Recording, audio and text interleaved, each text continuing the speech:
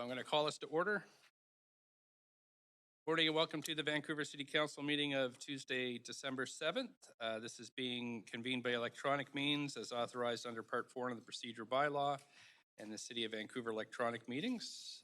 As such, members may participate in person or by electronic means. If a council member attending by electronic means loses connection during the voting process, I guess we have everybody here, so I can skip that part.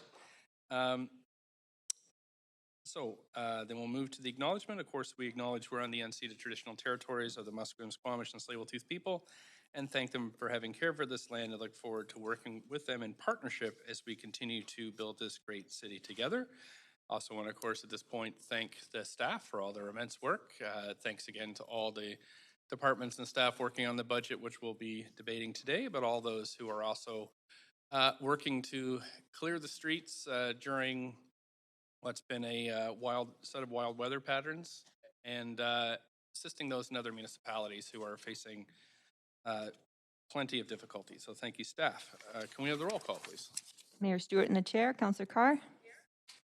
Councillor DiGenova. Councillor Fry. Here. Councillor Swanson. Councillor Hardwick. Councillor Wiebe. Present. Councillor Boyle. Present. Councillor Dominato. Present. Councillor Bly. Present. And Councillor Kirby-Yung. You have quorum, Mayor Stewart. Thanks so much. We're going to have a slightly different plan for the day, Council. The public is strongly encouraged to listen to the proceedings on the city's website or YouTube link and follow along at Van City Clerk on Twitter for updates on the progress of the meeting. Videos of members speaking, presentations, amendments, and vote results will be projected when available. Any comments can be sent to us using the web form on the city's website. The link to that form is tweeted out at Van City Clerk. I want to acknowledge our longstanding commitment to equity, diversity, and inclusion, including utmost respect for all genders, and just to remind Council that we avoid using gendered honorifics, instead refer to people by their first and last name, role, or title. Today we have 3 administrative items, 8 reports, 38 bylaws, 4 administrative motions, 1 council member's motion, notice of council members' motions, new business inquiries, and other matters. So the plan for the day is we'll go until noon and we'll break for lunch. Then we'll go in camera from we'll come back to council chambers at 1 o'clock, between 1 and 2.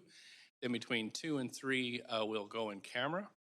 Then return to council chambers between 3 and 5. So I'll remind you along the way, but it's just a shorter in-camera session today. And we do have in-camera meetings tomorrow as well. We have to go in camera this week. The reasons and authority under the Vancouver Charter are listed in the agenda. Someone like to move a motion? Thank you. Councillor DiGenova, seconder. Thank you, Councillor Carr. All in favor? Yay. Opposed? Nay. Great. Thanks very much. So we're going to go through a pile of minutes, Council. We have 8 minutes. Minutes 1 are from the minutes of the public hearing on November 2nd, 4th, and 9th. Are there any corrections to the minutes? Thank you. Councillor DiGenova, seconder. Councillor Dominato, thank you. All in favor, yay. Opposed, nay.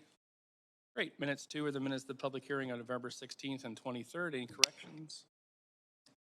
Mover, please. So moved. Councillor Kirby-Yung, Councillor DiGenova, thank you. All in favor, yay. Opposed, nay. Great. Minutes 3, minutes of the council meeting following the standing committee meeting of November 17th. Any corrections? Councillor Carr, thanks. Seconder, Councillor DiGenova, I think I heard. All in favor, yay. Yay. Opposed, nay. Thanks. Minutes 4, the minutes of the public hearing on November 18th and 25th. Any corrections? Mover, please. Councillor Bly. Second, Councillor DiGenova. All in favor, yay. Yay. Opposed, nay. Thanks very much. Minute 5. Minutes of the special council meeting for the purposes of holding a business license hearing on the 23rd of November. Any corrections? Thank you, Councillor DiGenova. Seconder. Second. Councillor Kirby-Yung, thank you. All in favor? Yay. Opposed, nay. Okay, that's passed. Thanks. Minute 6 are the minutes of the special council meeting for the purposes of discussing the van plan, November 23rd. Any corrections? Mover, please. Counselor Hardwick, thanks. Counselor DeGenova, second. Thanks. All in favor, yay. Opposed, nay. Thanks so much. Minute 7 are the minutes of the Auditor General Committee on November 25th. Any corrections? Mover, please. Thank you, Counselor Hardwick. Counselor DeGenova, thank you. All in favor, yay. Opposed, nay. Thanks. That motion carries unanimously. Last, minutes 8 are the special council meeting for the purposes of hearing speakers on the 2022 budget on December 1st and 2nd. Any corrections? Thank you, Councillor DeGenova. Second, Councillor Boyle, I saw. All in favor, yay. Yay. Opposed, nay. Thanks very much. Okay, now we're moving to matters adopted on consent. We have referral reports 1 to 4 on the consent agenda for this item. Reports 2 and 3 do have speakers, though, Council, so we can adopt reports 1 and 4. Anybody wish to? Right. Any debate or questions to staff? No. Any conflict of interest on these reports 1 and 4?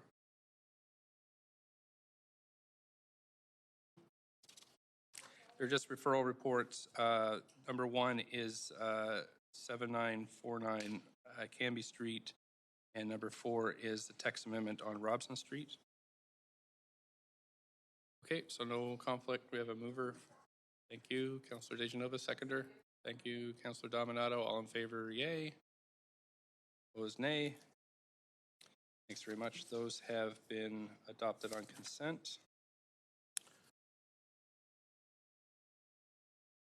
Clerks, we're going to hear speakers on the referrals. Citizen.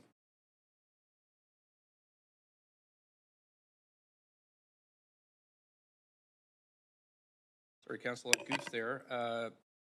We'll have to do a referral report. Just need a vote on referral reports 2 and 4. Thanks.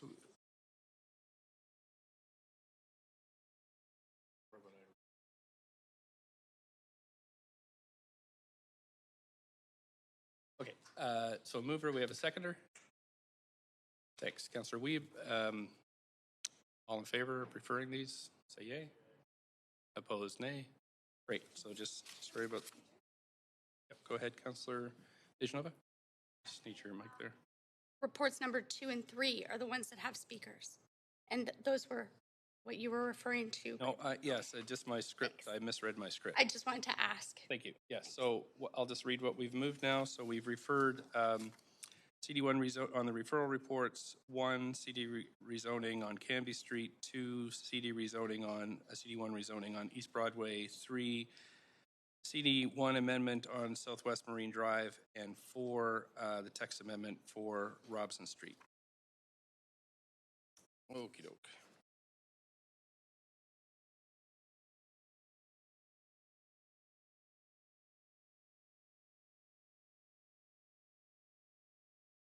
Just 1 second, Council. I'm just catching up here. Great. Okay.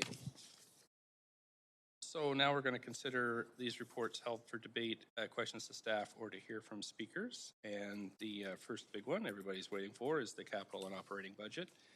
Special council meeting on December 1st and 2nd, council received a presentation to ask questions to staff, heard from speakers regarding the capital and operating budget for this year. And so now we're going to consider the reports in order that they are listed on the agenda. So just a reminder, Council, we go through each of the reports. The big one will be item 1F, which is the 2022 capital and operating budget. Before that, we have a number of sub-reports that we'll go through. So the first one is the engineering fees for 2022. I'll ask if anybody wishes to declare a conflict of interest on this. Any questions on this report? Report 1A, 2022 engineering fees. Got Councillor Dominato on the queue? No, Mayor, thank you. Okay. Any questions on the 1A 2022 engineering fees report? Have somebody move this report then? Kirby-Yung. I think I heard Councillor Kirby-Yung moved it, and I heard Councillor Dominato second. Any discussion? I'll move us to the main queue. And, Council, I'll just be fairly judicious about moving us between queues and let you know when I'm shifting. So we're on the main queue now. Any discussion on this item? I don't see any, so we'll move to the vote. Please vote on screen.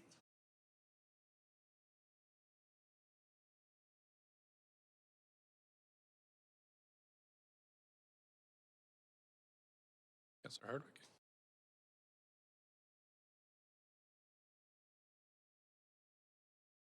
Would you like a vote assist?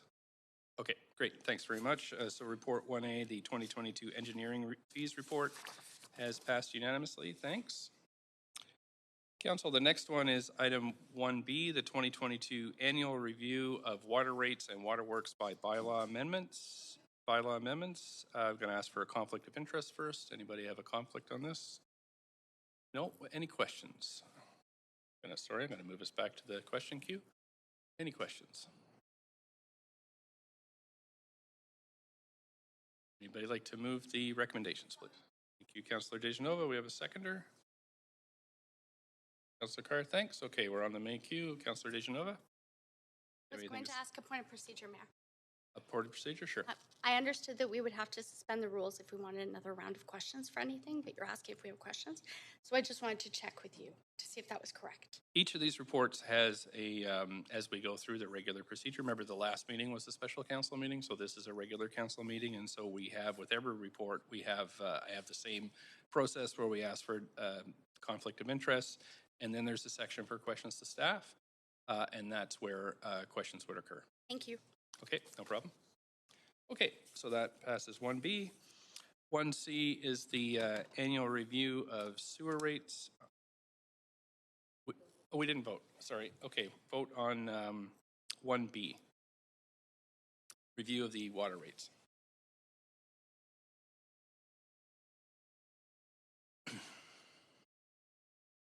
Councillor Fry and Councillor Carr. Great. Okay, thank you very much. That passes unanimously. That's the 2022 annual review of water rates and waterworks bylaw amendments.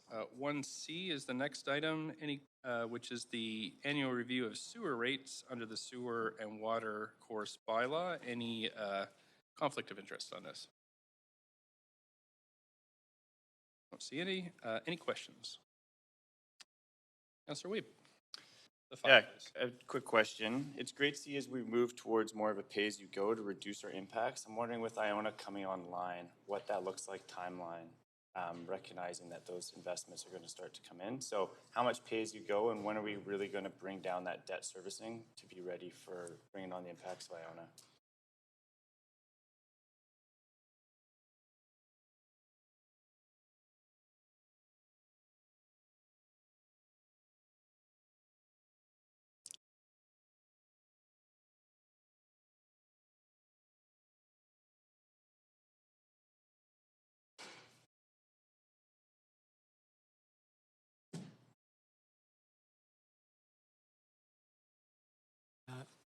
Good morning, Mayor and Council. Lon Leclerc, General Manager of Engineering Services. Sorry, Councillor Weeb, I didn't quite get the question.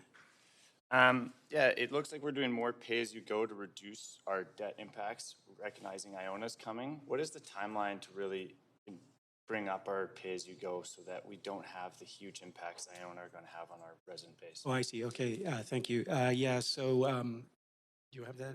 Sorry.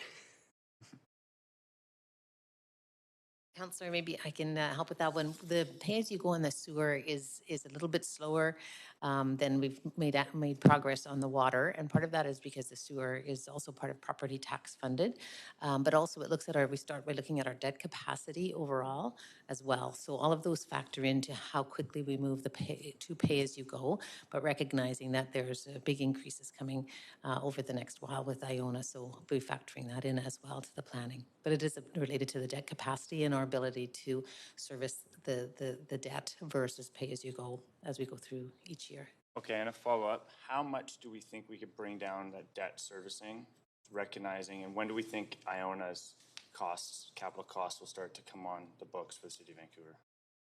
I'm not sure how much.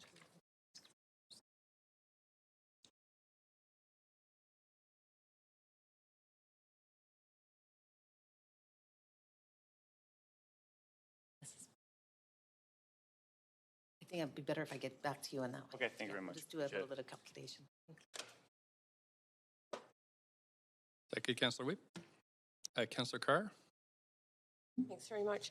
I also am interested in the sewer and upgrading process, and I'm particularly interested. I've been on council for 3 terms, but I remember it was going fairly slowly for a long time. So, and we have had professional advice saying that sewer separation, in the light, particularly now of climate change and increasing volumes of rain during winter events, that we need to move faster. So could you just explain for me at what pace we are now going and how well that aligns with the professional advice about how fast we should be moving to separate our sewer from water? Yeah, so I can, first of all, just say a little bit about this transition to pay-as-you-go.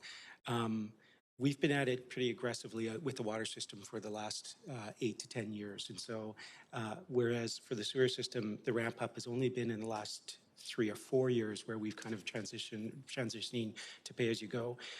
The sewer system is not fully built out, as you mentioned. We're only about 50% on the separation.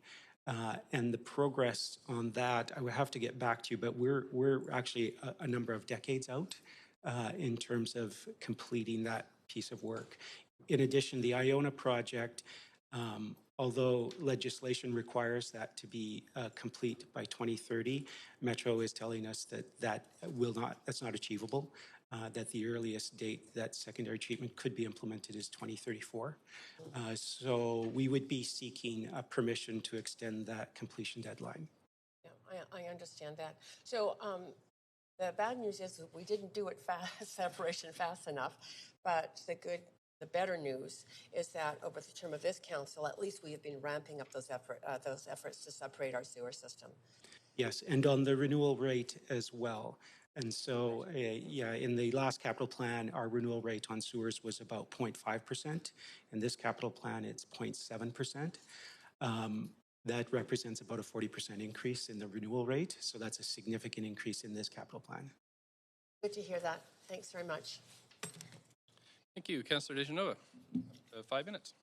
Thanks. I just had a quick follow-up question to that, and that's how quickly are we renewing our sewer system compared to other Metro Vancouver municipalities?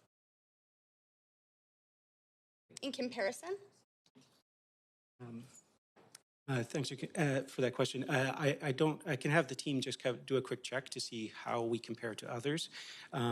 Ultimately, maybe a general, I don't expect numbers right this second. I just wanted to be clear. Didn't want to put you on the spot, Lon. Well, it really depends on the age of the city. And so newer cities have, it's because sewers generally last about 100 years.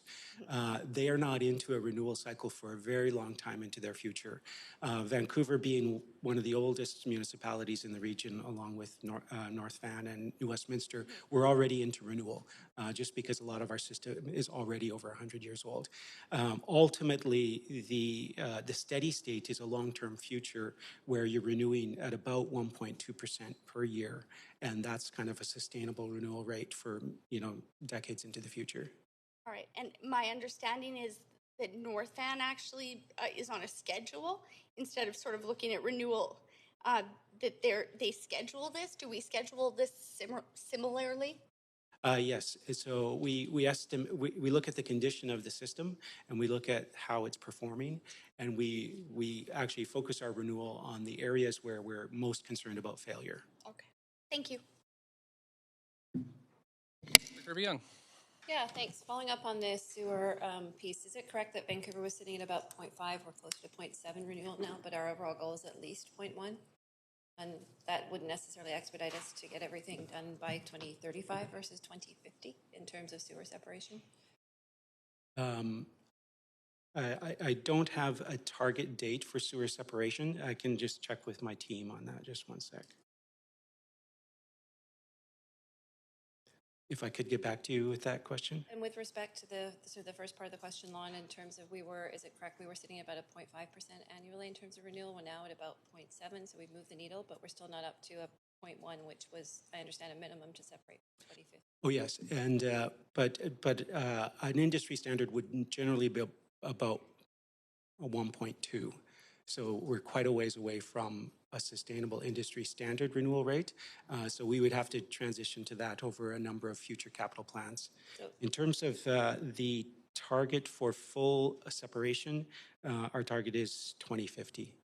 Okay, but obviously an earlier date would be ideal, and particularly given what we're seeing in terms of extreme climate and crisis events. We're fair to say that given both the age of the infrastructure as well as the pressing climate pressures that we are behind on our core renewal. Absolutely, and we do have a program underway right now, which is our sewage and rainwater management strategy, where we're looking at how to prioritize separation and renewal to kind of maximize outcomes in terms of reduction in pollution into our receiving bodies, our water bodies.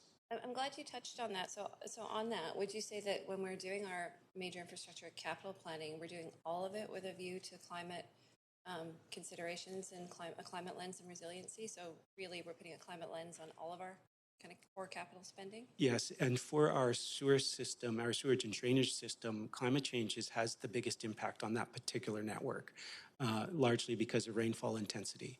And so we are dealing with a 30% increase in rainfall intensity for what the system was designed for. So that's the reality of today. But we do have to anticipate that rainfall intensity is projected to increase by another 30% over the next 30 years or so. Okay, so on that note, I know it's kind of keeping me up at night, worries me. As our chief engineer, does that worry you when you look around and see the increased rainfall intensity, what's been happening in Abbotsford, throughout other communities in BC? Like, how do you feel? Does that worry you? Well, yes, and I mean, it's not a concern for me because I do feel like we're doing the work in terms of the big study that we just launched. In that study, even though it'll take a couple years to complete the strategy for how we do our investments over the next couple of decades, it does have a number of near-term no regrets actions that we can take in the coming years, knowing that will reduce risk for the city overall. For us, it does mean that we are looking at overland flow in a way that we wouldn't have in the past, anticipating that the sewer pipes might fill up during intense rainfalls. Which is pretty significant impact on day-to-day. Yes. I'm trying to find the right word, but just livability seems inadequate, but just functioning in terms of people's daily lives, right? Yes. Okay, thank you. Appreciate it. Thanks. That's it for questions. Have somebody move the recommendations, please. Just 1 second. We have... Did you want me to answer that last question that I said sure. I would give for Councillor Wiebe? Whose question? Councillor Kirby-Young's question? No, I owed an answer to Councillor Wiebe. Councillor Wiebe's question. Okay. Sure, go ahead. Yeah, I've got the numbers for you, and the pay-as-you-go is going to be going up by about $16 million over the next 2 years of the city's portion. At that point, Iona the significant increases will have started for Iona, and that'll be going up by $20 to $25 million a year for the next 3 years of the 3-year plan, and then ongoing from there as well. So the numbers are quite significantly different. We're freeing up, we have a little bit of pay-as-you-go, but the Iona impact will be much more significant. Okay, and I guess a quick follow-up then.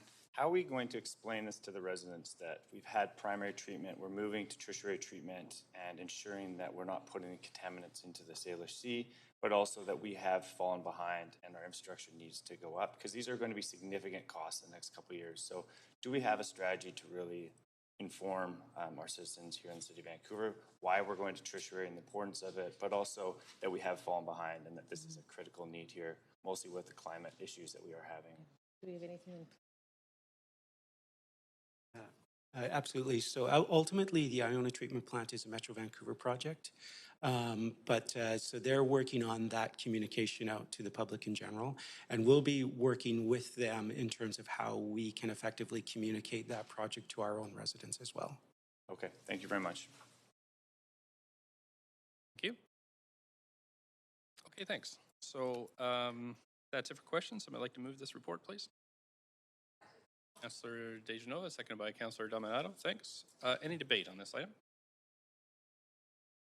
Okay, thanks. So we'll call for a vote. This is the annual review of sewer rates.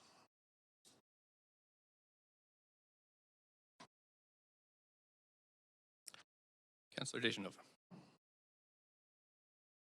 There we go. That's passed unanimously. Thank you, Council. We're going to move to the next item, which is the 1D, the 2022 solid waste utility fees and bylaw changes. Any conflicts here? Oh, any questions to staff? Councillor Weep? Yeah, first question. About 3-4 years ago, Vancouver Park Board approved putting in a demonstration compost facility in Stanley Park, looking at an opportunity to localize our waste collection. And I'm just wondering, looking at the costs of outsourcing some of this work, have we looked at insourcing some of this work again? And are we looking to bring on more localized structures, including a transfer station in the north side of Vancouver, to deal with some of the solid waste issues that we'll be having in the future?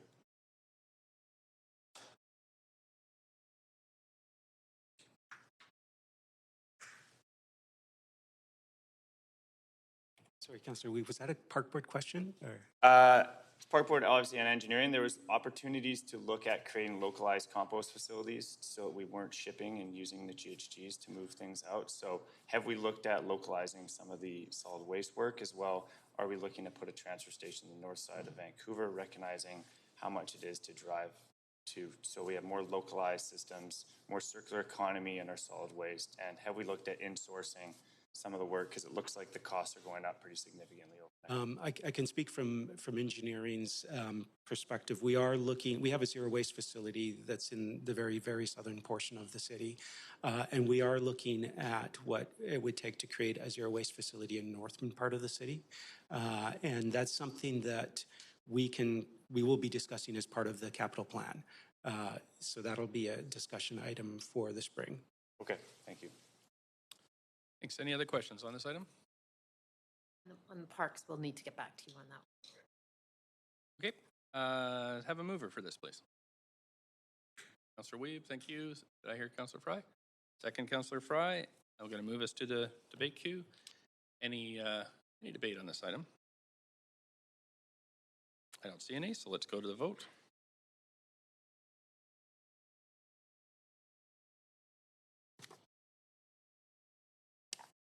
Councillor DeGenova.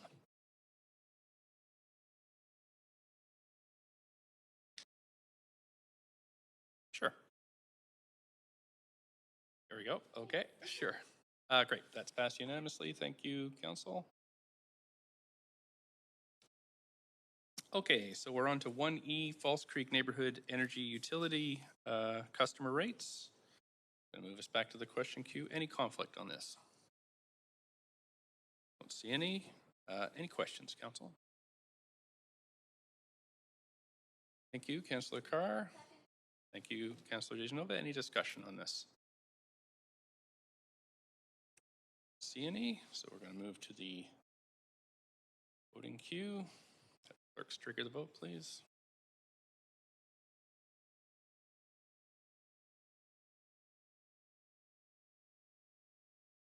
And that has passed unanimously. Thanks, Council. Okay, so now we're moving to the capital operating budget. I'm going to ask first if there's any conflict of interest on privilege. Councillor, I'm sorry, I've done this again. Sorry about that. Councillor DeGenova.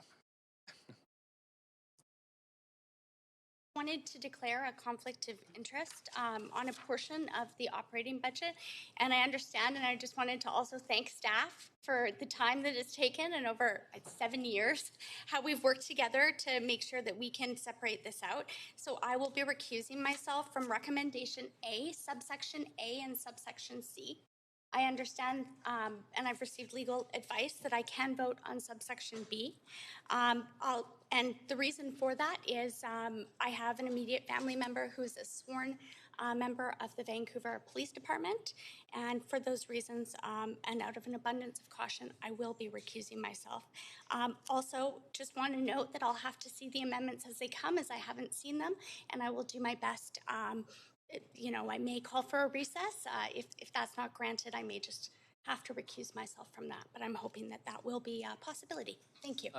Thank you. And Councillor DeGenova, you are Deputy Mayor for this month, and so if I have to enter the debate, then you would be Chair. But if we're debating one of those particular items, then I believe the Chair would move to Councillor Fry, who's the duty councillor. Yes, Right. thank you. Okay. Just so everybody knows the process, how that'll work. Great. So we have questions. Councillor Dominato. Mayor, I also have a point of privilege. Councillor Kirby-Young. Okay, sure. I'll pause your clock, Councillor Dominato. Yeah, I just wanted to respond to your question with respect to conflict, and I wondered just for consistency, because I'll also recuse on recommendation A, C, Okay. with respect to the potential $1.4 million reduction, but I wonder if you could, for me, just repeat the other section Councillor DeGenova recused from. I just want to be consistent. B, subsection B. I don't know. I'll have to get the clerks to read that back. Just one second, please. A and C. Subsections A and C. Of recommendation A? That's what I'm just. Yes, of recommendation A. A, subsection A and C. I believe I'm just going to recuse on subsection AC. Thank you. And the reasons, that's, sorry, that's Conflict of required. interest, because I have a partner who is a member of the Vancouver Police Department. Okay, thanks. I'm sorry to ask, but that's part of the Yeah. process. Yeah. Okay, great. Thanks. So Councillor Dominato, you're up for questions? Thanks, Chair. Questions around. So I'm prepared to move the 2022 capital and operating budget recommendations. Okay, we'd need a seconder for that. Councillor Bly, I saw. Okay, so we're going to go to the main queue. And just before we flip over there, Councillor Dominato, you have the floor because you moved the motion. So if everybody could just not click until I've got it, until I have this sorted out. Right. So Councillor Dominato is the floor. Go ahead, Councillor Dominato. You have up to 5 minutes. Yes, thanks, Mayor. And I'm going to circulate a couple of amendments to the recommendations, and I'll circulate those now.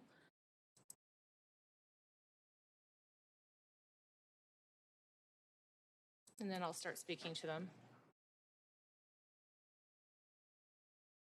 Okay.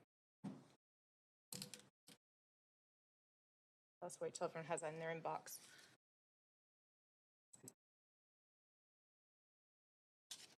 So there's two parts, Mayor and to Council, to this to these amendments. It is to amend recommendations A and C as outlined in the proposed amendment, which provides for supporting the Vancouver Police Department board endorsed budget. So it makes amendments to both A and C to reflect that, which is a $4 million increase. And then adds consideration B, which was reflected in the staff recommendations, that council approved the allocation of $9.836 million, of which $8.36 million is one-time funding and $1 million is ongoing funding, and allocated as follows. $4 million for Vancouver Police Department to respond to public safety concerns and support new recruits, mandatory training, jail services. $3.3 million for Vancouver Fire and Rescue Services to support the 2021 growth plan to meet the best practice recommendations identified in the Dark Horse Needs Assessment. $1.236 million for the Auditor General to support the Auditor General's office operations, as $1 million being ongoing funding. $0.6 million for engineering to fund enhanced street cleaning to respond to increased demand and to maintain 2021 funding levels for social enterprise microclean and grants. $0.5 million increase to Vancouver Board of Parks and Recreation for the Park Ranger program, and $0.2 million increase to Arts, Culture, and Community Services for the Accessibility Strategy priority actions. And if I may speak briefly to these items, and I recognize there'll probably be further amendments coming forward. You need a seconder for this, though. Oh, sorry. Okay. Thank you. Move us to an amendment queue. You have another 5 minutes.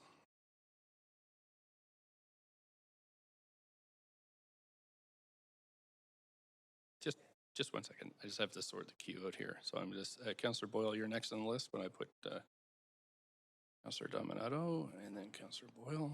Okay, please go ahead. We've heard very clearly from the residents and businesses who spoke to council here who've written us, as well as through the canvassing of the online budget survey and other surveys in preparation for the budget, that residents and businesses want to make sure that we're focused on the right priorities. And some of those include our really critical public safety services, both police and fire. We've heard that time and time again. We know that they're providing critical services to our residents and also our business community. And we have seen an uptick in unprovoked violence against individuals in our communities. And that violence has been both towards individuals who are homeless and on our streets, as well as young women. And people are feeling less and less safe in certain neighborhoods in our communities. And that includes young women, older people, businesses.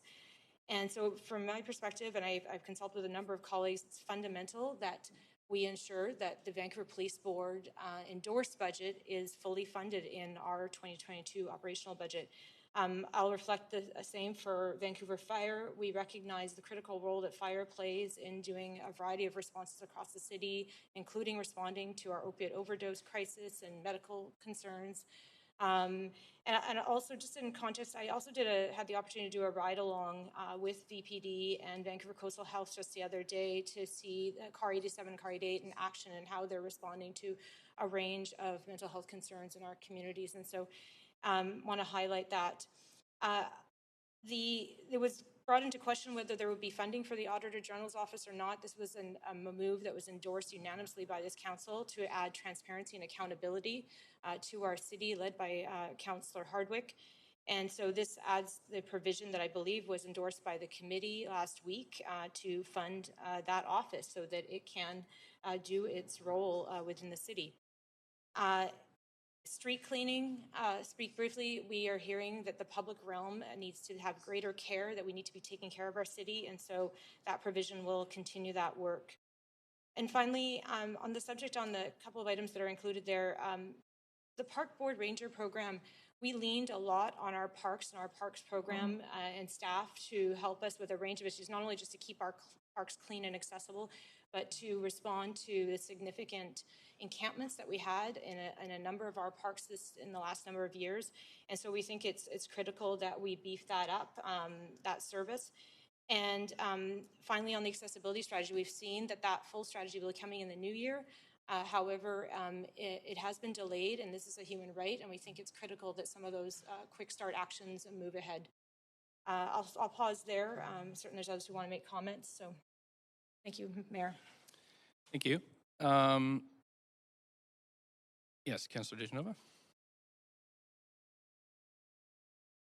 Or my own mic on, maybe. Thanks. I just wanted to note that as per the matters that I said I'd recuse myself on, if the vote for this could be separated out of sections A, section C, and I would also ask that the part of this amendment that focuses on section B, although I can vote on section B, I will not vote on this amendment to section B at the advice of legal. Thank you. Council, just to remind you about conflict of interest, they do include both votes and debate. So it's up to you what you want to do, but for those councillors who have indicated a potential conflict, that should be taken into consideration, but I'll leave it to you to decide. Just a point of privilege, I'm following legal advice, and Whatever you I've been want to told that I can sit here but will not engage in debate on those matters. Okie doke. Okay, Councillor Boyle. I have a question first to staff, which is I'm wondering if staff could let us know if the amendments proposed by Councillor Dominato would bring the tax rate above 5%. It looks to me like the unallocated 10 million is allocated in addition to an extra 4% for the police budget. So I'm just wondering where that lands us. Okay, if I respond. The $10 million that was set aside, $9 million of that is for one-time funding only, and so it would not provide funding to increase the budget for ongoing years. So if for any of them where we're hiring staff, we would want to have, unless we're hiring temporary staff, we would need ongoing funding in order to bring in permanent staff. And so that would be the case for fire, police, et cetera. So those would be increases above the tax rate rather than using the 9 million one-time funding. Okay. We can do a quick calculation of how much that would be. if That that's would be part of your great. I'd question. appreciate having a sense of Yeah. what that will just take increase in us taxes the proposed minute. amendments would bring us to, and maybe actually noting that, I'd like to ask for a recess so that all of us can take a deeper look at this, and so we can hear back from staff on how much this would increase How much time did you? the tax rate. Maybe 15, 20, 15? Okay, so we have a motion on the floor for a recess for 15 minutes to consider this amendment. Do I have a seconder? Thank you, Councillor Fry. All in favor, yay. Yay? I'll have to check with the clerk. Just 1 second, please.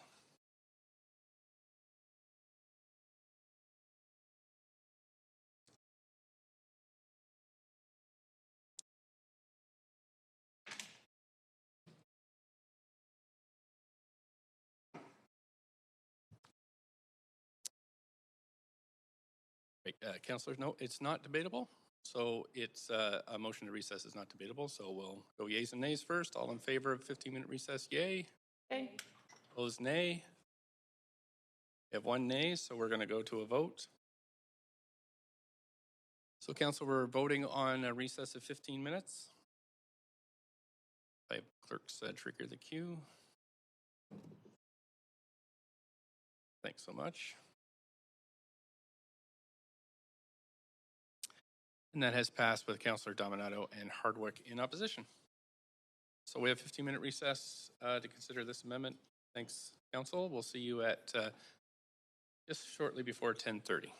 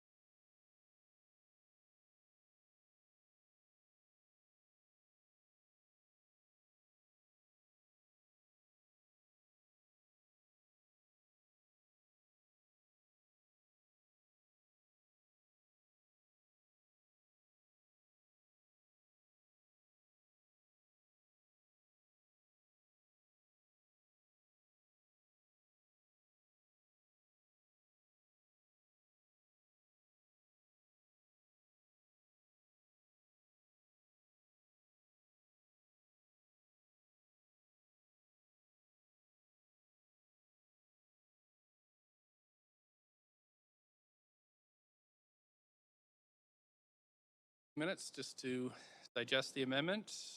Councillor Boyle, you're on, you have about 3 minutes left on this queue, so I'm going to call us to order and go ahead, Councillor Boyle.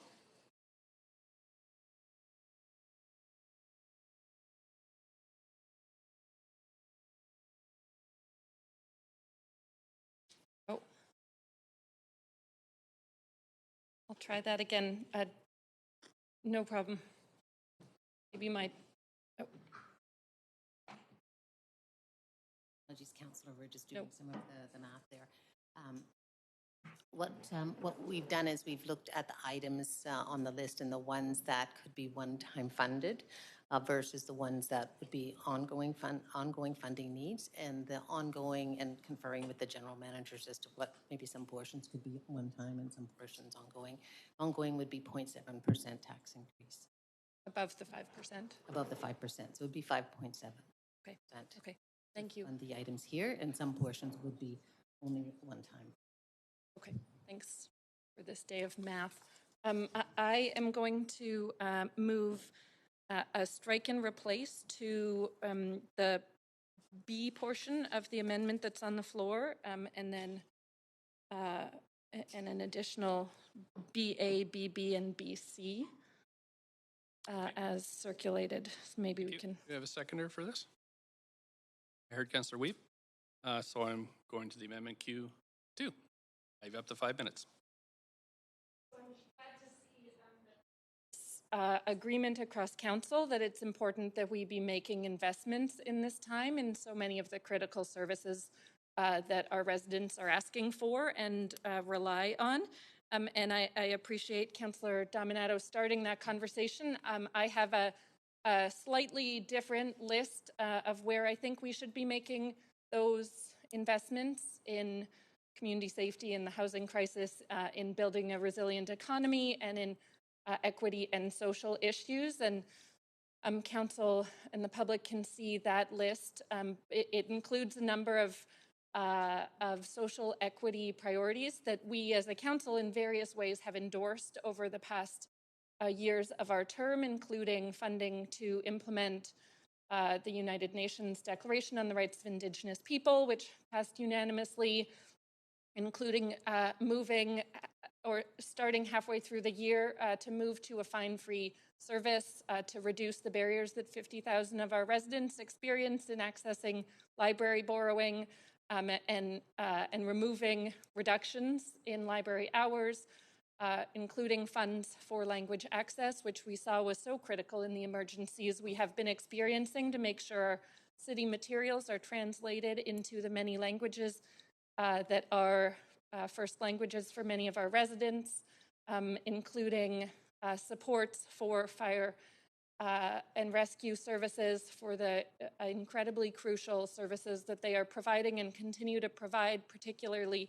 through the opioid crisis and the climate emergency and the ways those are impacting our residents as well, including $500,000 in ongoing funds for the single room accommodation SRA vacancy control, which again, council passed unanimously and really doesn't have teeth unless we're funding it adequately, including funds for the Auditor General Office, which again, I know has been a shared priority of this council.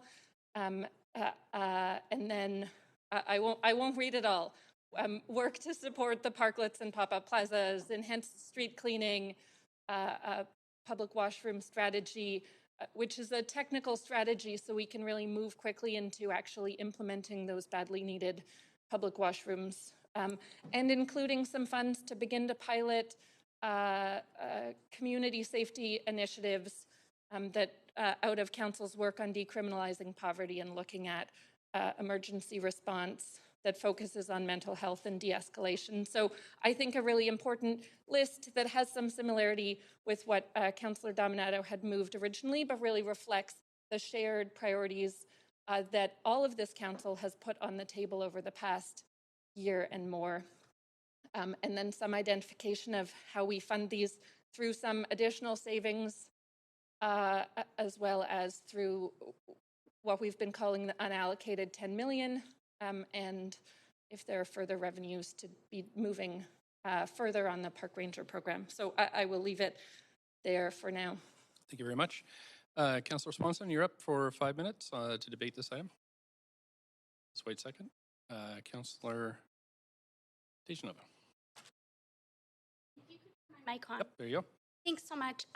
Just on that point of privilege, I'd ask for recusal and segregation of the vote. I'm wondering if it would be possible for debate as well, and then I could leave the room for a part of that. It would mean debating them separately, but we've done that before. Okay, so don't know how we do that. So your request is for that we segregate the vote on this amendment to or this amendment to the amendment. I think what we could do perhaps is it's tough because we have a queue of people. I don't know how we're going to segregate the debate on this one. Could debate that if I Council. could ask, because I can't ask for a procedure. My point of privilege was I was hoping we could deal with them separately, and then I could leave for that part, and that would mean 2 votes, almost like 2 We can amendments. definitely do the separate votes, but the debate is going to be hard to separate out because I don't know what the councillors on the queue will debate. So Exactly. So I was going to, my point of privilege was asking them to possibly debate that separately in I can't control that though. So I understand. I will try and leave just to note my point Okay. of privilege if I hear that. I'll leave it to you, but we can definitely separate the vote. All right. Okay, thanks. I tried. Sure. Sorry, Councillor Swanson. So whenever you're ready. Yeah, I really support this amendment. I'm particularly happy, needless to say, that the ongoing funding for SRO vacancy control is in there. I'm also happy that we're working on equity measures like getting a start on fine-free service in the libraries, like finally having action on the murdered and missing women's report,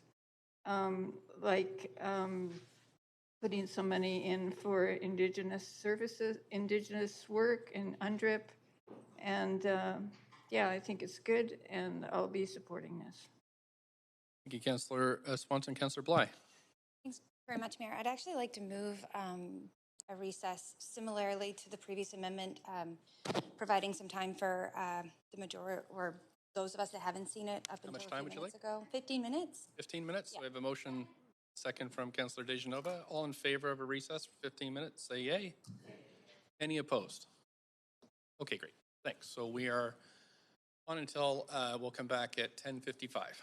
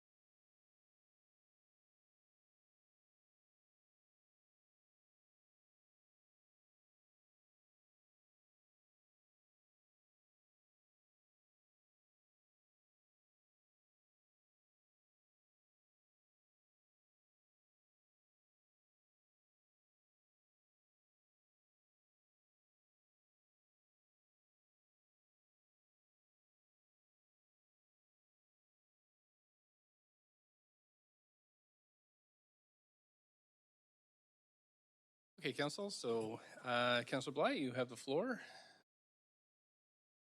We're going to reconvene. Go ahead, up to 5 minutes.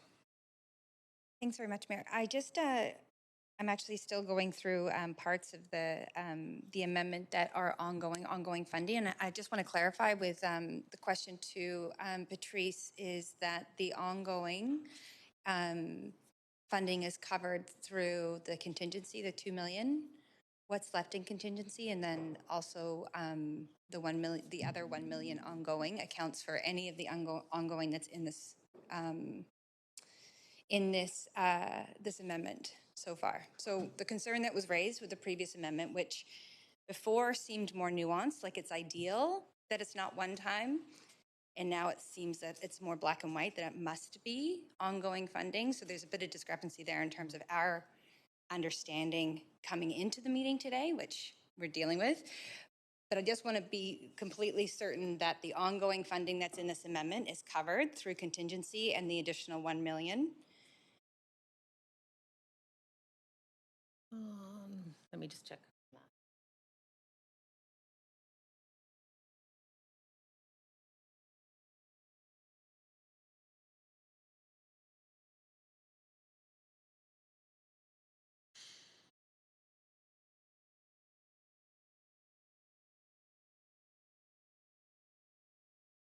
We're just running a lot of numbers here. If you total all of that, it would be an impact of 0.18%. In addition to the 5? In addition to the 5. So this will increase the property tax over 5%. It would increase the property tax. So would this amendment be in order, given that council has already provided direction that the overall property tax increase will not go over 5%? My understanding is council provided direction for us to provide options to council for scenarios up to 5%. Council then through this process can choose to allocate funds to increase, et cetera. And I think once council determine, we can provide the information on what the impact would be, but once council approves what they would like to have in the budget, then we would adjust the recommendations that had the property tax amount and the increase. So they're further down in the recommendations. So, does that make sense? Right, but we've had motions come forward before that challenge previous decisions of this council. Let's say it's not about the budget at all. And those were ruled out of order. And now we have a motion before us that challenges a previous decision already made by this council within the last calendar year. And I don't understand how that isn't. It's more of a question for the chair. If you're asking whether or not this amendment's in order, then. Sure, then I'd like to. You'd like me to rule on whether it's in order? Please. Okay, I will do that. Thanks. I'll just stop your clock here and we'll check quickly with the clerks and get right back to you.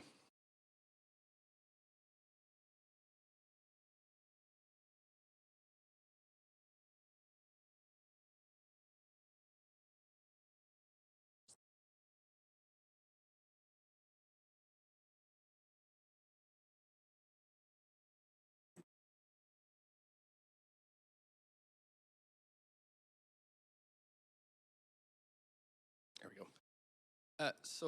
Councillor Bly, it is in order. The motion that was passed by council was for staff to prepare scenarios of up to 5% budget increases, but it doesn't hamper the ability of council to make different decisions. So it was direction to staff, but not and in fact, it's not. We couldn't pass that.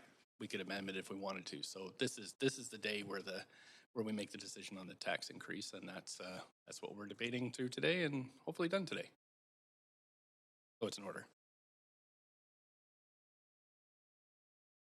Sorry, I'll turn your mic on here. There you go. I'm going to cede my time and go back on the queue. I have a couple more questions, but just want to gather my thoughts. Thanks. Thanks so much. Councillor Fry. Oh, it's been a while since I've stood up and had to adjust my mic. Yeah, I really appreciate that this articulates a lot of the sort of priorities that we've talked about, and I think that there's some additional pieces in here that are critically important. In particular, I think a lot of the work around reconciliation and Indigenous language support, I think, is critical. The burden with some women, of course. The SRA vacancy control is something that we did commit to when we passed that motion, and we really do have to follow through with that as an ongoing funding commitment. Otherwise, it's all for naught. And I think that as we grapple with a lot of these issues of community safety, that is a big piece of it. So I really appreciate this amendment. There's a couple of pieces in here that are missing that I hope that we can see yet included, and that would be some support for the park ranger, as we've talked about, and also for the accessibility strategy, which I think is also something that we need to see sort of added into this. But in general, I'm really happy to see how these amendments have included a lot of really critical issues that we have talked about at this council, and of course on a very, on a couple of notes of where my direct involvement, of course, with the library board. We know that fully funded libraries and the fine-free approach is going to improve in the long range community safety, because it's giving people places to go and community and getting engaged. And the Auditor General, which I'm really happy to see the continued commitment towards funding the new AG office, meeting the demands that the AG has put forward to us. And I think this is going to be critical to moving forward. And I hope that, as I mentioned, as chair of the AG committee, this is about planting a tree that will be yielding fruit for us next year. And I'm very, very hopeful for the future of the AG office. I'm also glad to see that we're continuing with that commitment to fully fund it, in addition to the other priorities that we've identified in this particular amendment. So thank you. Thanks, Councillor Fry. Councillor Kirby-Young.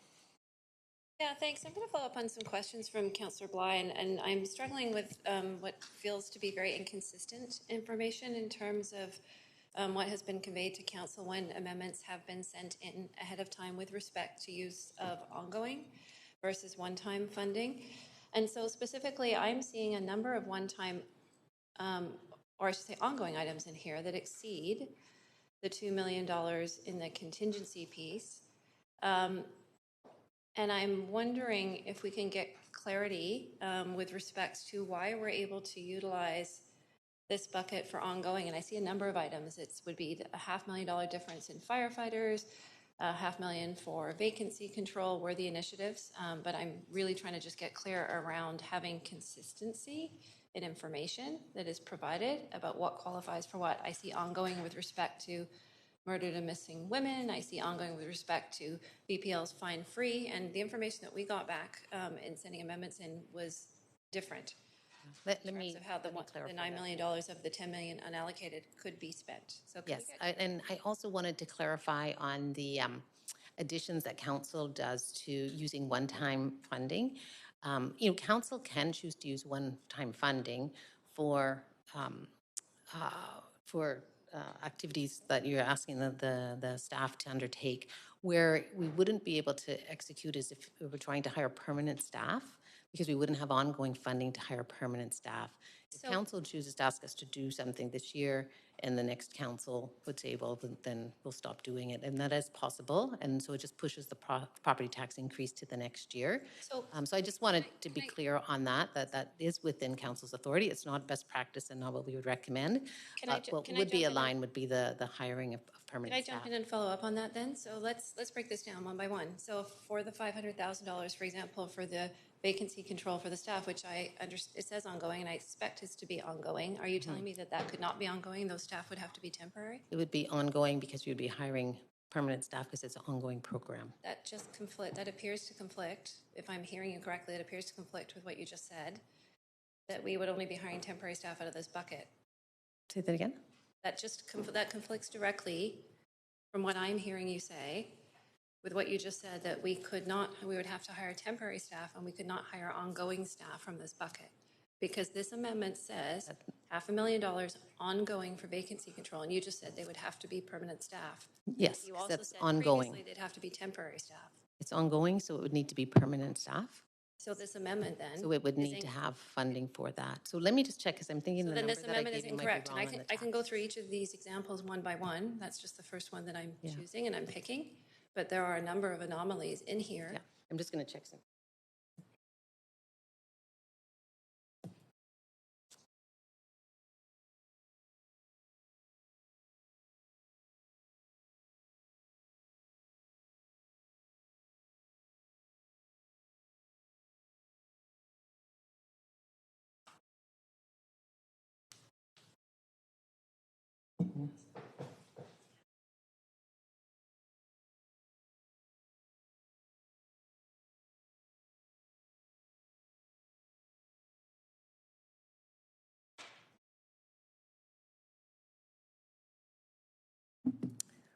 Councillor, just we went through the list here, and our understanding that is about 4.9 million is ongoing, and 3.58 could be considered one time. So for the ongoing, there's also an offset at the bottom there on contingency and the delay of one of the programs.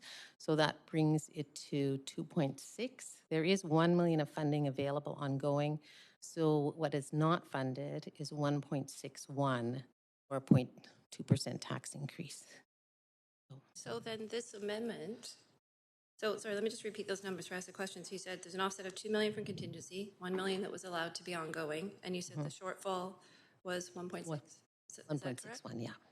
So therefore, this amendment is inconsistent with financial practice and the advice that we have received from finance staff as to how one-time and ongoing funds can be used. For 1.61 million. For 1.61 million. So Chair, I'd like to ask if this amendment So that would either be a tax increase. is out of order because according to section 8.7, because it conflicts with best practices in terms of the best interest of the City of Vancouver, and it goes against our financial practices pursuant to section 8.7. I can take a look at that and get back to you. Thank you. If council approves this, we would change the property tax number at the end, right?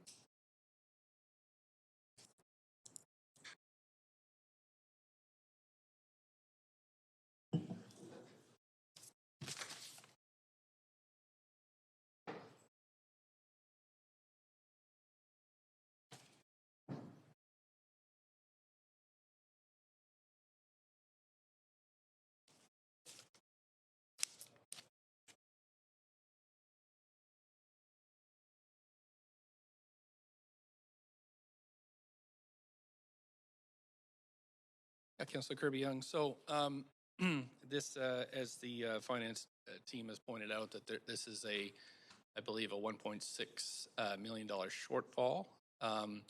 And if this list is approved by council, if this amendment's approved, then we'll have to go back and change the property tax rate in order to make up for that shortfall for ongoing expenses. So it's in order. The complication would be is if we don't increase the property tax rate, then we would be stuck and have to go back and take items out.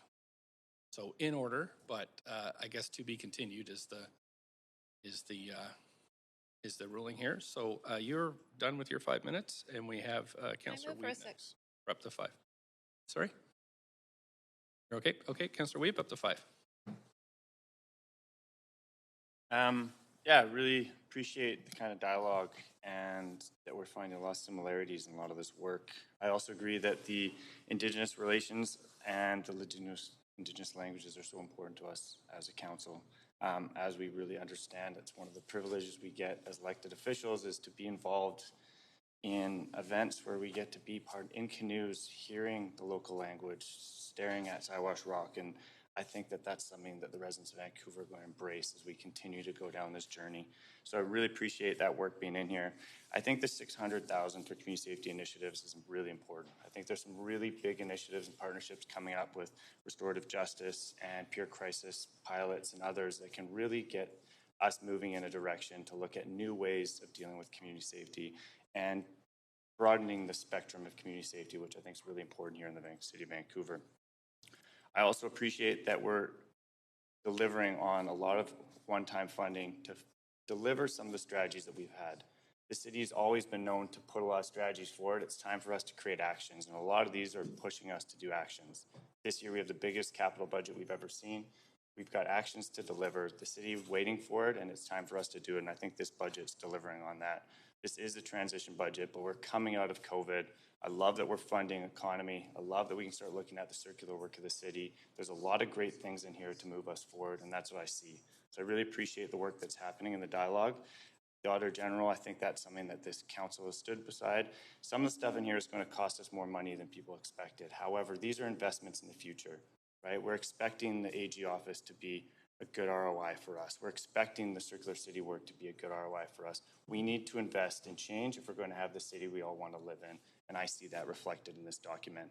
I do see that park rangers and accessibility need to be added, and that's something I'll look at doing in the future because it is critical. As someone that sat on the Person with Disability Advisory Committee for 7 years and having my mom sit on that committee prior, that when we get to a point that we need to deliver actions, we put the money where it needs to happen. And that's one of the ones where we've done a lot of strategy and it's time for action. So thank you very much for this work. Thank you, Councillor Weep. Councillor Hardwick, up to 5. Thank you. I have a point of information, a question through you, Mayor, to the police chief. Right. Sure. Chief Palmer. Welcome.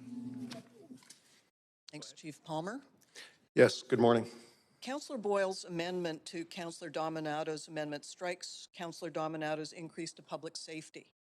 Would the funding in Councillor Dominato's amendment help public safety in Vancouver, and how vital is this to public safety? Yes, Councillor, thank you for your question. So Councillor Dominato's amendment does have a positive impact on public safety in the city, whereas Councillor Boyle's amendment would have a negative impact. And I'll tell you how this would impact us on the streets of Vancouver. This one that is before you from Councillor Boyle would actually result in fewer police officers than you have in Vancouver right now. Can I just correct here? Is that Councillor Hardwick, the amendment from Councillor Boyle does not strike the section of the proposed amendment that relates to the policing funding. It's an addition. So that part of the amendment is still there. Okay, I'm misreading then. Yep, I know there's a lot going on. So, point of order. I'm reading the amendment now, and I wonder if you could clarify, because I see a strike and replace, which struck Councillor Dominato's entire amendment, including BA, which included the... These sections that were indicated are struck. BA, it was a strike and replace, so it struck the entire amendment. Right, not debate here. So, can we get clarification, please? Yeah, I'm clarifying for you. That section of the motion was not struck. What's struck is what's delineated there. So just for clarification, the section, the opening part of Councillor Dominato's motion is still live after we'll see what happens after the amendments, but that increase to police in the one-time suggestion is still there.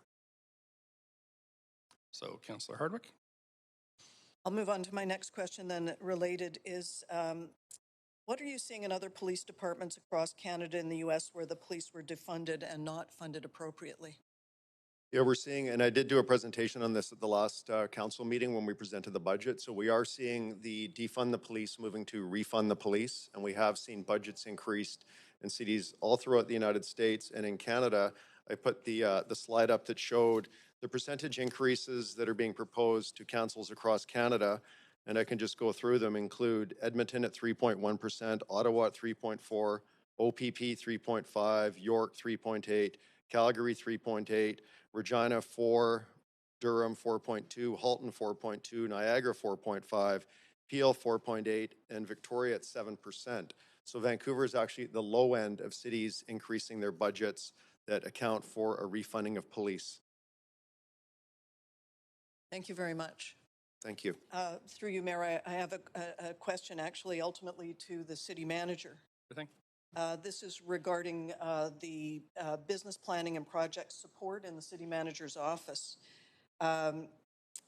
First of all, I'd like to know what it does ultimately and what the budget is. I've seen that the group will give up $800,000 in salaries to meet the 5% target, in addition to offering $200,000 to meet the 4% target. And so my question ultimately, would it be possible to take $200,000 of ongoing funding towards the Auditor General? But if you could comment, please, City Manager, on the BPPS funding.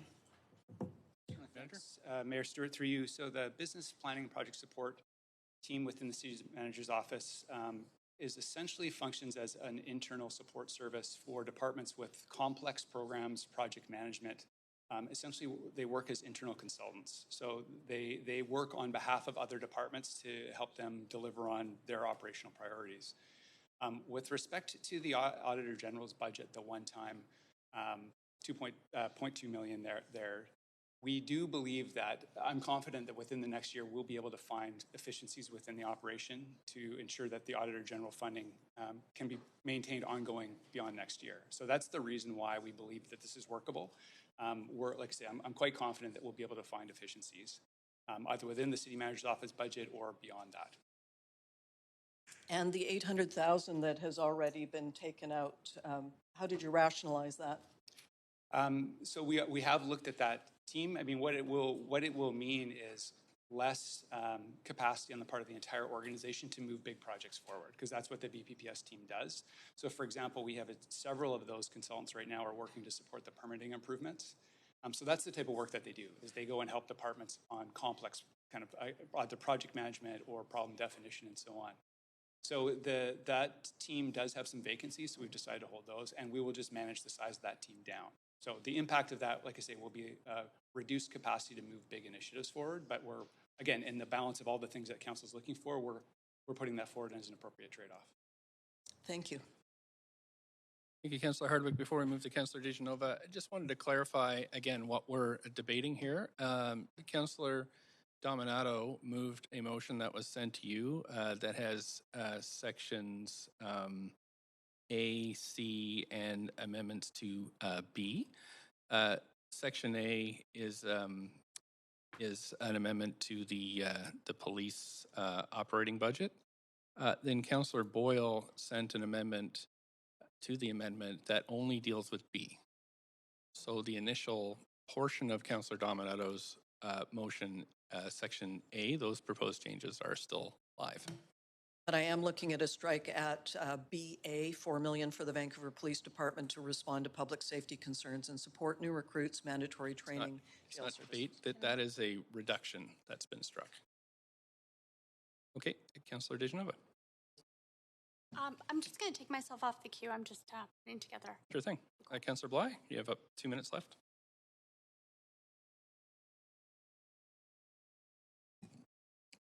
Thanks, Mayor. I just, well, a quick clarification that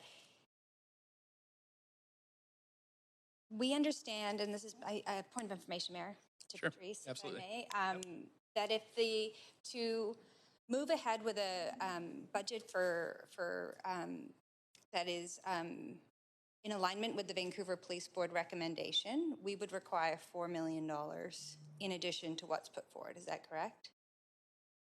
Okay, so how much room do we have if this were to pass in order to keep that budget whole and in alignment with collective agreements and the police board recommendation, anticipating we may get more amendments after this one, pass or fail, that are going to try and address that. So I'm just trying to get that number without increasing the property tax over 5%, because we don't have that number right now, and this is already tipping us over 5%, and we haven't been able to find the funds to keep public safety whole for the city.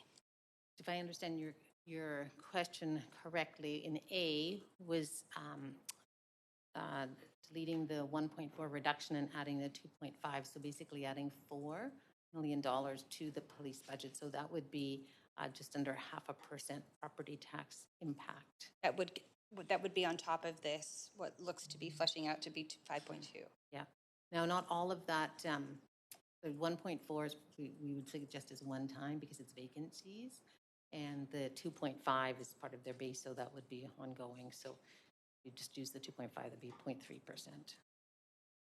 Unfortunately, trying to understand this amendment has eaten up all of my time to make any comments on it. So, and there's no way to sever this or vote based on how it's been put forward. We're being forced to be basically backed into a corner. It's incredibly disappointing because there's a lot of funding in this amendment that we've supported as a council that makes sense. And I'm dubious of how it's been put forward. It really puts a number of us in a really awkward spot. So I'll leave it there.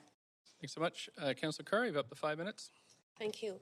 So I just want to first say that I am supporting the amendment to the amendment put forward by Councillor Boyle. I think there are some exceedingly important elements to the items that have been listed in that amendment to the amendment. I kind of group them in different categories. I think that there are ones around public safety, specifically the increase to the fire and the firefighting force of this city. We have had a report called the Dark Horse Report that says we should have been increasing, adding 122 new positions in that department to meet sort of the basic standards of safety given our city and its growth and the increasingly complicated responses that are needed by the police, not just to fire, but as emergency services into the opioid crisis. So I am very happy that we've delayed that in the past, but now we are actually adding in those new and very desperately needed firefighters. In terms of other key community services, I'm very happy to see there's some ongoing funding for Fine Free at the libraries and the restoration of hours at the Joe Fortes Branch and 6 other libraries in Vancouver. Those are so critical in terms of the opportunity it offers to people who really do need our libraries as places of respite, as places of sort of learning and stability in their lives. Also, in terms of the a just society in this city and reconciliation, which I know Council has felt very strongly about. I'm extremely happy to be supportive of the language access policies, especially the Indigenous language, the murdered and missing Indigenous women and girls work, community youth worker at Britannia. I mean, these are the kinds of things that again, are incredibly important. And then just in general around our city, the cleanliness, so there's money in there to ensure there is street cleaning, and money in terms of transparency with the Auditor General. I think the Independent Auditor General is an incredibly important position, a new one for this city. In the end, one that I think really ensures the city operates to the very best of the public interest. So I say happy to be supporting this. Thank you. Councillor Dominato? Thanks, Mayor. I have a point of information through you to staff. Thing. Just to clarify, you've indicated that A and C are not struck but are retained, but funding is removed from B. And I'm just curious if staff could comment on how then we would fund the proposed amendments in A and C.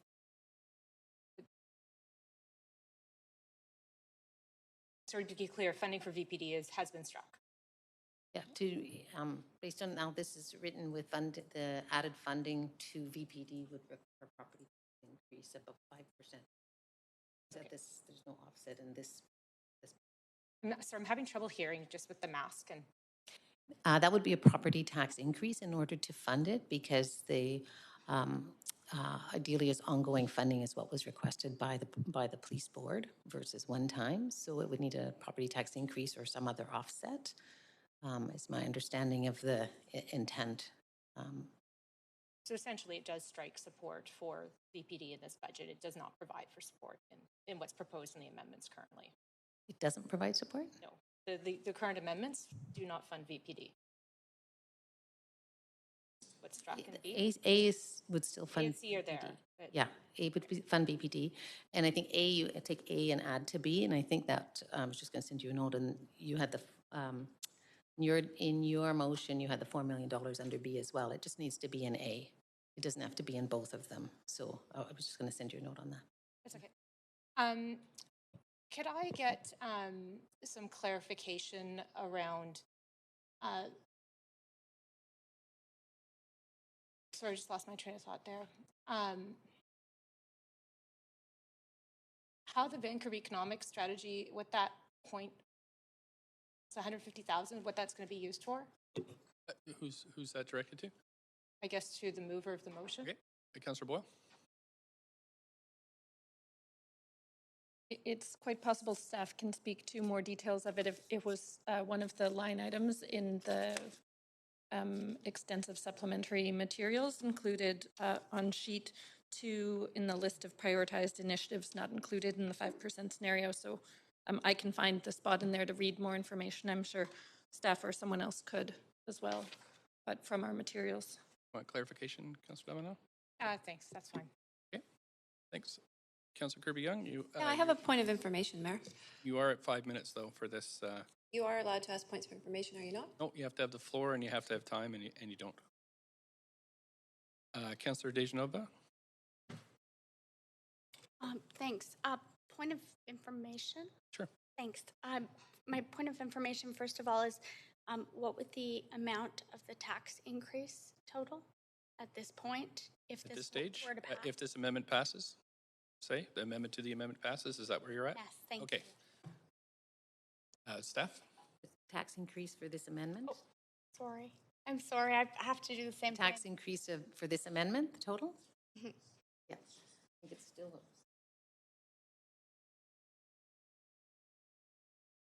Thanks to staff for these on-the-fly calculations. Very useful. I could move a recess if we need one. I'm trying to. Let's see how we do here. My apologies. Do you think we could have a little bit of time just to make sure we've got all the numbers? Maybe Okay. 5 Because minutes. there's a Sure, lot of moving how much pieces. time would How you much need, do you think? 5 minutes? Yeah, I think 5 minutes would Sure. be enough. Let's take 5 minutes, Yeah, then we'll come thank back at 11:35. Thank you. No problem.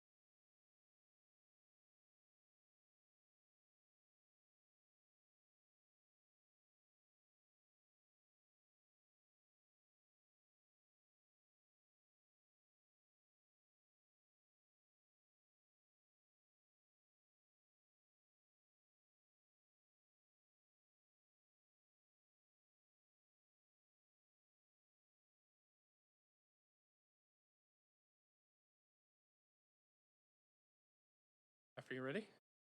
Right. Are you ready to reply and everything? Yeah. Okay. Okay, Council, so I'm going to call us back to order. Councillor DeGenova.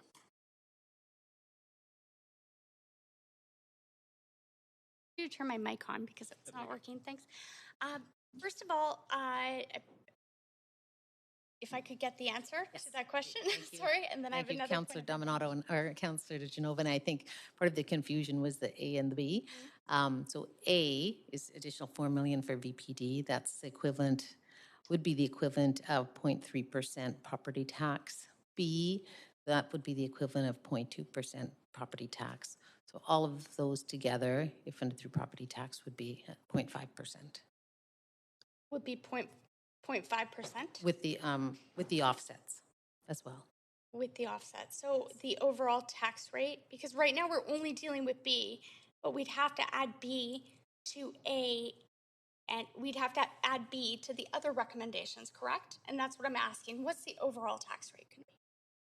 At the end of the day, what are people going to see their property taxes? I don't think we're there yet, Councillor DeGenova. Like, I think there's still some more debate going on, so the staff But that was my question, just based on Amendment B. Right, just based on Amendment B, I think it was 0.5%. I think right now, probably all we can tell you is that the dollar value of the police is the equivalent of the way we've split it between one-time and ongoing, based on our assessment, working with the GMs, is that 0.3% or 2.5 million would be considered ongoing, and 1.4 one time for the police.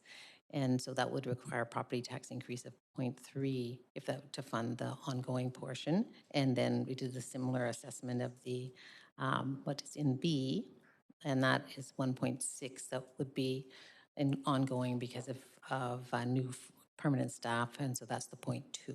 So I know it's a lot of numbers to keep track of. And again, as I said before, the impact would be if there's if it was all done out of one-time dollars, then that tax increase either gets pushed to the future, but we wouldn't be able to hire permanent staff without. But we'd be looking at probably right now, from adding those numbers up, 7%, or a little bit more, a little shy of 7% possibly.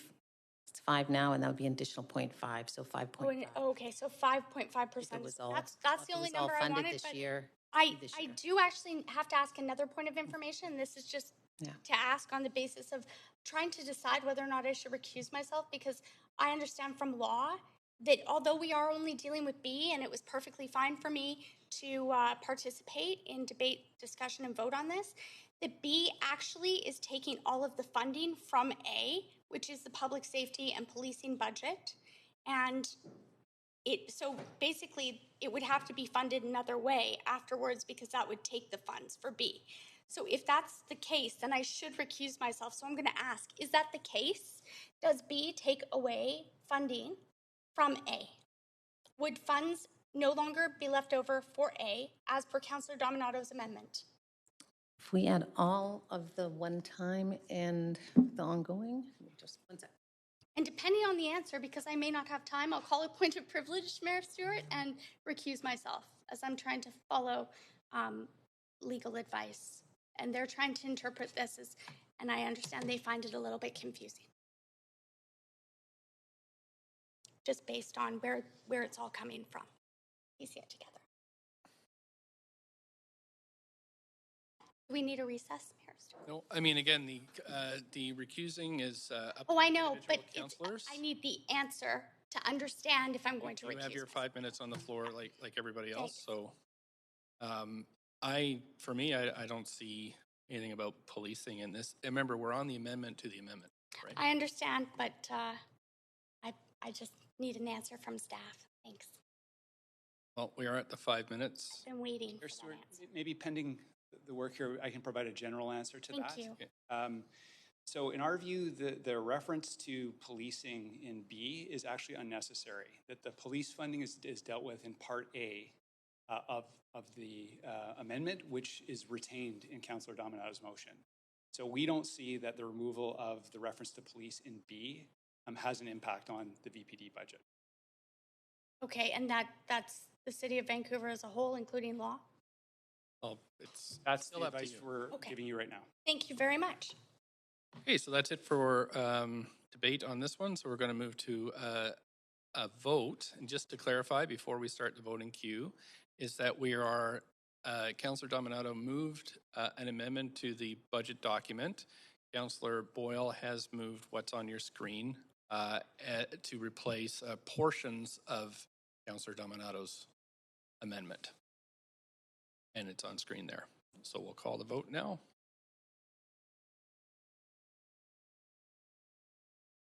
What would you like to sever?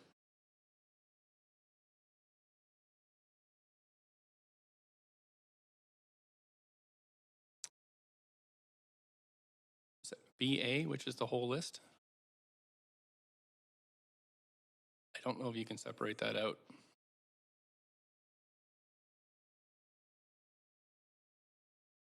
It's just the amendment to the amendment that just what we have here. That's what we're voting on, to replace a portion of Councillor Dominato's original amendment. Okay, with that, we'll call the vote then. Clerks, on the whole replacement clause.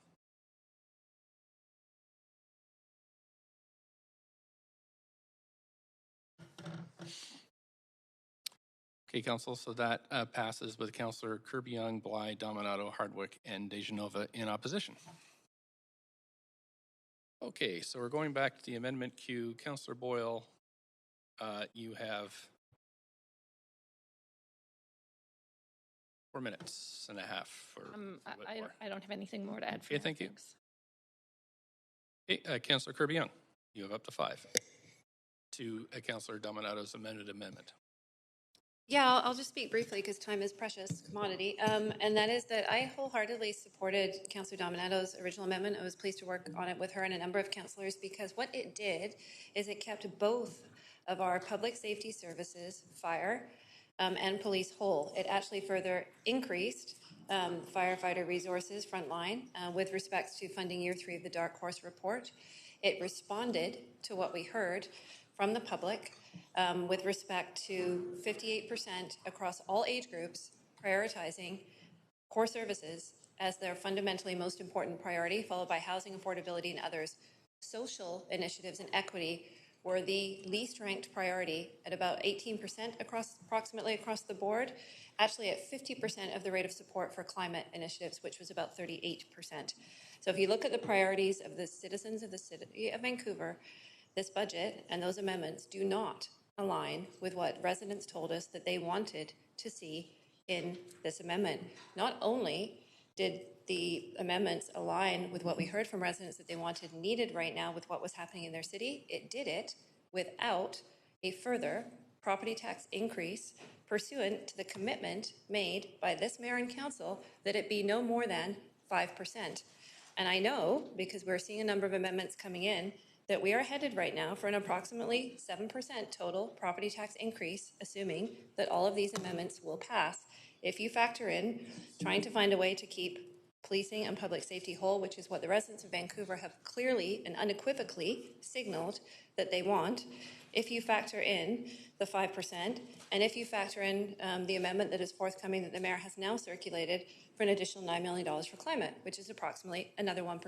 We are now therefore going to be sitting at over 7% property tax increase, where it's just shy of 20% cumulatively for the first 3 years of this council. The citizens of Vancouver's incomes are not going up. We have some of the most expensive housing in the country. If you factor in the total property tax bill for the average family homeowner in the city of Vancouver, we are the highest in the region with the exception of West Vancouver. That is not what I am hearing that the citizens of Vancouver have asked us to do with this mandate. That will put us at about 27% increase cumulatively over 4 years. I do not know anybody in normal times in a very difficult city to live in that gets that kind of increase, let alone in the midst of a pandemic when all of our folks have been struggling. So this is an unsustainable path.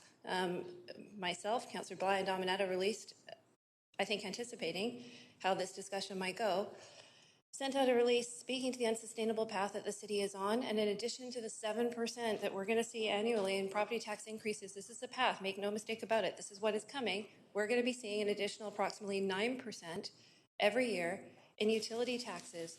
We have a capital budget of approximately $2.2 billion over the 4 years. In this year alone, coming up for 2022, there's about $133 million for climate-related projects. We'll talk about this more, I'm sure, with others. There's another $33 million of new identified. That's core infrastructure. Core infrastructure is climate infrastructure. It is climate resiliency. We are on the wrong path with this budget. There was no opportunity to provide comments and make amendments. We also added park rangers into the amendment that we brought forward, again, responding to some of the core needs that we are hearing in the city in terms of how people have changed their behavior. The increase need to be outside in the parks. And again, without a property tax increase beyond 5%, which is already a stretch for people when you live in one of the most expensive cities in the country. So I cannot support the direction that this is going. And I didn't get a chance to say it previously, and so I'm going to say it now. And I will leave it there and save my time because my minute, because as I said, time is precious. Thank you. Councillor Fry. Yeah, and I just want to reflect on some of the conversation around equity not being a priority in the polling that we heard. That's a slippery slope. We can't put equity issues and minority rights and those kind of issues in the same bucket as what the majority wants. So indeed, language translation services, not a priority clearly, but it does matter to some people. Reconciliation, perhaps not a priority to the majority, but it does matter to people who have suffered through the legacy of residential schools. Funding for a youth worker at Britannia, it's a small little piece. It was included in here, and that is a vital piece for young people in one of our most vulnerable communities in the city of Vancouver. SRO vacancy control didn't make the list as a priority for the majority, but I can tell you that SRO vacancy control that this council did make a show of approving just not 2 weeks ago, that is a critical intervention for some of the most vulnerable housing stock and the most vulnerable population in the city of Vancouver before they hit homelessness, which of course then contributes to other issues around community safety, street cleaning, all those other kind of priorities that we have to address as core services. So I just want to caution against the idea of putting equity into some kind of bucket that reflects the will of the majority in a poll, because this is where we have to make hard decisions and make appropriate decisions for some of the most vulnerable people in our city and for needs in our city that maybe not always get reflected in the thoughts of the majority. So I just want to put it out there for equity. I think it's important, and I'm proud to stand with this amendment that included equity in our budget considerations and priorities. Thank you, Councillor Fry. Council, we're at 10 minutes to 12. I'm hoping that we can finish this item. So I'm wondering if we might have an extension. Just so you know, we already have set the in-camera at 2 p.m., so that should give us time to finish this item, to have our lunch, and then get back to council. So can I have a motion to extend? Thank you, Councillor Carr. Seconded, Councillor Boyle. All in favor? Yay? Any opposed? Okay, so we'll move to a vote on the extension. Just going to call the vote. All those in favor extending past noon? Councillor Dejanova? How would you like it? We can do a vote assist. In opposition. That extension has passed with Councillor Kirby, Young, Blythe, Dominato, Hardwick, and Dejanova in opposition. Okay, Council. So, Councillor Fry.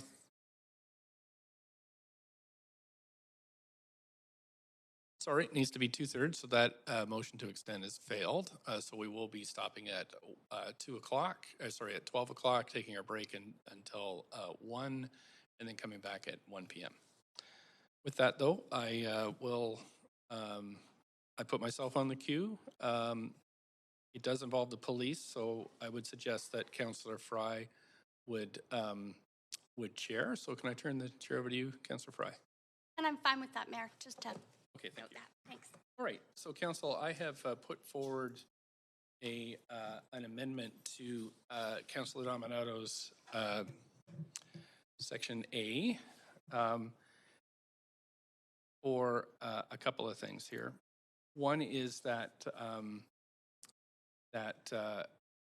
we, although we support the funding increase that Councillor Dominato has suggested, but on letter C, we add a bit of direction from council to the board, is that we asked that the board be requested to prioritize funding in a particular way, and that is to give money to community policing centers, CAR 87, and I think most importantly, VCH supported mental health services. So that's a request to the board as they're looking at the distribution of their budgets. The second is that the council ask the VPD board to request. We have this brand spanking new Auditor General position, so it would be really great if the board would make use of this as well. That's included under the terms of the Auditor General's mandate, and so that the council would be asking the VPD board to request the Auditor General undertake a study of funding provided to the police, just so we can have a more informed budget debate next year. I've also included, staff have requested that we strike out the actual operating budget number so they can do the calculations and come back to us with what the actual number will be, as it will be increased from what is set here. And finally, we did get news yesterday about VPD wages. And so this new section D would have an increase of 15.7 million to the police board to fund the arbitrated compensation increases. So those are my amendments to Councillor Dominato's amendment. And I guess I'd need a second. We have a seconder? Seconder? I'm asking if somebody's... Seconded by Councillor Carr. Can we move over to an amendment queue? I have a point of privilege and a point of order, Chair. Sure. My point of privilege first is that if council ends up in discussion with respect to AD, I will recuse specifically on AD.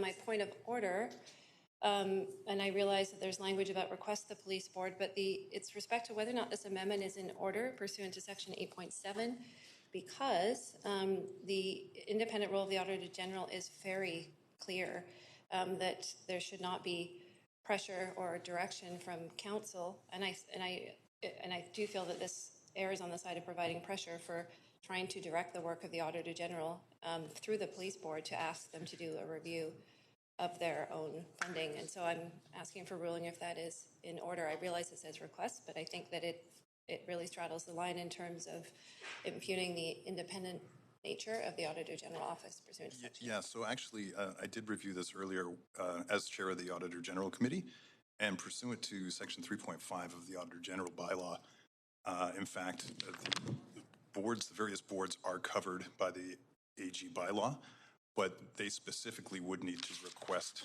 an audit as opposed to us requesting the Auditor General to audit a board. So this is consistent with the Auditor General bylaw. So I'm sorry, Councillor Fry, did I hear you say that you had previously received a copy of the amendment ahead of council? No, I just reviewed it just now. We got it at 10:57. We received this amendment in the amendment queue at 10:57. So. And you do not feel, rule it in order. and I'll ask this question as Vice Chair of the Auditor General Committee sitting alongside you, you do not feel that this sets direction and intention with respect to what the Auditor General It does set direction to the VPD board. But we cannot direct the board of the VPD. It's an ask. I don't think it's sorry, I misspoke. It's not a direction, it's an ask. Well, there is conflicting language in here when it says it says both direct and request. I wonder if you can rule on that. I'm going to rule it in order. I think this is getting into the realm of frivolous. I'm going to move to the amendment Q. Councillor Hardwick. I believe you need the floor to have a point of... No. Okay, sure. Councillor DiGenova. Would you like a copy of the procedure bylaw? Nope. I've learned it very well, but point of privilege is that I also will recuse myself from the sections that were noted by Councillor Kirby-Young, which is A and D. And although it would be nice to see some of these amendments ahead of time, because then I could have come here with that prepared. Just to reiterate, this amendment did come in at 10:57. Yes, I'm just noting that. Okay. Thank you very much. And I had to get legal advice. Great. Councillor Hardwick for 5. Sorry, I'm not going to drop this. If you look at the Auditor General Bylaw 3.7, it says that it's not required to adopt recommendations from council. The independence of the Auditor General is paramount, and this body should not be directing, recommending, or otherwise setting potential work action by the Auditor General. 3.7 specifically. Right, and I'm going to maybe ask the clerks to scroll up the screen a little bit so folks can see item D. And in fact, the issue here, oh, sorry, just scroll back a little bit. No, sorry, can you scroll the other way, please? Yeah. Oh, sorry, it's C2. The council asked the VPD board to request the Auditor General undertake a study of funding. This is a request, this is an ask of the VPD board. This is not an ask of the Auditor General, and it is well within their purview to request, as per the Auditor General bylaw, if any board wishes to have the Auditor General review their. I would seek further direction from legal on this subject because the bylaw was very specifically constructed in such a way to preserve the independence of the Auditor General's office. Okay, seeing that we have about 3 minutes left before our Councillor DiGenova. Sorry. Vote on sections. And sorry, what was your point of order number? My point of order number is 8.7.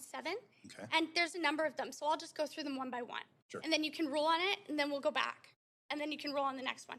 So the chair may refuse to open a motion for debate if the chair decides the motion is out of order because A, it is not compatible with the purposes and objectives of the Vancouver Charter, including the good rule of government of the city or the health, safety, and welfare of its inhabitants. And I think that that's a very fair one with the Auditor General, considering the bylaws, which is B, in the interest of time, conflicts with the law or bylaw that's been passed. So to Councillor Hardwick's number, she said a different number, but I'm asking you to rule under 8.7. And I'd like to just consider A and B right now, but I think that both of those apply. Thank you. Seeing as we have 2 minutes left, I'm going to take this away over lunch. Thank you. So, sorry, Councillor DiGenova, just to be clear, that was A and B? Of 8.7.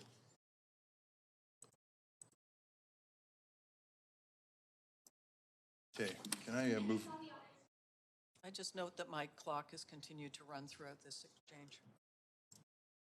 Sure.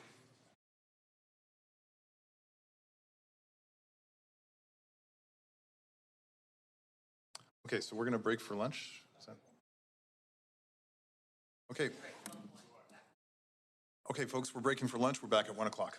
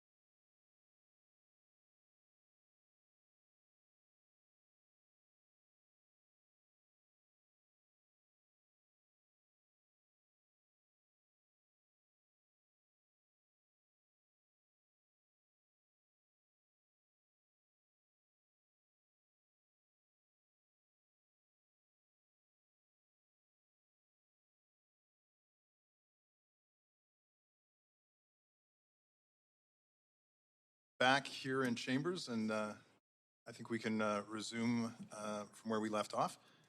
And just as a refresher, where we left off, Councilor DiGenova had called 2 points of order on 8.7A, 8.7B, generally compatible with the process of Vancouver Charter and good governance, and does it conflict with a law or bylaw?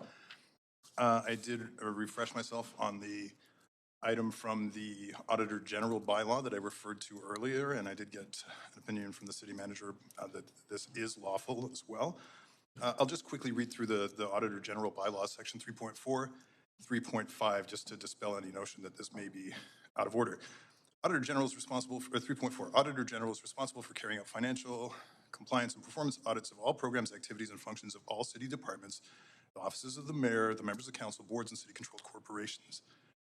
Section 3.5, despite Section 3.4, the Auditor General may undertake financial, including attest compliance and performance audits, and provide recommendations to that applicable board, as well as the Auditor General Committee, but only upon the request of that board. So with that said, and with the review of the bylaw, I do rule that the amendment is in order.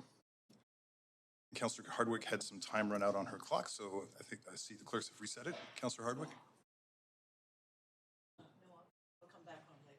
Sure thing. Councillor Dominato to the amendment. Thanks, Chair. Through you to staff, I have a clarifying question with respect to AD, and it's specifically around the reallocation of budget from general government contingency. Could you clarify how much is left of general government contingency for this purpose? I think I'll ask City Manager if we could ask Patrice perhaps to speak to this.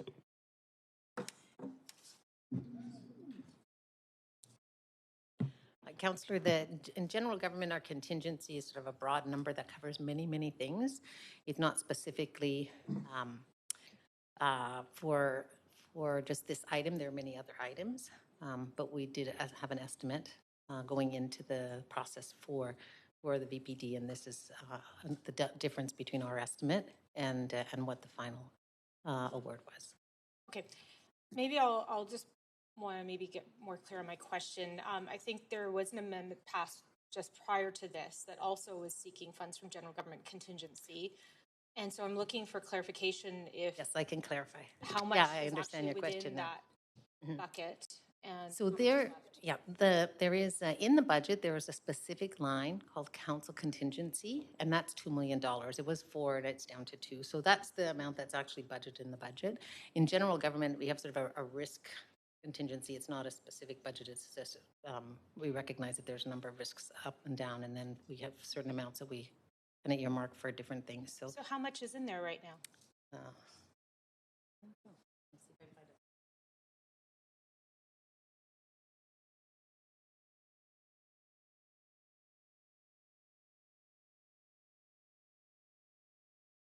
We would need more time because it's not just sort of one contingency number. It's really risk-based, based on different events.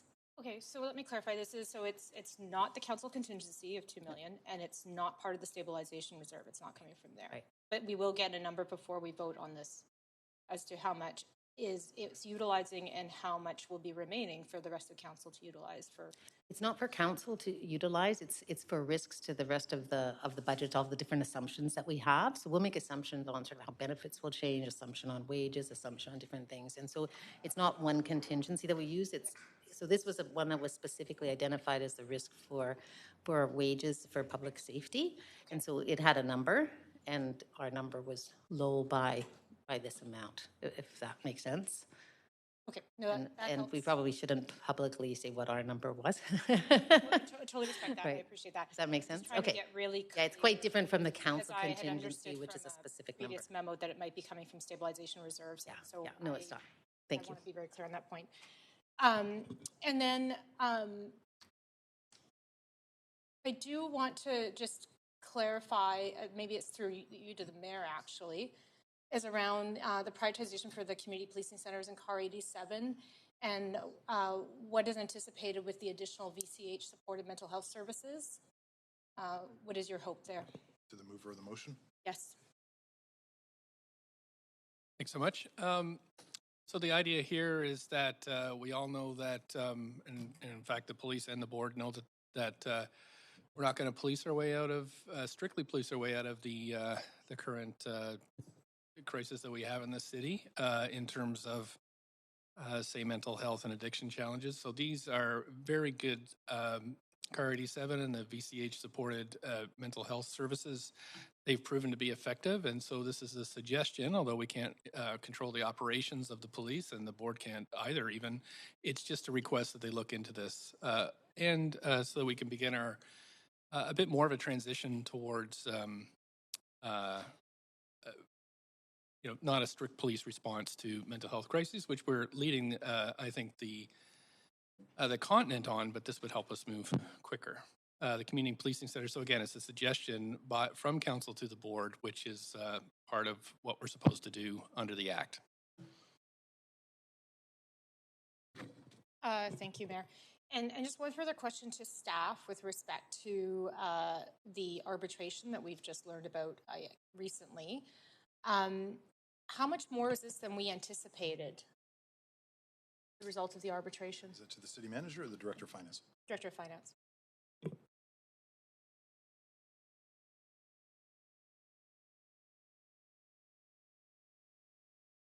Councillor, it is 2.9, which is the amount in that's noted there. Okay, thank you. Thanks, Councillor Dominato. Councillor Carr, 5. Thank you. I just want to very much appreciate the mayor for putting forward this amendment. It's a good one. It's a strong one. And so I want to speak to the different parts to this amendment. First of all, the fact that there is an increase to the budget for the police for items not included in the original budget, and they are important ones, I think, around acknowledging that there are grave concerns that the public has around public safety, but that they also are ones that are supportive of people who are more vulnerable, people who may end up in jail. And so I really want to acknowledge the nursing services in the Vancouver jail. As well as mandatory training standards for the police, which I'm sure that they are undertaking and will continue to undertake. So the 3 points that the board prioritized funding for community policing centers, CAR 87, and VCH supported mental health services. Again, I want to acknowledge the VPD council has met on several occasions with the VBT board and leadership, and I heard their real acknowledgement of the positive impacts of those services. So I think that from my point of view, for you to hear from council, we can't direct the budget or change the budget, but we can only affirm our support for those services too and acknowledge how impactful they are in a positive way within Vancouver. Secondly, that the Auditor General undertake, that the board, VPD board request the Auditor General undertake a study of funding. And I'm just going to acknowledge the veracity of what Councillor Fry in the chair just stated, which is this is not council directing the Auditor General. The Auditor General stays completely independent.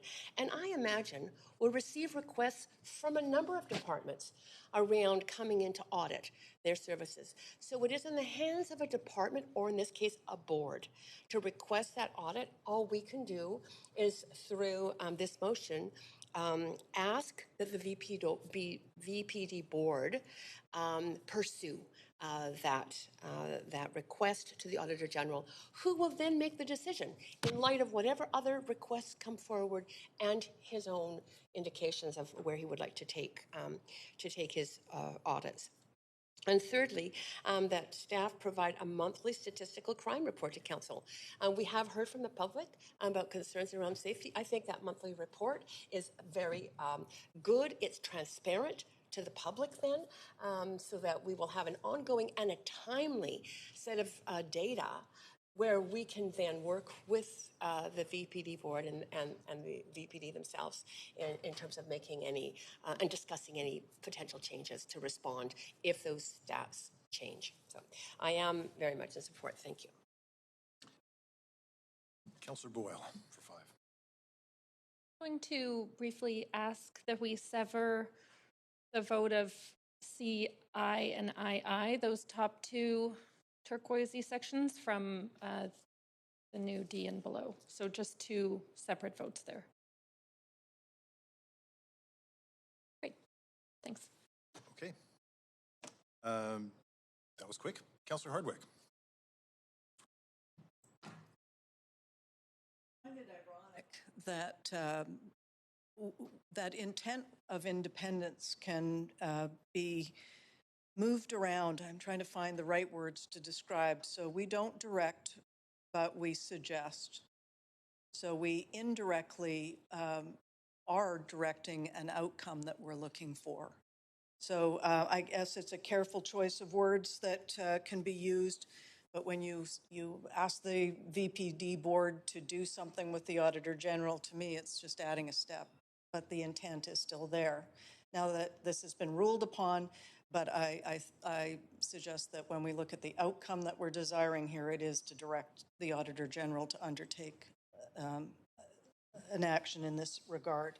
So I don't know. It's kind of frustrating, and I'm concerned in the future that while we can take suggestions, that it not be in any way. To me, it's just adding a step. But the outcome and the intent is the same, and that is that the Auditor General should review this.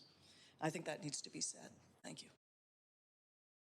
Thanks, Councillor Hardwick, and I will remind folks on council of our procedural bylaws, section 6.1C, around questioning the motives of councillors and staff. I appreciate that that was within the boundaries, but just reminding folks as we move along. Councillor Kirby-Young for 5. Hold on. I have a point of privilege first before you start my timer. Sure. If I can. And that's just with respect to the section AD that I had said I would previously, initially, and seeing this amendment for the first time in abundance of caution, would recuse on. I've since received legal advice that clearly tells me I'm not encumbered in this vote, so I will be voting on the entire amendment. Just want to clarify that for the record. And with respect to speaking to this, I think what I want to say is that it's really important to fund public safety. The original amendment that we had on the floor here endeavored to keep both of our services whole and in essence treated one of those two services unequally by funding the third year of the Dark Horse Review for Vancouver Fire, recognizing, quite honestly, the temperature of this council and keeping policing whole. And so I think that, to state it very clearly, because it can be tricky to follow along in council meetings, there's lots of amendments and there's lots of things that are going on for the public, but I want to really state that what these amendments do in terms of what has been passed already, sorry, I'm hearing a lot of chatter over here, what has been passed already and what this amendment that we have in front of us will result in the VPD continuing to sort of try to fight to stay whole. And I think, and this is my personal opinion, and I'm very clear on the procedure bylaw, thank you, Councillor Fry, continuing to be questioned about the validity of their expenditures on public safety. And we are not applying a similar lens to our very valued and very important fire service. In fact, we are actually augmenting their resources, which I also support. But I do think that both of those public services are essential in the city of Vancouver. I think that they both play a role. I think that they're both dealing with the very significant impact of downloaded of services, whether it is stretched resources in ambulance and fire, whether it is the health crises that we have related to the opioid, the epidemic crisis, whether it's the major heat waves when people are responding in terms of trying to support people, and sadly the 99 people that we lost. And I don't think that we should, to really try and choose my words carefully, and I can't find a different way to say this, but be playing favorites with one public safety service over another. I think that we either resource our core services appropriately based on the fact that both of those services have had third-party external reviews conducted that both said that they both required a 5-year operational review in order to get them up to an appropriate level of strength, in this case firefighters or police, commensurate with other cities in the country to provide that level of public safety for the benefit of the residents of the city of Vancouver. And I want to be really clear in making that statement. I am going to support this amendment, as I said, because I think that public safety is essential, and because a goal coming in here today was to ensure that police was kept goal, but let's make no mistake about it. We're still fighting for the validity of police, and either this council, I feel, supports public safety or we do not. And those, from my perspective, are key services that we need to build into our budget, just like in terms of climate mitigation for core infrastructure and other components, and prioritize first and foremost. So I'm going to leave my comments there for now so I can save some time. Thank you. Thanks, Councillor Kirby-Young. Councillor Dominato, you've run out your clock time. Sure. Still dealing with the amendment to the amendment. Is that correct? Thank you. Okay, nod from the clerk. Yes, this is an amendment to an amendment. Thank you. Councillor Wiebe. Yeah, I'll speak quickly. The original amendment was one-time funding, and I think this really showcases that we're looking for ongoing funding to fund police services. I think it is important that we continue in our budget to have ongoing funding to deal with this important issue of public safety. I also appreciate some of the amendments in here that showcase how this is a transition budget, and we are looking to fund continuous ways where the VPD has shown leadership. It has been great to see those growths in the public safety strategies and the work they've done to lead some of this work, and we're seeing that in here and reflected in the policing centers and CAR 87, making it an opportunity to have 6 more if possible. I'm also really supportive of recognizing that we need to fund when we have arbitrated compensation increases. However, this is something that has continued to increase steadily over the year, and it's making this unsustainable for us as a city to continue to fund. So we need to figure out how we're going to continue to fund with the download of all the resources and all the expenses onto the city, a continued increase at maximum arbitration, because it is putting a strain on our budget. Thanks. Thanks, Councillor Wiebe. Councillor Swanson. Yeah, I just was wanting to respond to Councillor Kirby-Young said it was really important to fund public safety. And I think we have to ask, whose safety and which public? We heard from a lot of folks, mostly the folks who own businesses, who own property, and they say they're not feeling safe. And then we heard from a lot of folks who are houseless or people with mental health issues. And I've heard from people who use drugs and from sex workers, and they don't feel safe with more police.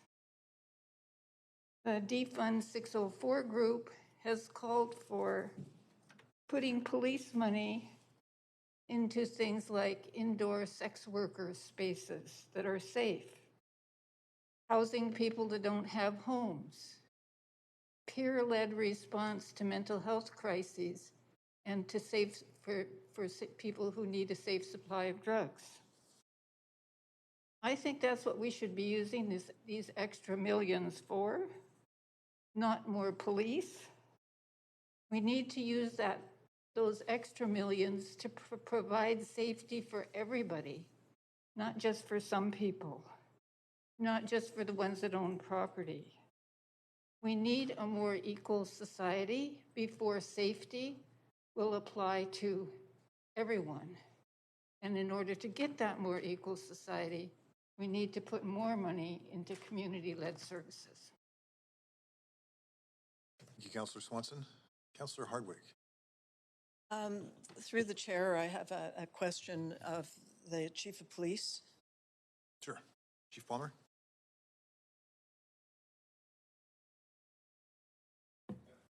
Thank you. Chief Palmer, through your perspective, will this current amendment further stretch public safety? Well, the amendment that does provide for the Vancouver Police Board approved budget is the budget that from the department level, we're supporting this year, and at the police board level. So this is one that we're wanting to see come through because we are in a very difficult time in our city. We're hearing from businesses, from residents, we're hearing from people of Vancouver that they're not feeling safe. We are seeing upticks in certain areas that are very concerning with violence, with shoplifters, with random assaults, with stolen property that is quite significant. Some of the projects we've come up with recently. So this will allow us to provide service at the same level we're providing now. This will not be an enhanced level of service that we're providing with this budget. This will be a I hate to use that term status quo because it gets misused, I think, in different circles, but will allow us to continue to provide the same level of service that we provided this year in 2021 into 2022. Thank you. That's very clear. Thanks, Councillor Hardwick. Thanks, Chief Palmer. Councillor DiGenova. Thanks very much. And similarly to Councillor Kirby-Young, I also had received legal advice after legal had a chance to review the amendment, and I have been advised, and as I follow the legal advice that I receive, I don't pick and choose, I also will be voting on subsection D, part A. So I wanted to note that. I always start at abundance of caution and make sure. So I wanted to note that as a point of privilege, but then I also did have a question, a point of information, as I can vote on this in its entirety, and it's more of a global question. And I suppose that question would be one for our staff. I understand that there is already a clause in a motion that I had recently brought forward on public safety that specifically says, further, that council directs staff to request on behalf of council that the Vancouver Police Department share monthly updates to council members on serious crime and violent crime in Vancouver. So does that still stand, or is that struck by this? I'm happy to support that part of this. I'm just trying to understand that. Sure. I suppose that's a question for the city manager then. However you'd like to direct it to staff. Thank you. So thanks, Chair, through you. So we have received that direction and are acting on it. I mean, would defer to council at this point. It's not entirely clear to me whether this new motion would supersede that or complement it. So that may be a question to the mover, to be honest. As long as we'll still receive it, I'm happy to support that part of it. And overall, I had a question on... Councillor DiGenova, would you like us to refer that to the mover of the motion? Pardon? Yes, yeah, sure. Mayor Stewart? Didn't want to put him on the spot. But. So the question is about? The motion that I'd moved on public safety, where council resolved specifically in the resolution to direct staff to request on behalf of council that the Vancouver Police Department share monthly updates to council members on serious crimes and violent crime in Vancouver. Is this to complement that or to remove it? Complementary. Yeah. Okay, thank you. Very happy to support that. And just overall, another question maybe for our staff, but if they wanted to defer to VPD on this, I could understand because they're both a part of the roundtable. And the point of information is, has the roundtable happened with small businesses as per that motion? Because I understand we're supposed to get an update by the end of the year, and I would hope eventually a public update on that. Sure. Will there be a public update? When is that coming? Because it is very closely related to this. City Manager? Certainly, yeah. So I can confirm that roundtable happened yesterday morning. Staff are in the process of compiling a report for council that we will distribute certainly before the holiday break, and it will be made public at that time. Thanks. And could you share a little bit broadly about the concerns of the roundtable and whether or not this these specific amendments before us will complement some of the feedback and input you've received? Yeah, it was a very, from my perspective, it was a really constructive discussion. Lots of issues, as you might imagine, that were raised by the representatives of BIA's, the business community who are on a part of that meeting.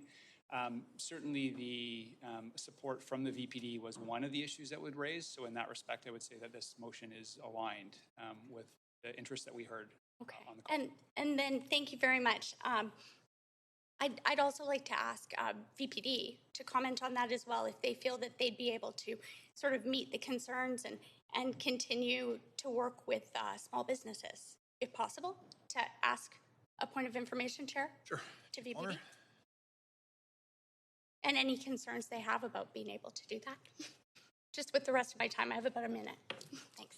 Oh, thank you very much for the question. So with regard to the meeting that you're referencing, there was clear support for the VPD and for the VPD budget coming out of that meeting with businesses. And I know you will be receiving a more robust report from staff on that, but that's definitely something that businesses support. I just will make a comment that because this will allow us to provide the same service that we're providing this year, and just remind council, as has come up with comments from other councillors, that similar to the fire department with the Dark Horse report, we did have our operational review, and the VPD is and should be on a trajectory of increasing resources over a 5-year period. And we did do that for 3 years and then we're pulled back. So that trajectory is not continuing to go upwards at this point, even though the challenges we're facing are quite significant. So these will be things that we'll be working through with you and our board and with the business community, but it is still of concern to us, the level of service we're able to provide to keep people safe in Vancouver. But this budget will allow us to provide a static level of service. Thanks, Chief. Councillor Bly for 5. Thanks very much, Chair. So I will be speaking in support of the amendment in the sense that to keep the police budget whole, I don't support doing so that we increase beyond 5% as a property tax increase based on our previous direction and commitment to the public who are depending on some sort of predictable outcome here of today's proceedings, but that might be a different comment. So I just want to say that I do support this amendment. I think that there is a narrative that and very real, and we heard a lot of speakers last week talk about their experience with the police and negative experience, but I would be remiss if I didn't counter some of the comments from other councillors in chambers that sort of speak about that being a wholesale fact, that only vulnerable folks are victims of crime, particularly random attacks. And so, you know, I think that we have a responsibility to not feed a false narrative here at council. And although I absolutely can support and do support anybody that's had a negative interaction with police, that is absolutely their experience, and it needs to be acknowledged, and it needs to be raised, and it also needs to be rectified. And I trust that that's the conversation that we're having here. And I know that our police chief and deputy chiefs have been through these proceedings for days and days and days and have heard that there are some concerns being raised that are valid around individual conduct of those members of the Vancouver Police Department. That being said, those on council know, of course, a personal experience where my daughter was sucker-punched in the face by somebody while leaving a nightclub in Gastown, and the police responded right away. They actually ended up apprehending the person over a few days. She got to face him in a court system. She got an apology letter, and he was fined $100 that he didn't pay. And we got to hear his difficult circumstances that led him to having an issue with alcohol. And he was employed, he was housed, and he had anger issues. And she got to have that day, and she still to this day deals with the anxiety from that.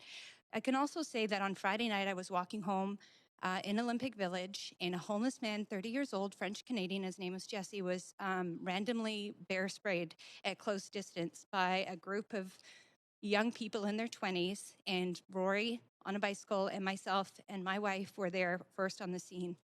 And we stayed with him for 2 hours. We walked home, we got clothes for him. We called 911, we called for an ambulance. He was not comfortable, and I'm going to just say this, he was concerned about what would happen to his belongings and his safety. We stayed with him. He was in extreme pain. He was screaming at the top of his lungs. He was throwing up because of the poisoning that he had.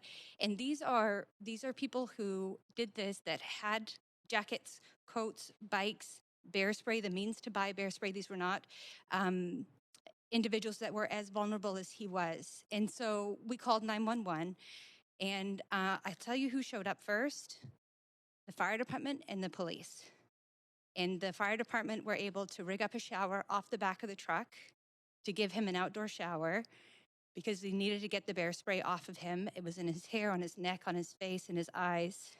The police stayed. They went and got water. They talked to us. They got his information. They gave him a card. They said, "Do you want a safe ride? We can take you to a shelter." He said, "No, I prefer..." In the end of the 2 hours, "I prefer to stay outside." The police listened to what he had to say. They gave him a card, said, "If you change your mind, please let us know. We're happy to follow this through further." What I saw was exactly what we need to have happen on the streets of our city. People are bear sprayed, randomly attacked 10 times a day. So in my final 30 seconds, I ask anybody on this council that suggests that we need to take money away from the police budget today without a plan in place, how are you exercising your responsibility to keep the public safe by doing that? These things are happening every single day. People are at risk. This is not police picking on homeless people. This is people about their own business that are randomly being attacked by no fault of their own. And the only people that show up are the police and fire. BC Ambulance called me 2.5 hours later and said, "Do you need an ambulance still?" And I said, "No, we're good. The fire department and the police department have taken care of this individual." So I'm out of time. I thought about whether or not I would tell that story at some point today. You guys have to really, really listen to this. Without a plan, an alternate plan, we cannot just take away public safety. Bring a plan forward, let's debate that, but nobody on this council has done that yet. I'll leave it there. Thank you, Councillor Bly. I was going to add a few of my own comments, but I don't feel the need to follow that up. That was very well said, Councillor Bly, and I just want to say that I'll be supporting this amendment from the mayor, and I recognize this is a complicated conversation that is ongoing at the provincial level as well with the Police Act review. But certainly I think this is a clear indication that we support public safety in the city of Vancouver. With that, clerk, can we pull a vote? Oh, and I should remind folks that if A is approved as it stands, then C will need to be updated. So we may want to sever those into a separate vote. C will need to be updated to $366,898 and $431. So that'll be adjusted if A carries. So yes, we will sever this and start with, is that A, D, and C?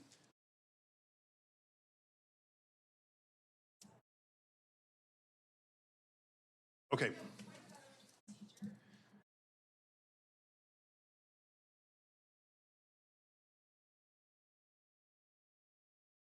That is correct.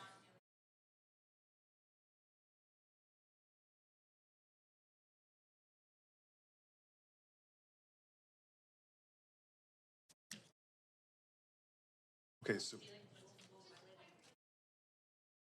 Okay, sorry, we got multiple people talking. Thank you, Councillor Dominato. Point of privilege, Councillor DiGenova. I had also stated, as did Councillor Kirby-Young, that we had received legal advice that we could indeed vote on the amendment in its entirety. Correct. But we will be severing. There was no need to sever on my request, just wanted to. Appreciate that. We will need to sever to accommodate the changes to the total in C. So, clerk, we'll start with C I, is that correct? Okay, folks, we're voting on C, Roman numeral 1, lowercase 1.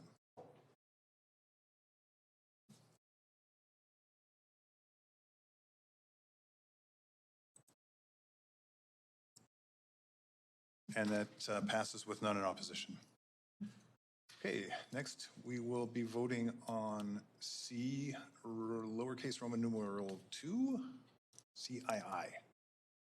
On CII.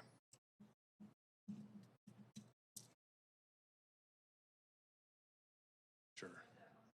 We can get that up on screen. I was going to make some kind of pirate joke about CII. No? Tough crowd. Voting on CII, folks.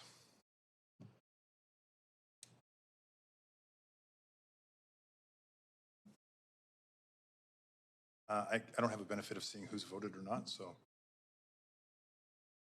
Councillor Dominato. And that passes with none in opposition. And lastly, then, we will be voting, or no, sorry, not lastly, we'll be voting then on A, D. Get the clerks to pull that up on the screen for A brackets D.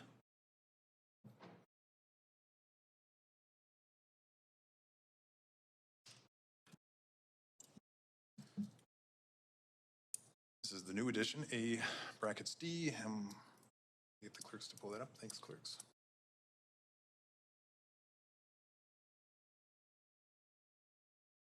There's 4 more to vote. You haven't voted yet.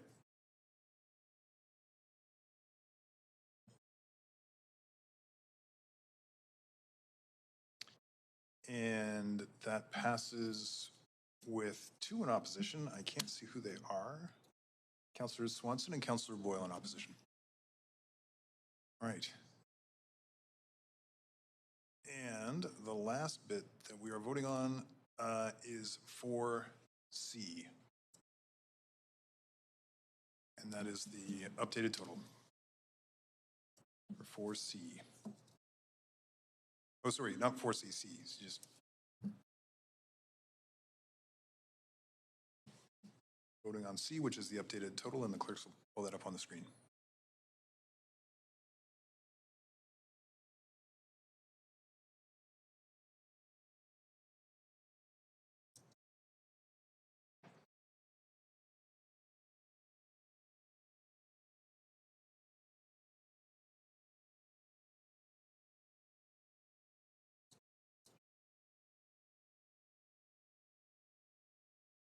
I'm not sure who hasn't voted yet, but. And that passes with 3 in opposition. Councillors Swanson, Boyle, and Bly.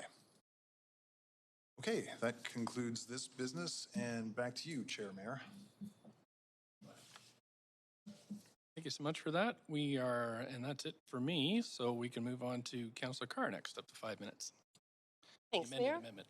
Yes, I have forwarded an amendment circulated to you before lunch. There was just an update. I added one word in it, so there would be. It wasn't my first one, but my second amendment.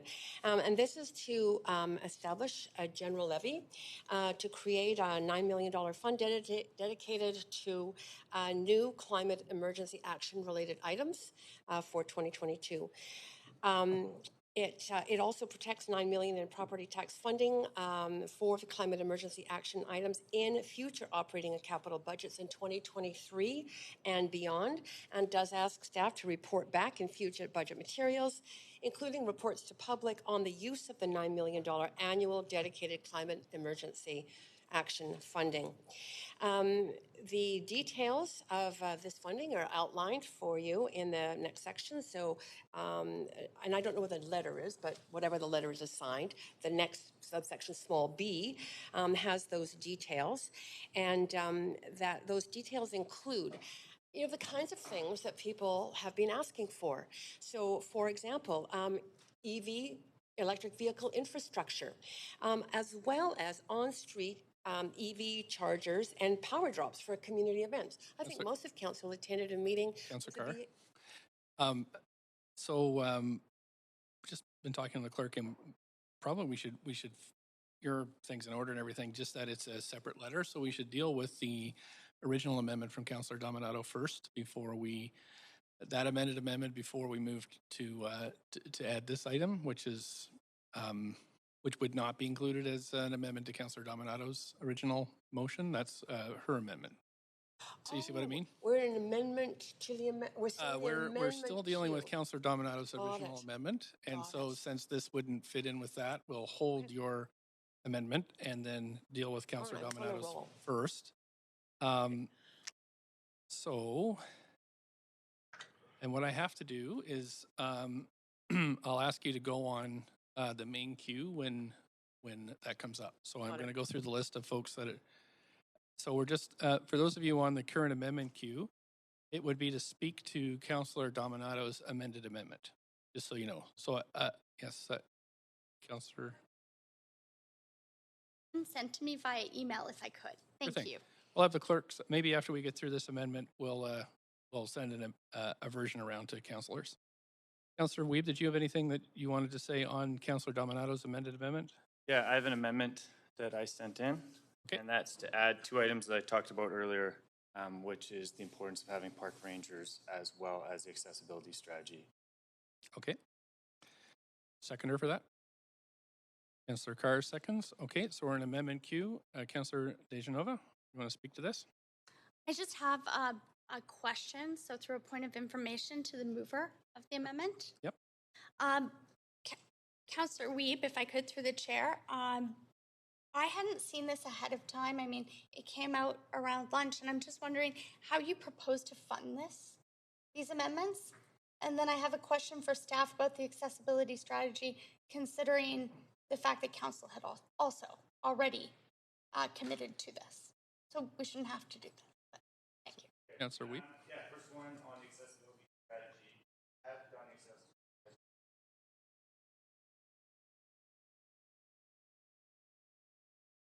Accessible strategy will. However, these are the action items.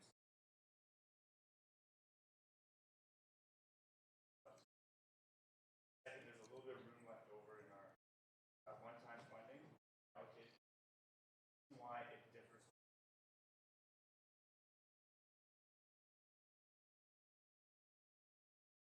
Okay, thanks. And just a follow-up question on that. So this is extra money because I thought we were told there wasn't any extra money left after this current set of amendments. A little bit of one-time funding.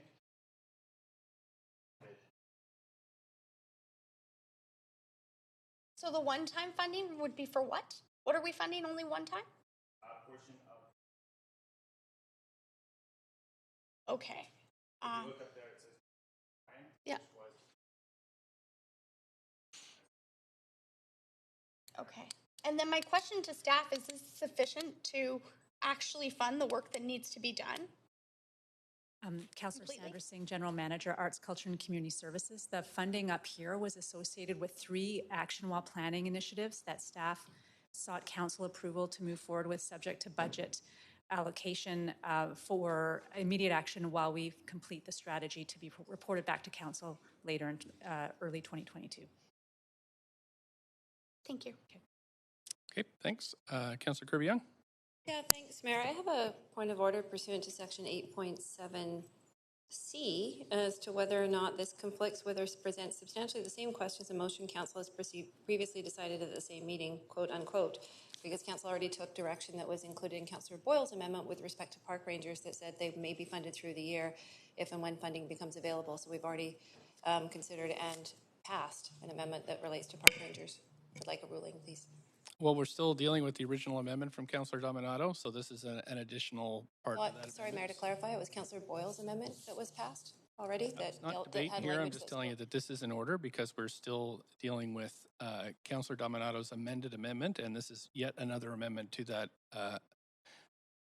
suggested amendment to that original amendment. Perhaps I can ask the question a different way. The amendment to the amendment conflicts, pursuant to section 8.7C, with a previously passed amendment, which I understand can be raised at any time, and this is how we have handled what the amendment is it? That's for the procedure bylaw of section 8. No, but what amendment is it conflicting with? With the amendment made and adopted by this council previously by Councillor Boyle that included language and direction with respect to funding of park rangers. It didn't have park rangers on it. Yes, I believe it did, Mayor.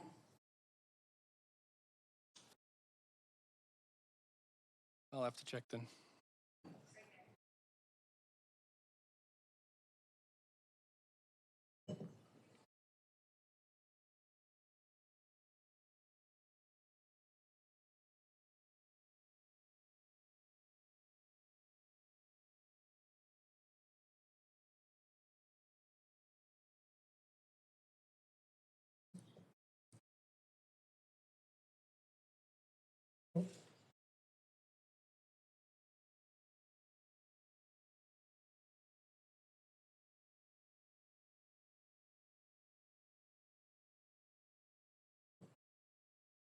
My understanding is that the funding that's proposed by Councillor Weeb will not cover the entire request made by the park board for park ranger funding. So these two amendments are not counter to each other.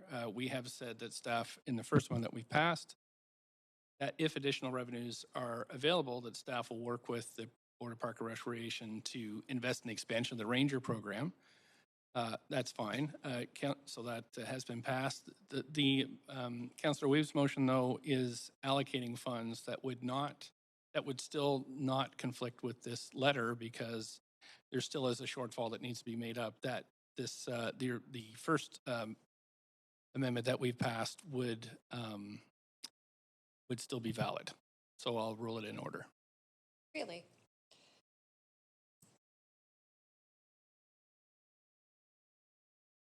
Councillor Dominato.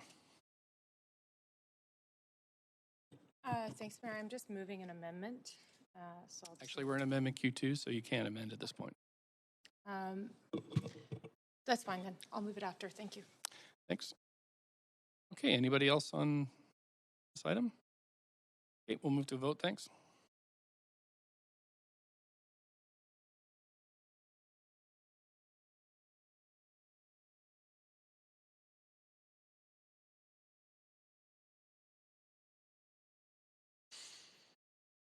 Councillor Dominato. Okay, that passes with Councillors Kirby Young, Bly, Hardwick, and DeGenova in opposition. Okay. Back to still on Amendment Q1, it's still dealing with Councillor Dominato's original amendment. Councillor Wiebe, anything else for you? No, that's everything. Thanks. Thank you. Councillor Dominato, your amended amendment. Yes, thanks, Mayor. I have two amendments. I'm just editing on the fly, so my apologies. I'll circulate that now.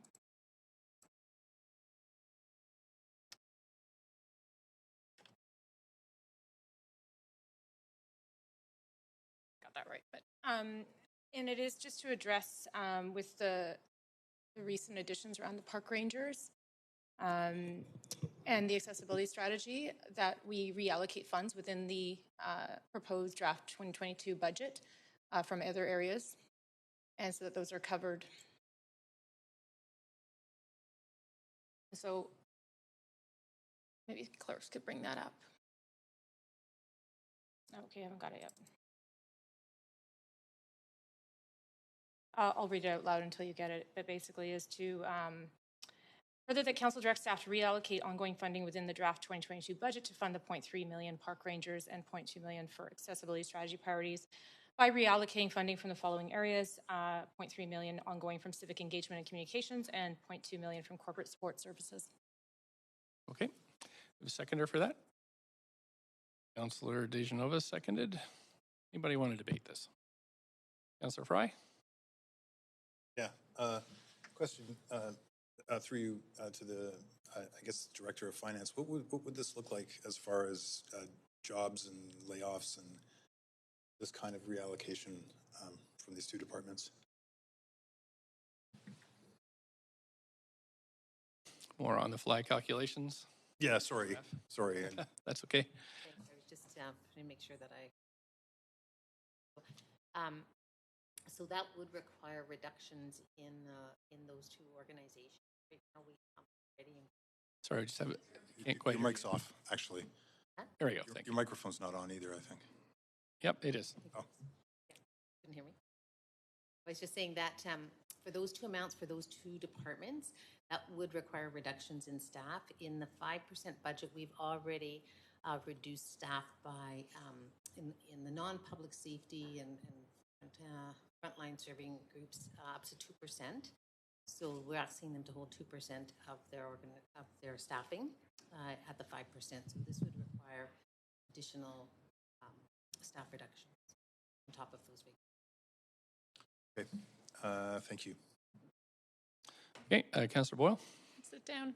I'm hoping also to ask a question as a point of information and just really trying to understand what this would mean in terms of staffing and impacts. Can you give us a clearer sense of what cutting 300,000 in ongoing funds to civic engagement would look like? What would we see less of, or what would that mean for the public in terms of the public engagement that we request of many items and that the public requests?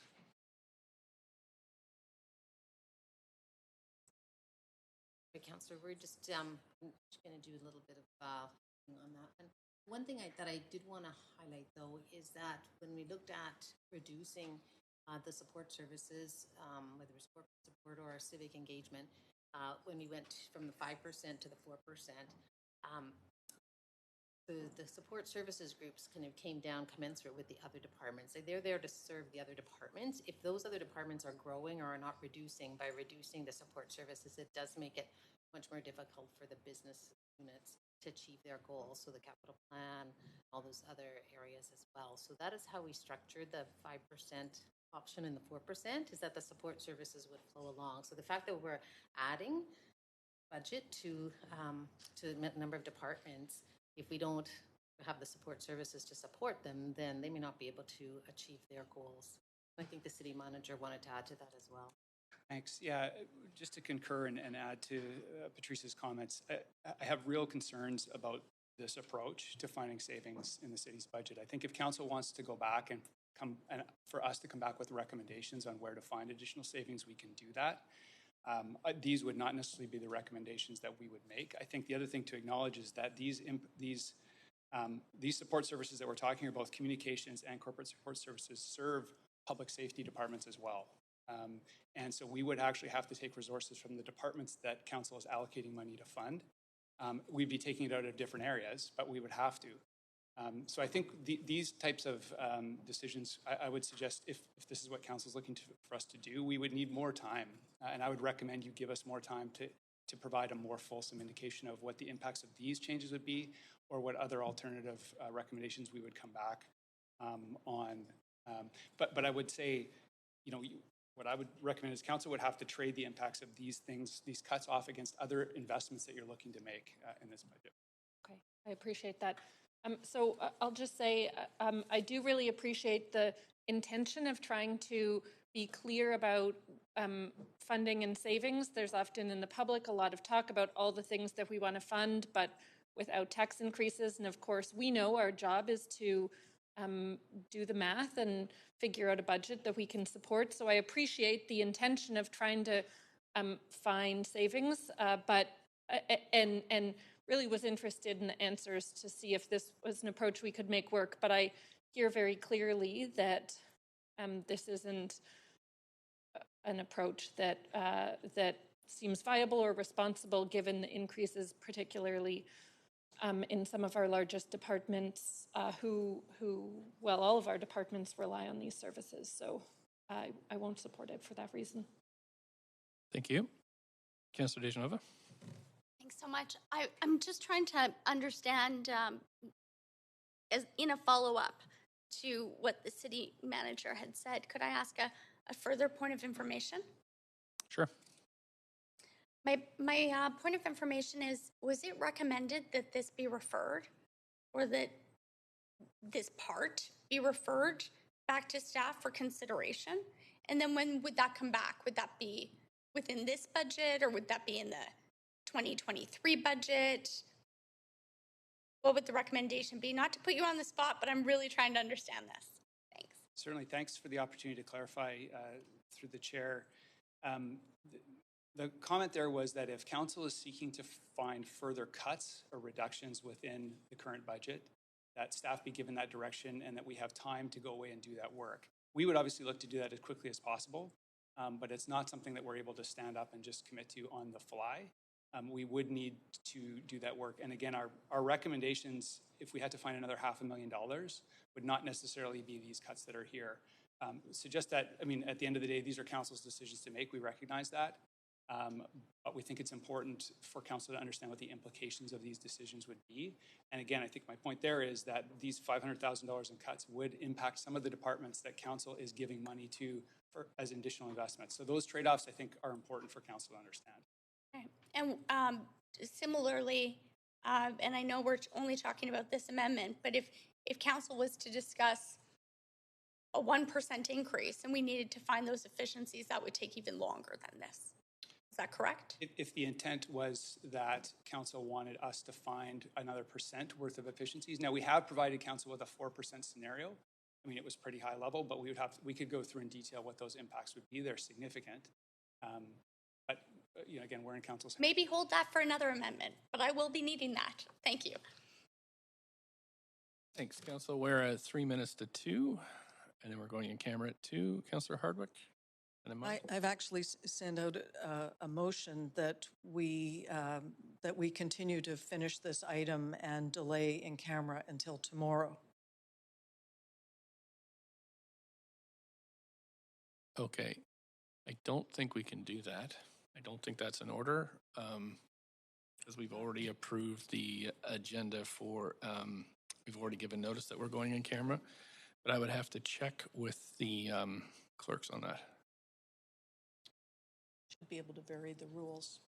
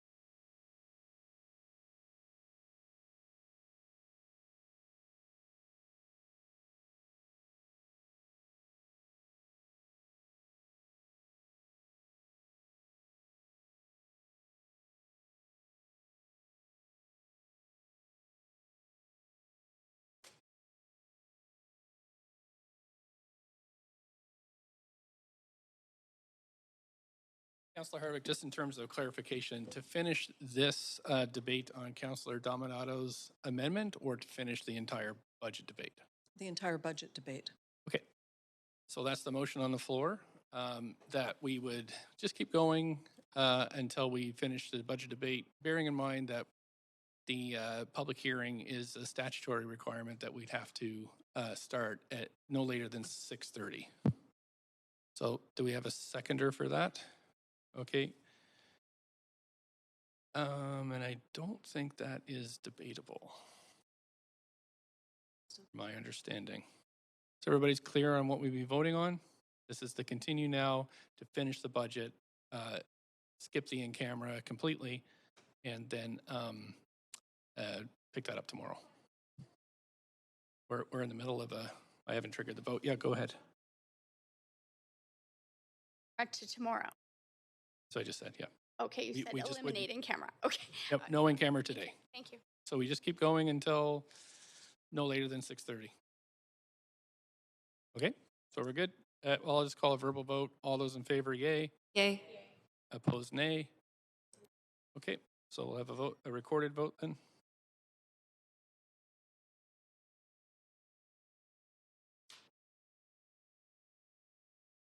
Councillor Boyle, Weeb, and Dejanova.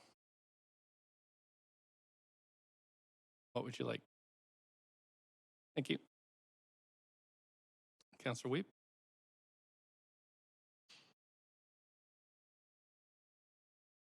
Okay, so that fails.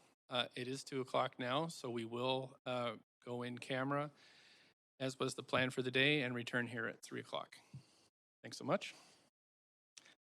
Finishing with you, Councillor Hardwick, you'd be next up.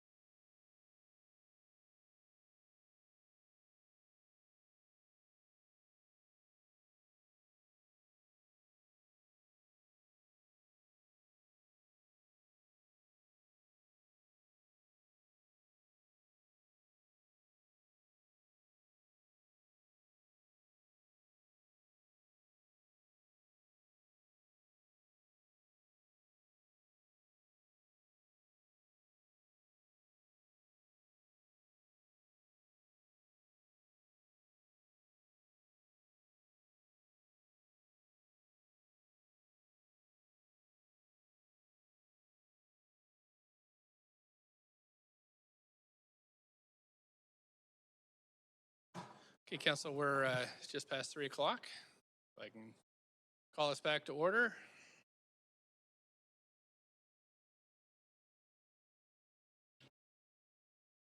Councilor Hardwick, you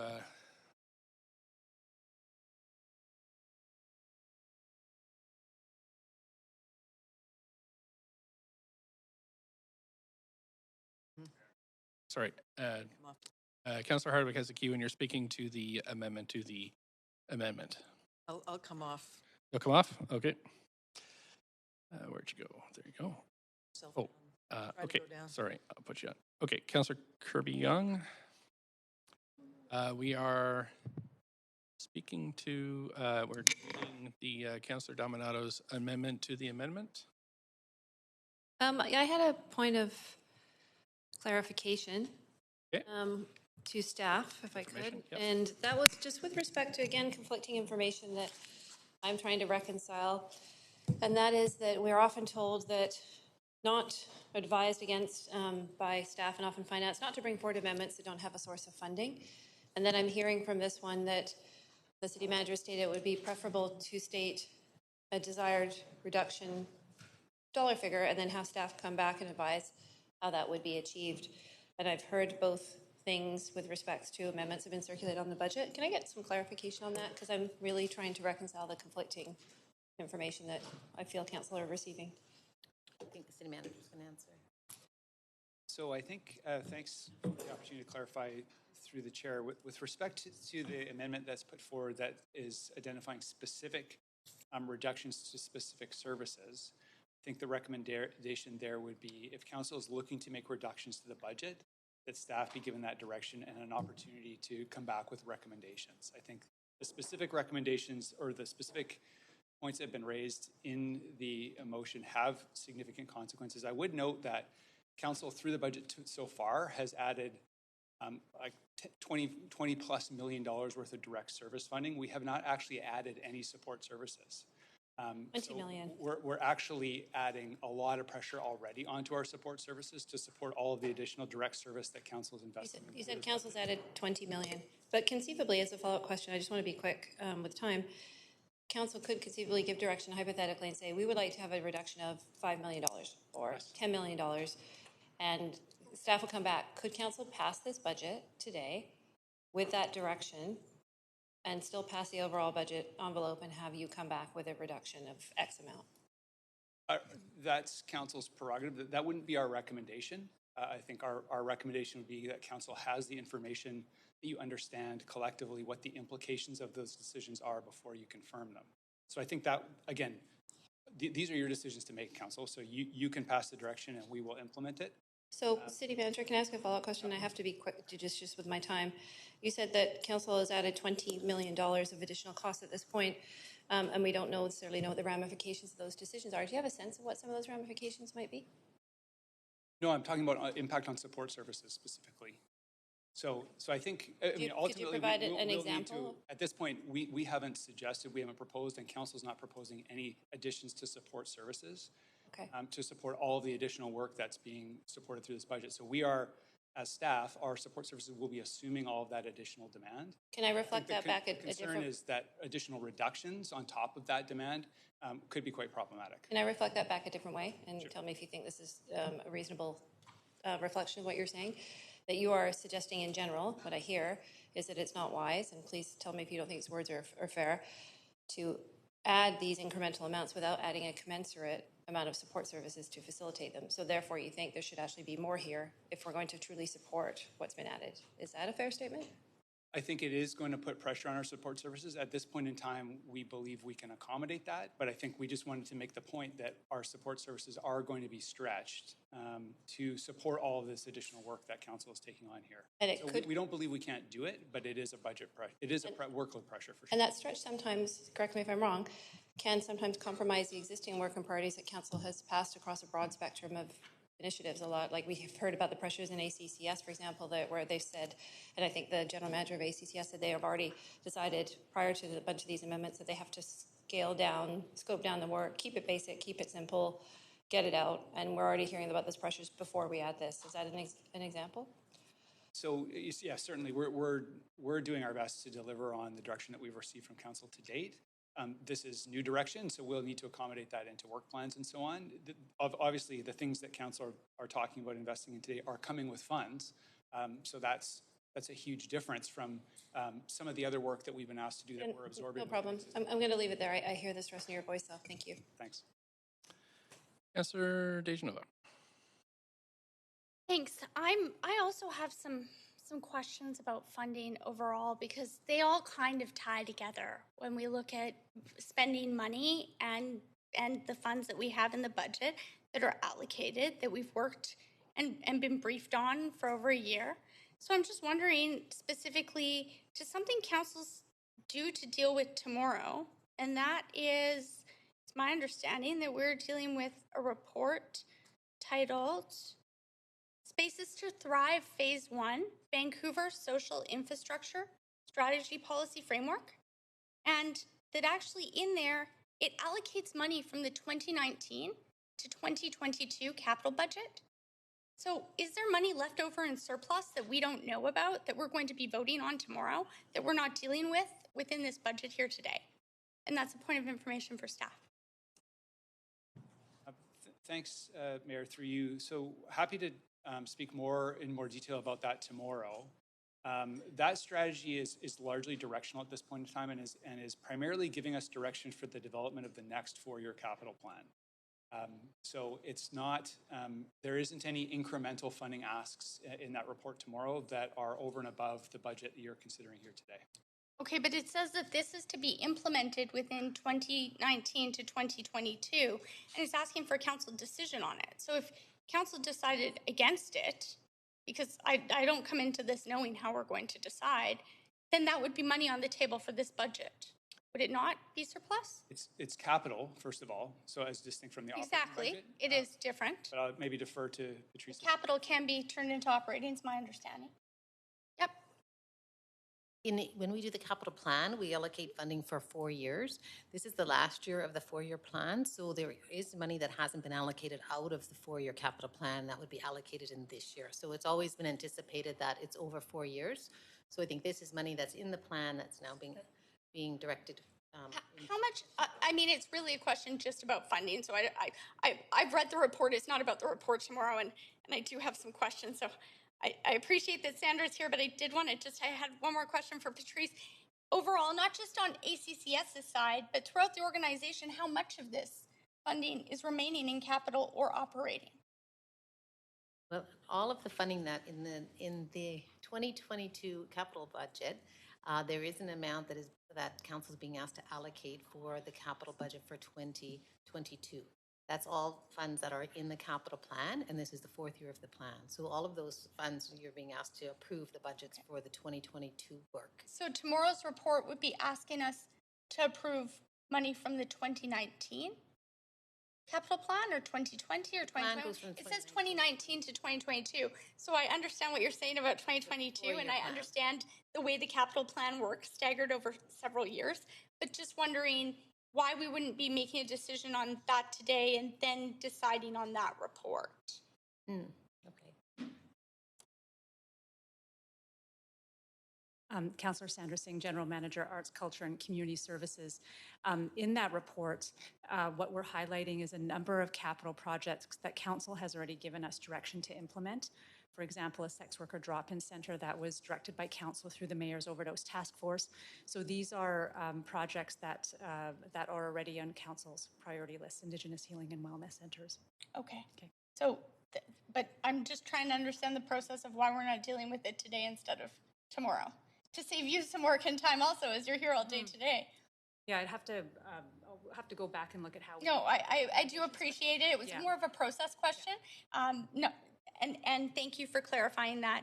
I am a little bit concerned that, like, I appreciate that this is an amendment to the amendment, and I'm not going to speak on both, so I'm just going to speak to the amendment to the amendment. And I appreciate that Councillor Dominato has gone out and found places to fund this, because I don't think it's fair to say we're going to fund something. I saw this a lot last term.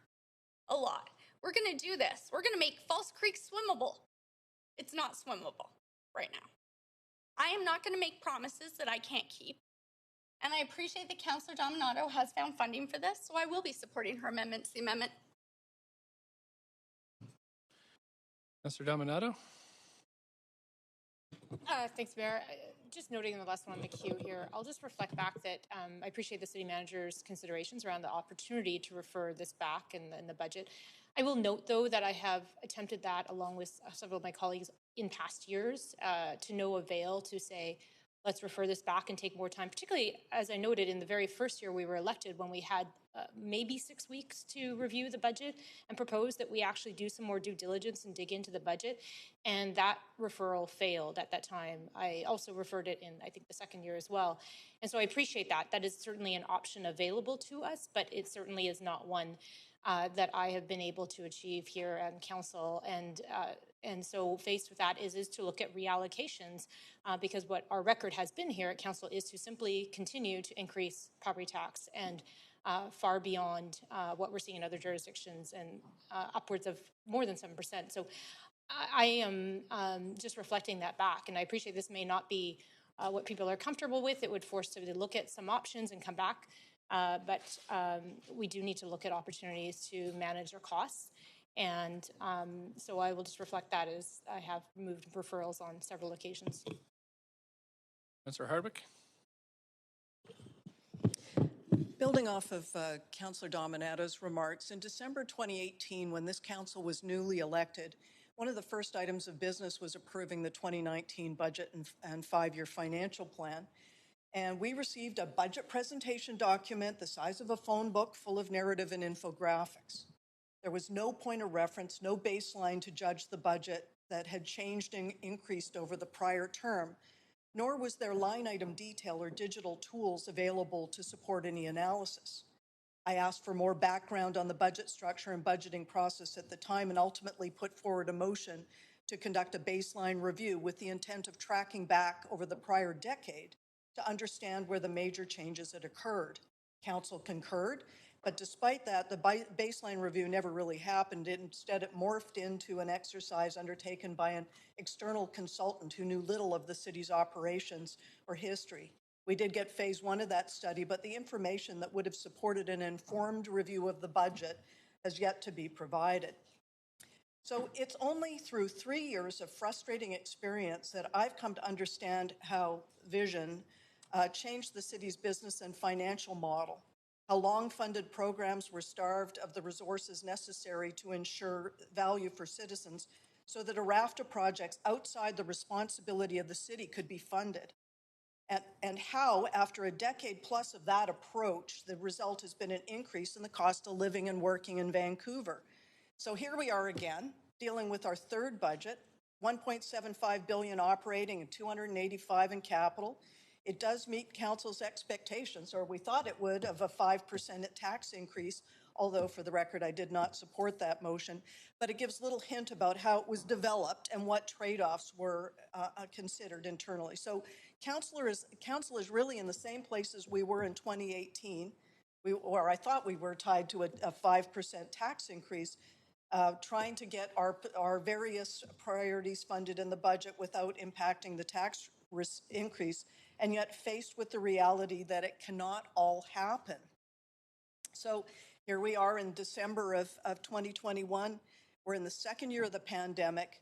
Taxes have risen every year at a rate double inflation. Last year's 5% property tax would have been a 12% increase, except for we took $57 million out of reserves. And now we stand poised to do this all over again this year, with little prospect that the pattern will change in the future.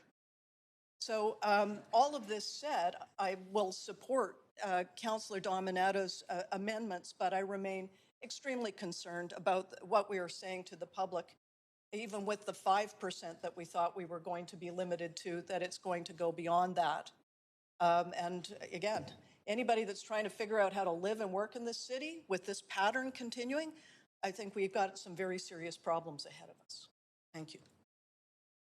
Thank you. I don't see anybody else in the queue, so we'll vote on this proposed amendment to the amendment.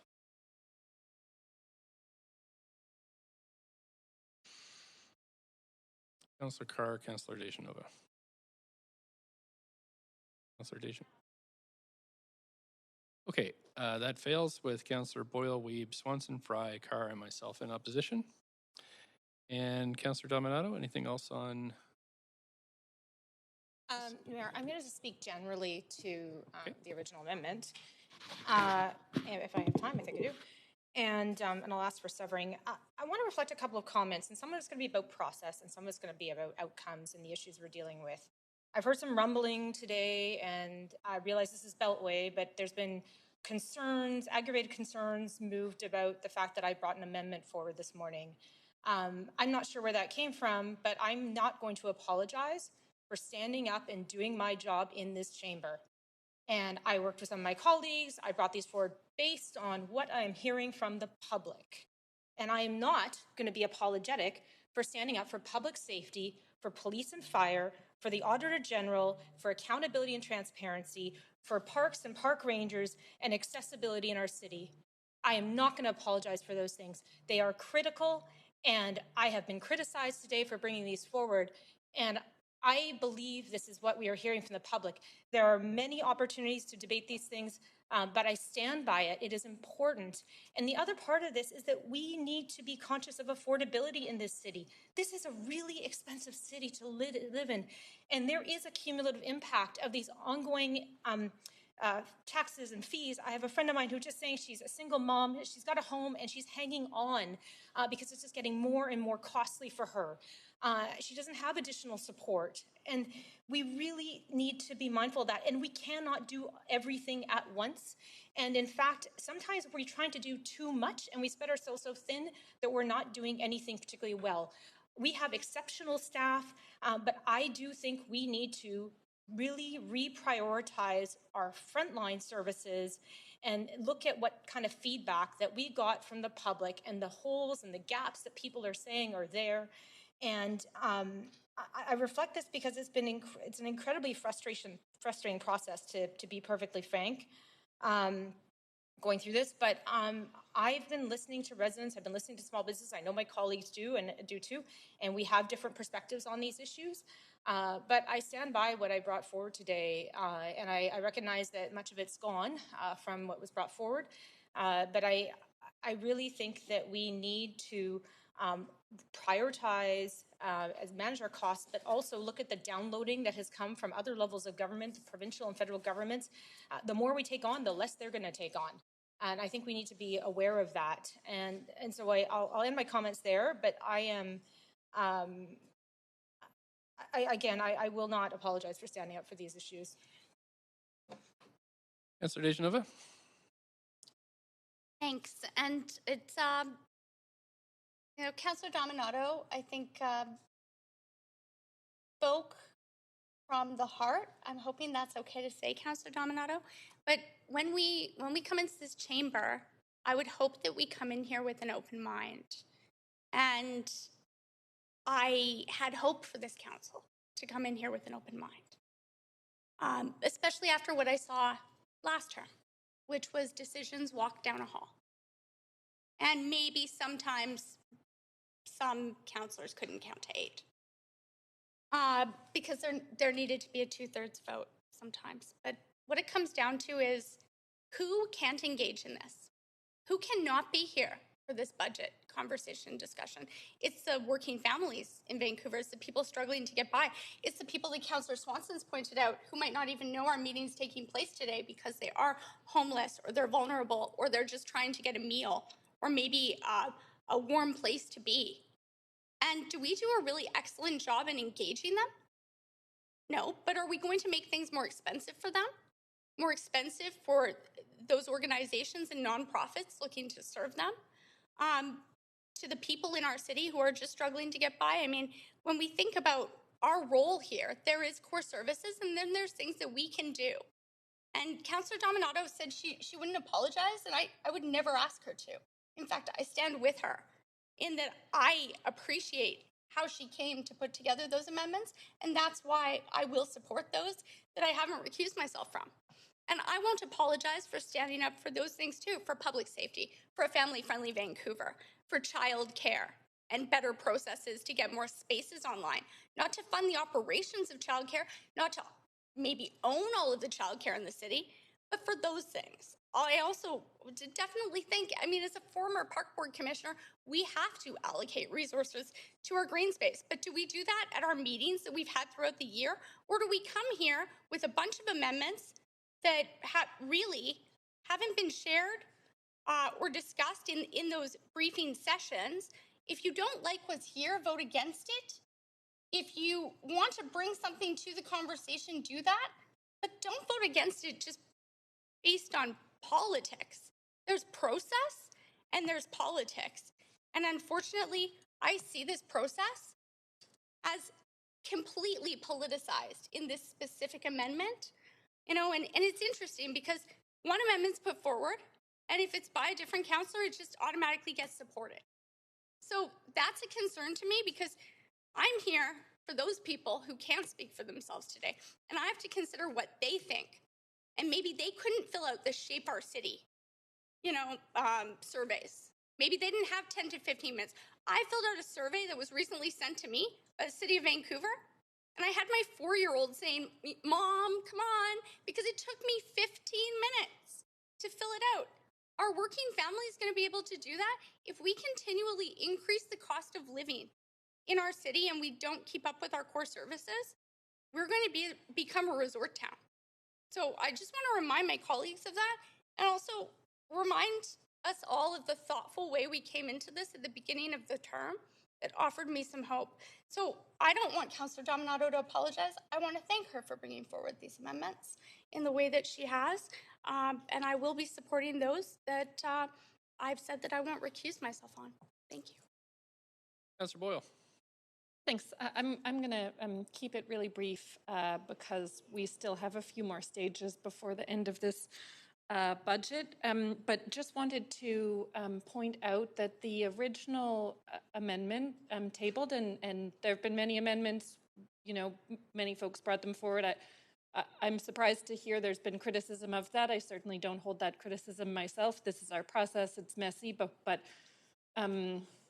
we're all participating in it. I just wanted to name that the original amendment, we've been working from all these hours, was, as we heard from staff, proposing or would have required an increase of the tax rate to 5.7. And my sense from the updates to numbers we've been hearing is that the amended amendment that we are voting on now is around that same rate. So certainly there have been some shifting in terms of the pieces funded within that, but from the beginning of this day, those are the numbers that we've been looking at, because we all know that the funding increases to a number of these services could never have been out of those one-time funds, and so just want to name we're really still looking at the same number amount, the same ballpark now that we were in that original amendment, and I appreciate some of the changes, and it's political. Of course, a budget is political, but that we're still at the same dollar amount after all of the amendments to this original amendment, and I'll leave it at that. Councillor Kirby-Young, just a minute left. Yeah, so the word I haven't heard today is affordability. I'm looking back at the taxes. 2019, 6.05%. 2020, 7.69%. 2021, 5.53%. From my perspective, only due to significant pushback from Vancouver residents and the fact that we had an extraordinary world event of a pandemic. Closing in on 20% over 3 years, and looking like we're going to get close to 27 by the time this is done today. I don't know anybody's income that has gone up 27% in 4 years. It's not just about where you live. It's about the fact that the property taxes are not the only thing that packs an affordability punch. Everything is going up, including the rest of the bill. Vancouver's property taxes are the second highest in the region after West Vancouver, and a promise was made on a motion brought forward by the mayor that we would not raise property taxes by 5%, and it's not ballpark at 5.7, and there's still more to come. It makes a big difference for a family. That's create some pretty tough choices. Right. So I'd like to hear a little bit more about affordability in this chamber. Thank you. Councillor Hardwick. I'd like to hear more about affordability too. I do understand that not all our difficulties are self-made, that there are outside factors that significantly impact this budget. The city manager's recent memo on the cost of 20 years of downloading from senior governments was very instructive. This year, so we're looking actually in downloading at 219.1 million, senior government legislative and regulatory frameworks of 34.8 million, and emerging areas of potential senior government partnership of $99.2 million. This downloading has driven costs and taxes up, and we need to push senior governments to take responsibility.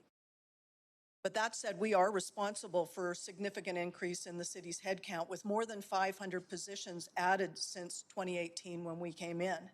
And that's important because the majority of the city's budget, about 65%, boils down to salaries. Although some of these costs are recovered from offsetting user fees and many others are borne at the tax level, the beneficiaries of this largesse are categorized as being in one of the 4 council priority areas, and that's planning, DBL, ACCS, engineering, and corporate areas, including the city managers and the mayor's office, and corporate communications. These are really where these numbers have gone. More mouths to feed means the need for more revenue. And on the operating side of the budget, what we're seeing here is this means increases in property taxes and user fees. And on the capital side, it's come from regularizing developer contributions as a revenue line item. Starting in 2009, as the baseline review would have indicated, the city institutionalized the sale of zoning. More than a decade since this practice began, it now comprises about half of the city's capital budget funding. Rezoning to generate revenue has inflated land values exponentially as a byproduct, and this perhaps unintended consequence is a major contributing factor to the affordability crisis, going back to affordability in the city. And this is a wholly unsustainable model. People are being priced out of the city on virtually every level as the organization seeks more and more revenue from the people who live and work in this city. So again, here we are in December of 2021. We're in the second year of a pandemic. Taxes have risen to, what did you say, Councillor Kirby-Yung? Over that period, 20%? 21%? And I mentioned earlier that the 5% from last year would have been 12% if we hadn't tapped 57 million out of our reserves. So again, we stand poised to do this again with little prospect that the pattern will change in the future. And I got to ask all of us, when does it stop? Thanks. Councillor Carr, on the amended amendment, just 3 minutes, or 3.5. Oh, sorry, we're not back to the main queue yet. Not yet. All right, I'm not going to speak. Thank you. Okay, so that's it for speakers to the amended amendment. Councillor Dominato put forward an amendment. There are a whole bunch of amendments to that amendment. Now we're back on to the vote on the amended amendment. So let's do that. We have a call to sever, and we have okay, so I'll do the severing first. What would you like to sever? Again, we do have more up. This is not the final vote on the whole document. There's still lots of fun to come. I'd like to sever the letters, the AB. I believe it's the ABC. I'm just trying to. Okay, so we have, so you can see it on the screen here. What did you want to sever? I'm just bringing up the updated copy from the clerk. I'd like to sever A, C, and B. Please, Mayor. A, C, and B. That's Big A or the little a? I'm referring to big A, big C, big B. So you want them all severed? Okay, because there's only 3 clauses in this. So, okay. Yes, Councillor Dejanova? Okay, I think it has been circulated. About, yeah, 3:27, so it has been circulated to you. Councillor Swanson, did you have anything related to this amended amendment?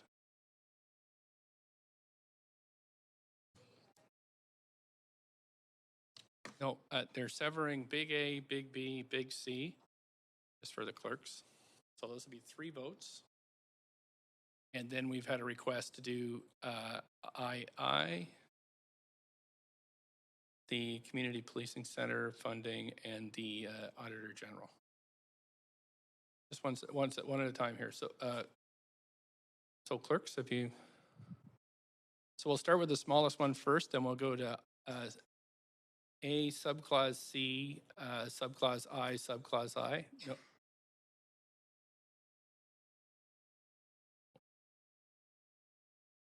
Yeah, I've got a bunch. No, that's not it.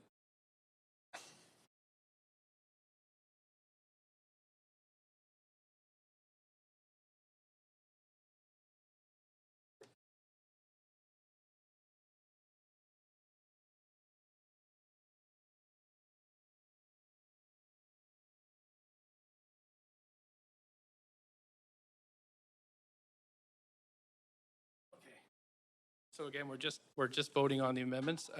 So far, A was part of the original report. So the clerks are going to help us through. But clerks, I and II, that'll be our first vote. Yeah, just one second, Councillor Dejanova. Just going to get the first vote. Yeah, we can do both of those together, I think. I and II. And that's Councillor Swanson's request for a separate vote on those two. And Councillor Dejanova. A and on C. So for those reasons, I'll step out of the room. If you could call me back for B, though, that would be great. Oh, okay. Sure. Anybody else? Okay, so our first vote is on AC, I, and II, or AC 1 and 2. Okay, so we're good. Sorry, Mayor, can you just clarify which numbers, which letters? I just want to make sure I'm The clear. ones in green on the screen. But we're, clerks, can we sever I and II from C?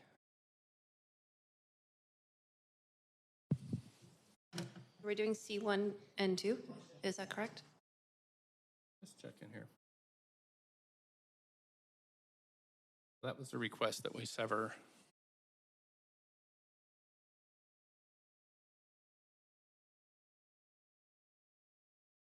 Sometimes you can't sever, like the previous clause enacts the next clauses, so you're not allowed to sever, and that's just what the clerks are doing now.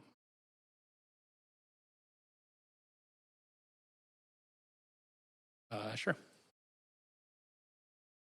Because presented as bullets, it's not severable. Is that correct? Which one? B, the large B. It was all done in bullets. Not the bullets, no. That is one. Okay, I just want to be clear. List, yeah. Thank you. No problem.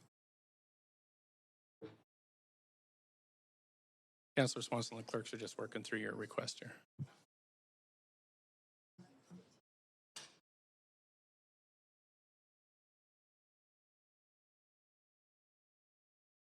Councillor Swanson, we can't sever I and II or 1 and 2 from C because C is the enabling clause. So we'd have to. Okay. All right. So we're going to vote on this one first.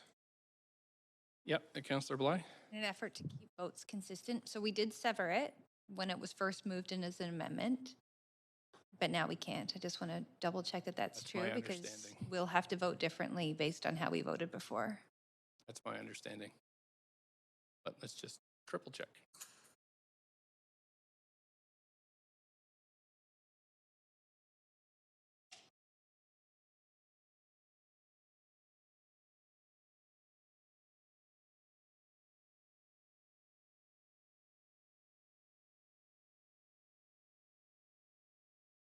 Actually, I shouldn't allow it at first time, but we can do it, just that if something changes, we'll have to adjust C. So we're just going to start with the first vote on I and II. All right, Mayor, I have a point of privilege. Can I ask, because with respect to if AA can be severed? So we'll kind of go through the severing one step at a time. Okay. Based on requests, I think that's probably the easiest way to do it. Okay. No, actually, we can't once we start voting. 1 second here.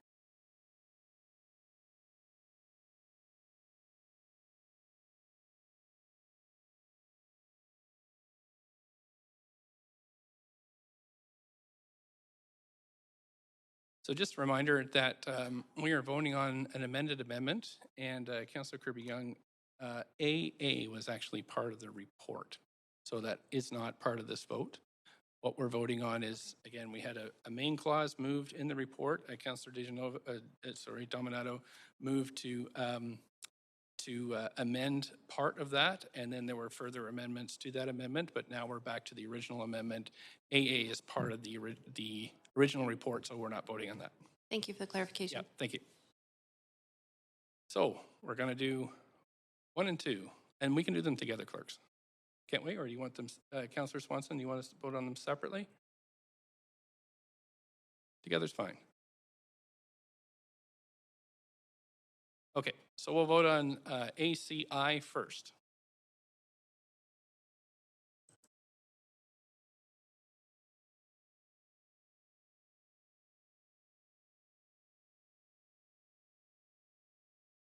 That's passed with Councillor Swanson in opposition. So we're going to go to ACII.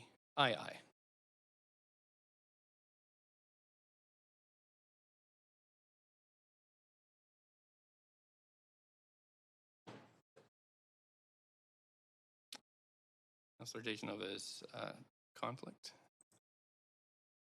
Okay, and that passes with none opposed. Now, the next request for severing was the amendments in A and the amendments in B and the amendments in C be treated separately. So there are some amendments in A that we would have to, not AA, but AC and AD.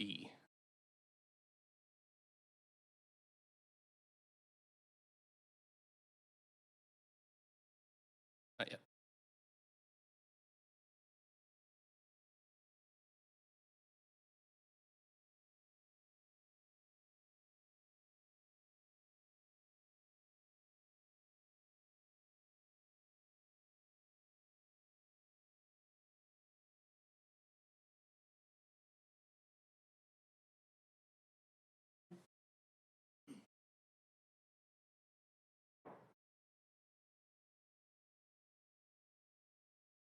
Okay, so the next vote is because we severed 1 and 2, we have to do AC now.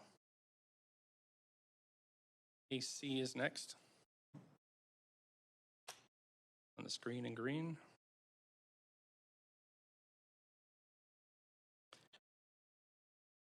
Councillor, there we go. That has passed with Councillor Boyle and Swanson in opposition. So that, then we have AD. AD is next. Call the vote on AD. Just, I'm not sure about Councillor Dejanova on that one.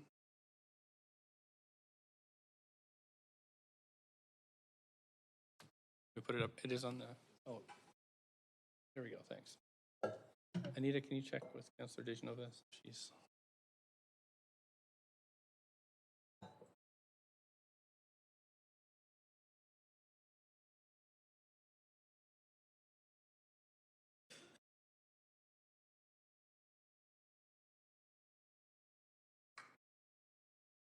No? Okay, so that passes with Councillor Swanson and Boyle in opposition. Next, we will go to slightly out of order on my screen, but you want to go to the C next? Section C.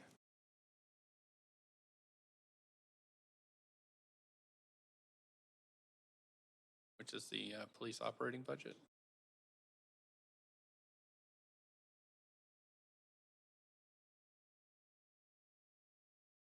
You're good to go, clerks.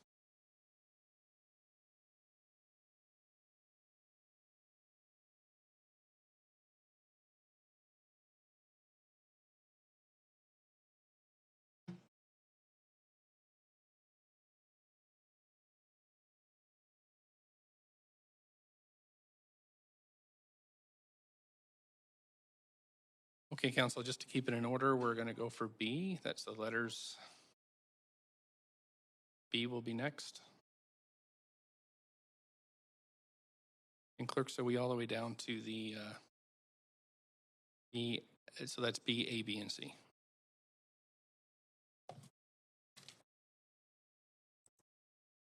Okay, so B, section B, subsections A, B, and C.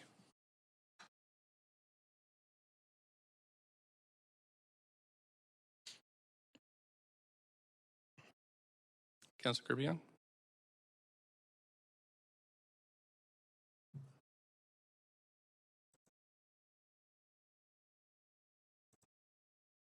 Sorry, I'm just taking a look at it's everything highlighted in green on a point of privilege, Mayor. Okay, so that vote's in, and that passes with Councilor Kirby-Yung, Blythe, Dominato, Hardwick, and DeGenova in opposition. Okay, so we'll go to C now.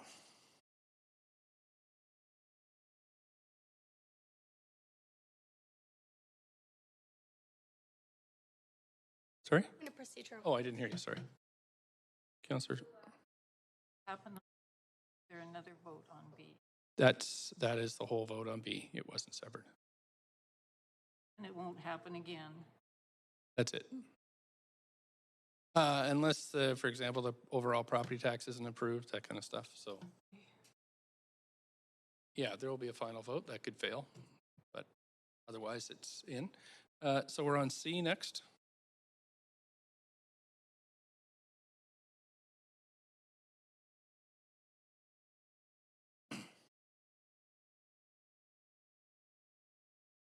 Councilor Carr DeGenova.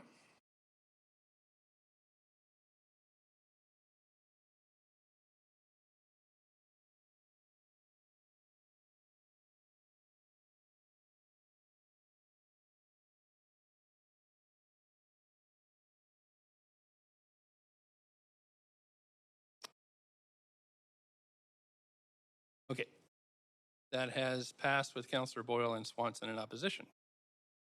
And that is it for this amendment, right? Okay, so now we're back to the main queue.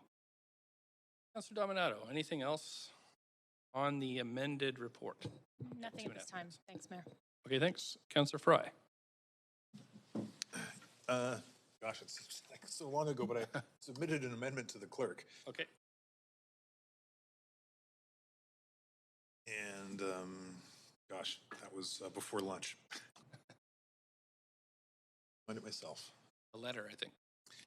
Yeah, it's a letter. Sorry, just bear with me as I actually pull it up so I can read it to you.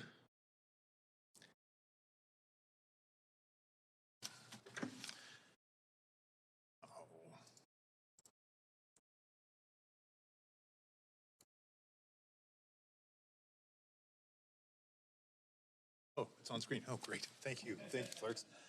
Yeah, so it's recognizing that a lot of the issues that we struggle with are downloads from senior government. And as I think almost all of our colleagues have rightly pointed out, so many of these issues are unsustainable if the local governments continue to try and foot the bill for a lot of these things. Certainly, this is a conversation that we have a lot at UBCM, I suspect. Councillor Bly probably has similar conversations at FCM, where downloading on local governments is simply unsustainable. So this is just to top off that notion and ask the mayor to write the province for their continued engagement with UBCM and local governments to help address some of the challenges that we are continuing to experience as we grapple with some of these downloads, and specifically the UBCM policy paper that was recently introduced, Ensuring Local Government Financial Resiliency, Today's Recovery and Tomorrow's New Economy. And yeah, I think the rest is fairly self-explanatory, and all things considered, a relatively non-controversial little amendment. We have a seconder for that. I saw Councillor Boyle. If anybody would like to debate this? Councillor Dominato? Yes, thanks, Mayor. I'm happy to support this amendment. At the last UBCM, this was a big focus of the delegates, and identifying within that was that increasingly, and it's particularly urban municipalities around the province, but facing cost drivers around attainable housing, community safety and security, and climate mitigation. And this subcommittee did some fantastic work about identifying opportunities that can be addressed by the provincial and federal governments.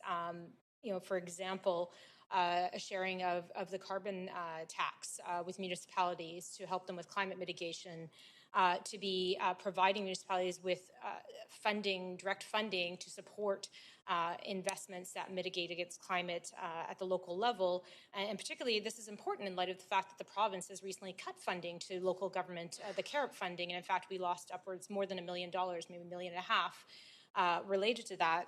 And so I think that this is very timely, and it's important that we continue to work with provincial and federal governments, and that we support the UBCM in this advocacy, because very clearly they are in a much better position to be playing a key role in funding some of these needs. And I think that there were some very, very solid recommendations that were brought forward in that policy paper, and then I've spoken about them to some of the media as well. And so I would like to see the province step up and contribute in a way around how we can do more cost sharing of revenues that are coming into the province to support local government. Thank you. Thanks. I also will support this, and I think that there has been a lot of downloading. We saw the employee health tax downloaded onto local governments. We've seen DNA costs, which I was a bit surprised during COVID-19 recovery to see this as a maybe nice to have instead of a need to have. I'm not going back 30 years. I remember that report that came to us, and I did ask about that because there's considerations that we have to make about the downloading, but I also just want to remind Council that we also have to be considerate about pointing fingers at other levels of government when we put our hands up to download on ourselves. And I think that we have to consider what our role and our mandate is as a local government. And if we're doing that really, really well, and we have extra resources, then we can consider other things. But right now, affordability is top of mind to me. So while I do support this, I just wanted to note and remind, it's a reminder to all of us that when we do decide to do things that aren't in our charter and are beyond our mandate, I think that it's sending a message to other levels of government that we will pick up the tab for that. And if I were them, I also would say, great, thanks, because we have a lot of other municipal governments asking for funding as well. So I will support this because I do think that we need the funding and we need to work collaboratively with the province and federal government. And if we did see less of this downloading, perhaps we'd be in a better place. But for that reason, I certainly will support this and hope that we will see more funds coming forward, including for the overdose crisis, which Council also has allocated funds towards. Thank you. Mr. Kirby-Young? Yeah, thanks. I'll be brief. It was when we received the financial outlook before summer break that I made the amendment to ask staff to quantify, attempt to quantify the impacts of the pickup on the downloaded services that Council had undertaken, and that was the memo that Councillor Hardwick was quoting from. Unfortunately, I'd hoped that would be more of a substantive basis for the discussion, because the intent and the direction of the motion was to have that back in tandem, that it could be a meaningful part of the budget discussion. Unfortunately, we didn't receive that until heading into the weekend, until after the budget had been presented. But I still think that that's a really significant document and something that we need to pay a lot of attention to. Because right now, I think that we are abdicating our responsibilities, and we're going to see it in key areas and things like not taking care of our core infrastructure in terms of the resiliency of that infrastructure with things like extreme weather events.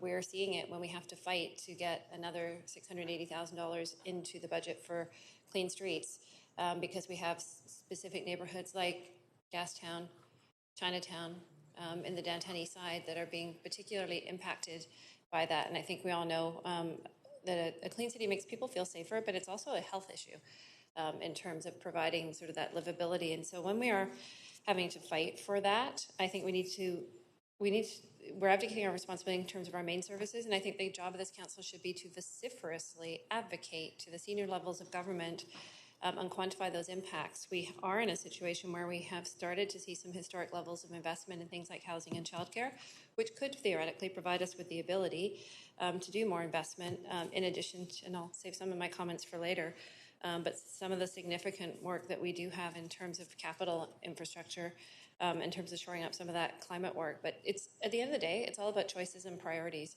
And so I will support this amendment. I think it's a good one, but I think it's a tag on a bit at this point, and it hasn't materially changed the approach to this budget.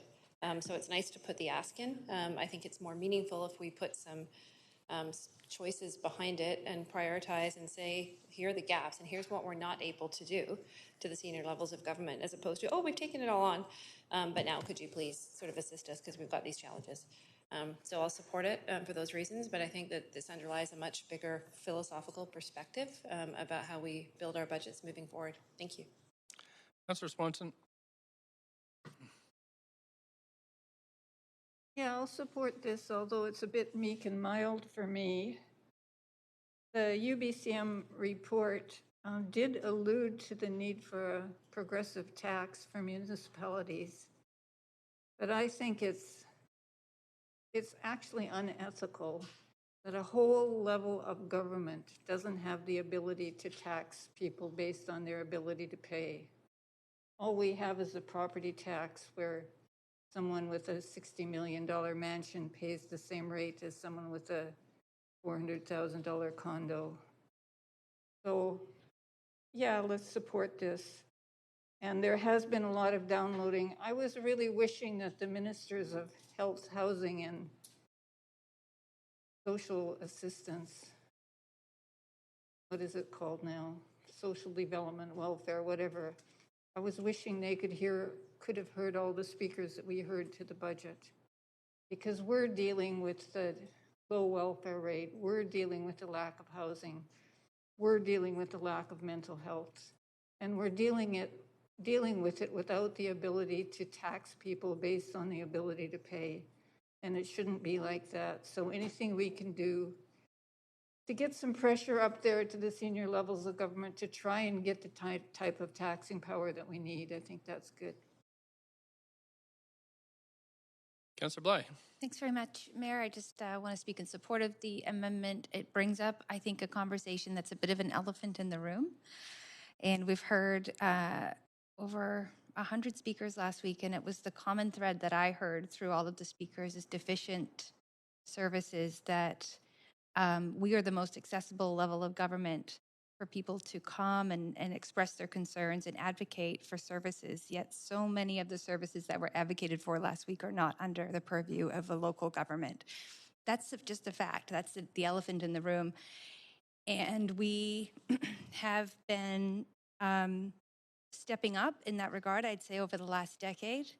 And this council, over the last 4 years, has been trying to keep pace in the middle of a pandemic with striking a balance between providing those services that are outside of the mandate of us as a local government and not leaving people high and dry who already engage in those services. So some would argue that that horse has already left the barn, and now we're just trying to keep ourselves in check in terms of how much we're willing to do. And at the end of the day, we're just not able to adequately fund these services to the degree that's required in order to make the situation better for people who require them. And that we're talking about healthcare, we're talking about complex care.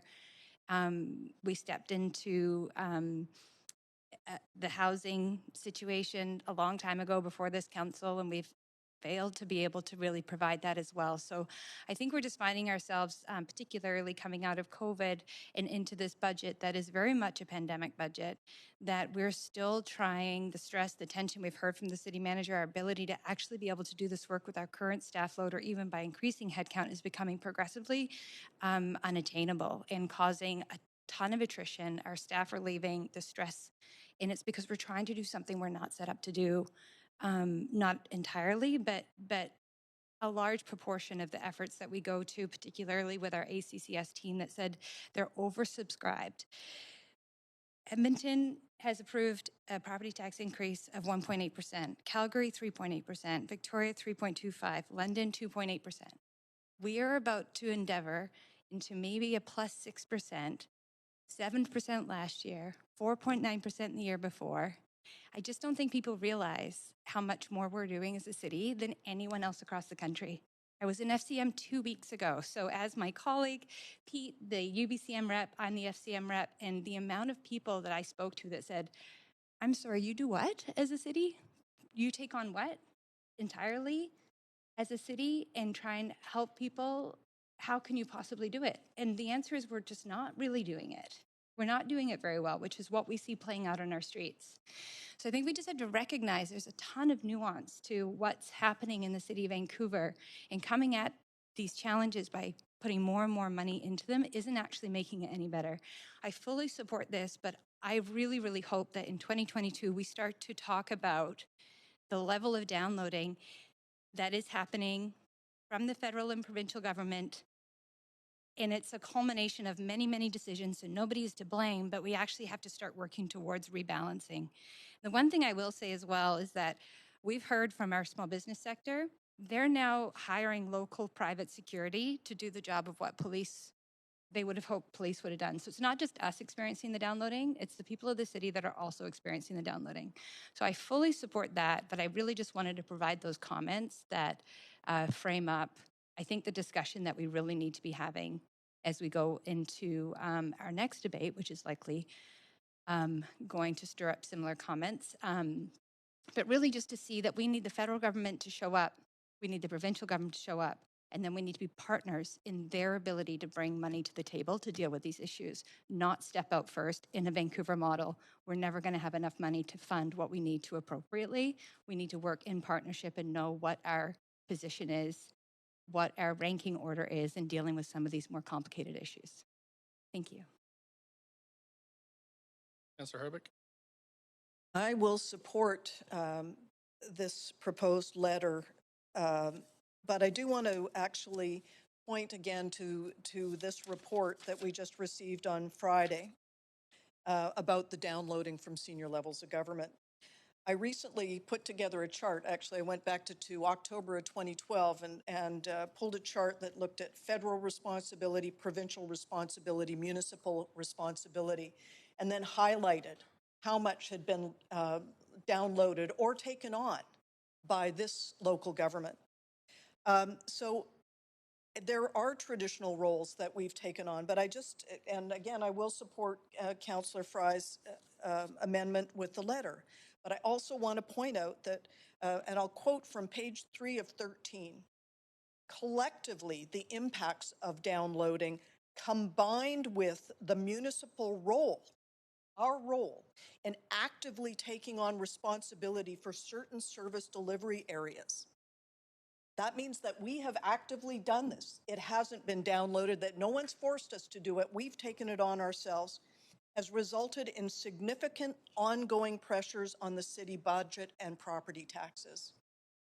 So as much as I will amplify that we have to address both the federal and provincial governments downloading on us, we have to acknowledge as a council and as a city that we are actively taking on things that also fall outside the purview of local government.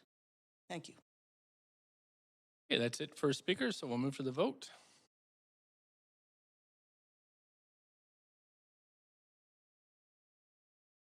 Letter approved. Unanimously. Okay.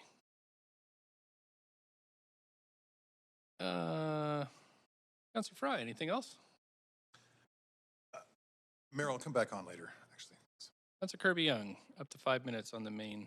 All right now, thanks. Report. Okay. Councillor Kerr.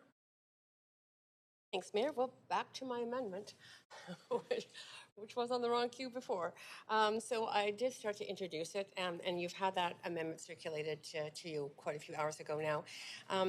So just to refresh your memories, this amendment is to create a $9 million fund dedicated to new climate emergency action items related to in the 2022 budget, and also into the future to protect a $9 million amount of money in future budgets that are, again, specifically for new actions above and beyond the base budget to achieve our climate objectives, and to report back on how those monies will be spent on an annual basis to the public as well.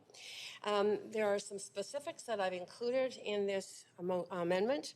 And those specifics I started to address to you. They include EV infrastructure. That includes on-street power drops and chargers, but power drops for community events. We heard from the BIAs how much they would like to see that happen.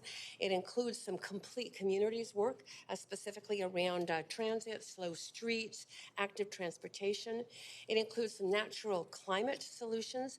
And those are with both cooperation with the Park Board and increasing our tree canopy citywide, building retrofits, especially our community serving civic buildings, such as our library branches and community centers, which could be retrofit to be safe centers, secure places for people to go in the face of a heat wave, another heat dome, or air quality advisory. That this, as I say, will be done, allocated on an annual basis.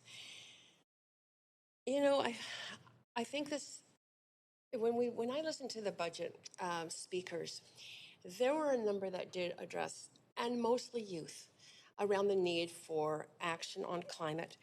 The climate emergency is oblivious to who you are, whether you own property or not. It affects us all. And I think all of you know, more than anything, it affects future generations. It affects our children and our grandchildren and their children. That's why youth came to speak to us, to say, please take action. We have seen with the heat dome, 99 deaths in Vancouver. We could have safe spaces where those people can go. Look at what's happening in Abbotsford, in Lytton. You know, it's unbelievable in terms of the impact on a city. And for those of you who say, well, it's not our jurisdiction, we should get senior governments to help. I mean, I just ask you to consider this. It's one planet. We all have to play a role. We all have to take initiative. And the more that we do put in, the more I believe we will get response back from the federal government and the provincial government. We are in a leadership role in Vancouver, and it's inspired other municipalities. It's certainly inspired, and much of what we have initiated is now embedded in the Climate Action Plan of Metro Vancouver for all the municipalities in our region. So I urge you to take this. It's a bold move. It is a move that helps. We are going to need to do more and more. And if we don't do this, boy, the cost in the future of trying to cope with the climate change will be even more enormous. So I really urge you to support this, recognizing that it's something that our children and their children will thank us for. Thank you. Do you have a seconder for this? Councillor Boyle? Now we're on the queue to speak to this. Councillor Dejanova, up to 5 minutes. Thanks. I have a point of information for the mover of the amendment. Sure. Councillor Carr, are you asking us to find, because we all agreed and sent staff away to look at different options, are you asking us to find this money as an efficiency in the budget?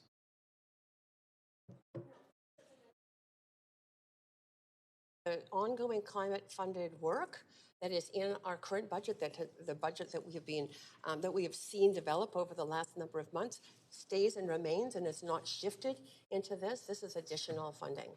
Okay, and then just to follow up to that, then why is it coming at the 18th hour today? Why isn't this something when we've had an opportunity to input to staff through other processes? Why would we be downloading this today instead of building this into our actual budget overall? I'm just wondering why today? I've never seen this amendment before today. I'd heard maybe the mayor was going to move something in the media, but I hadn't seen anything before today. Yeah. I think that it's a matter of just a sense of growing urgency. There is money in the budget. I don't believe there's enough in the regular budget to move us as far as we need to go. The urgency is accelerating in my mind, especially with the situation that's occurred with the atmospheric rivers, watching what's happened in Abbotsford and the Valley and Southern Interior. So it's really a response to that sense of we are still not doing enough and need to do more and need to make sure that money is secure within our budget for future years. So I'm still not understanding why now, not months ago or in the last budget. Well, I certainly have been talking about wanting to do this for a long time. It's just taken time to get to this point. Okay, so and just another question is will this make, if I may, through the chair to the mover, have you factored in the affordability for our families, for our children, our grandchildren into this? And considering the amount will increase over the years, I'm just wondering, what will that look like in 10 years, the dollar amount of this levy in the budget? I think that perhaps we could ask our financial staff, or that would be a more appropriate question to them in terms of what that dollar impact is on different levels of property ownership. But I just want to emphasize for you, Councillor DiGenova, that it is absolutely beyond doubt that the cost on families, on taxpayers, I understand I only have a certain amount of time. Much, much more if we don't invest more now. Thank you. And I only have so much time to work with here, so I appreciate you answering my questions. I am concerned about the affordability. The caveat to me voting for SEEP was an amendment that I moved that I was happy to see supported by council.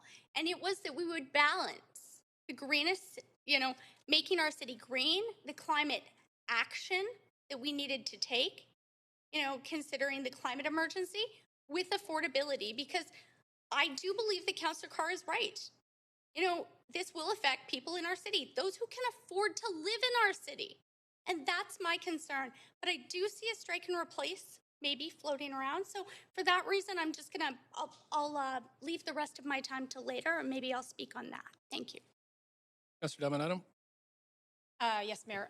Through you to staff of a point of information, and it's just to confirm that with the proposed $9 million fund, could they confirm what the property tax implication is? Is that roughly 1% or a little bit more?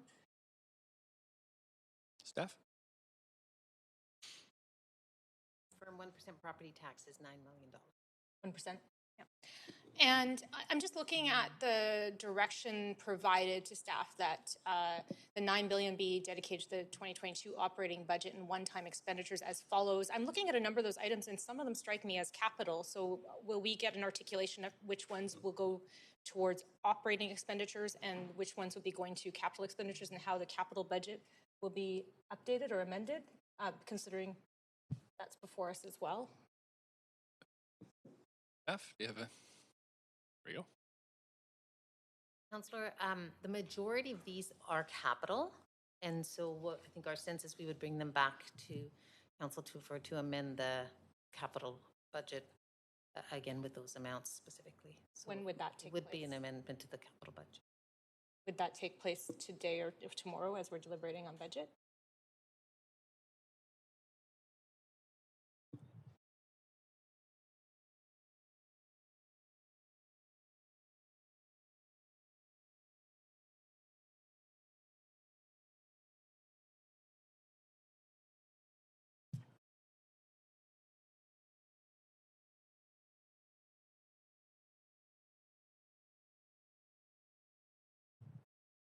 I think our preference is if council approves these as funding for the capital budget, then we can bring the specifics in the next adjustment that we do quarterly, which I think is in February, if that's acceptable to council. So February. Money would be available for those capital projects.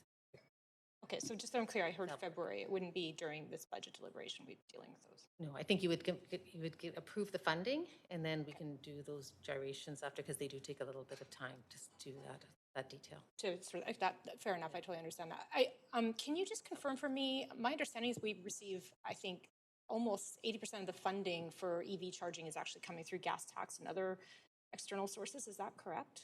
Did I get confirmation on that? I think these got are the percentage all wrong, new but, items that for 2022, so they would all be new funding that would be funded through property tax. I think you're asking about historically how they've been Historically, yeah, funded? where we're receiving, because I believe we are receiving external funds for EV charging. Yeah, Councillor Doug Smith, Sustainability. Historically, we've been able to find matching funds for most of our money, for most of the EV-related work, both federally and provincially. And occasionally, we've used city gas tax towards applying for that matching.